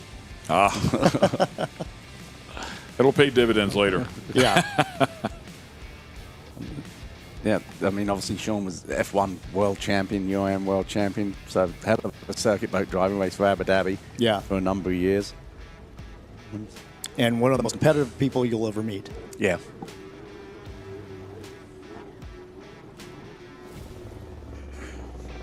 GL Construction and entry, ES 25. Team Bermuda, running with David Selly and Stephen Bridges.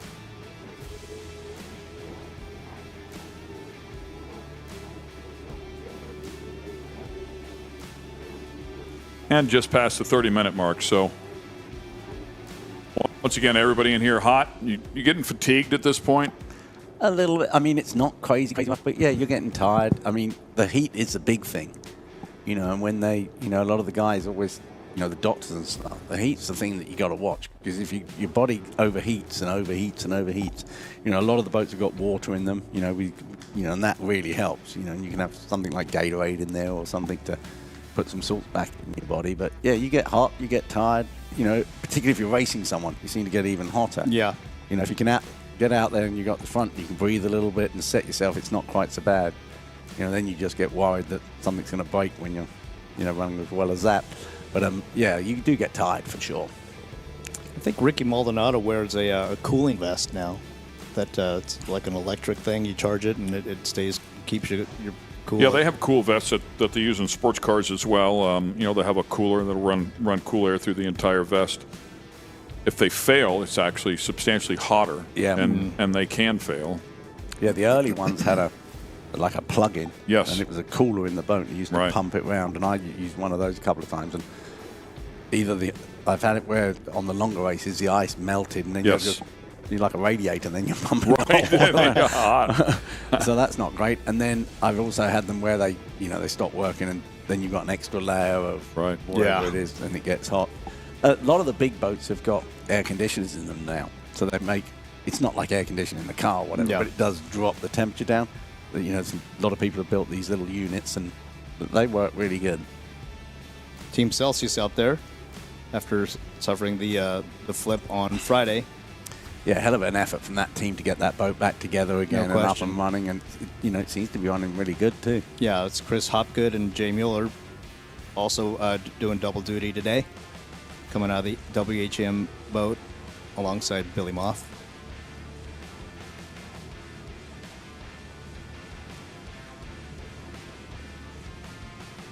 They normally, when you're doing this course and you're heading out of the harbour, they've always got a big boat on that. That's what you head for when you head out the harbour. You're not looking for the buoy initially. You just see in that boat, and you know the buoy's to the right of it. So you head, slightly to the right of that big boat, and there's another buoy on turn 2. There's another big boat, and that's the one you head for when you come around the bend. So when you're jumping around there, as soon as you see that boat, you say, okay, straighten her out now. And interesting. So if somebody moves the boat, you're done. And there have been some big boats out there, and they've been like in the middle of the course, and I've seen guys head for them instead. Mistaking them.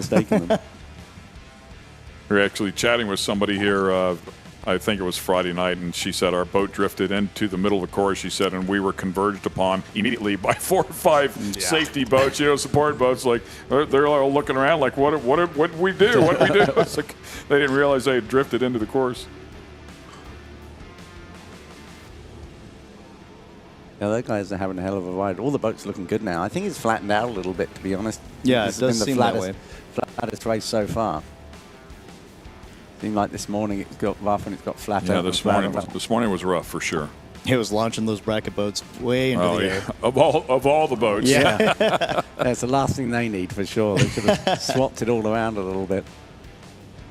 Another look at Team Jackhammer running right across the front of the outer mole. Reese Langheim, his wife Sarah Langheim, and his regular partner Julian Maldonado. Did they finish or did they break, or did we have a checker flag?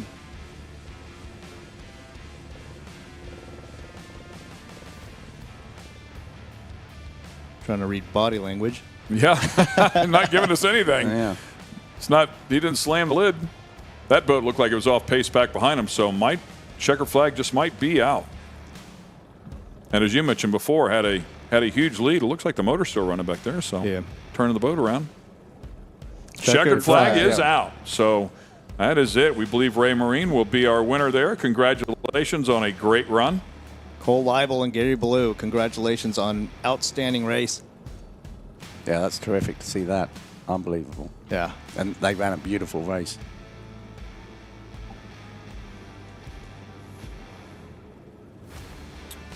So good stuff there for sure, man. It's been a great weekend. Unfortunately, we were washed out there on Wednesday, but got the full show in on Friday. A lot of exciting action, and of course, obviously, Championship Sunday here today.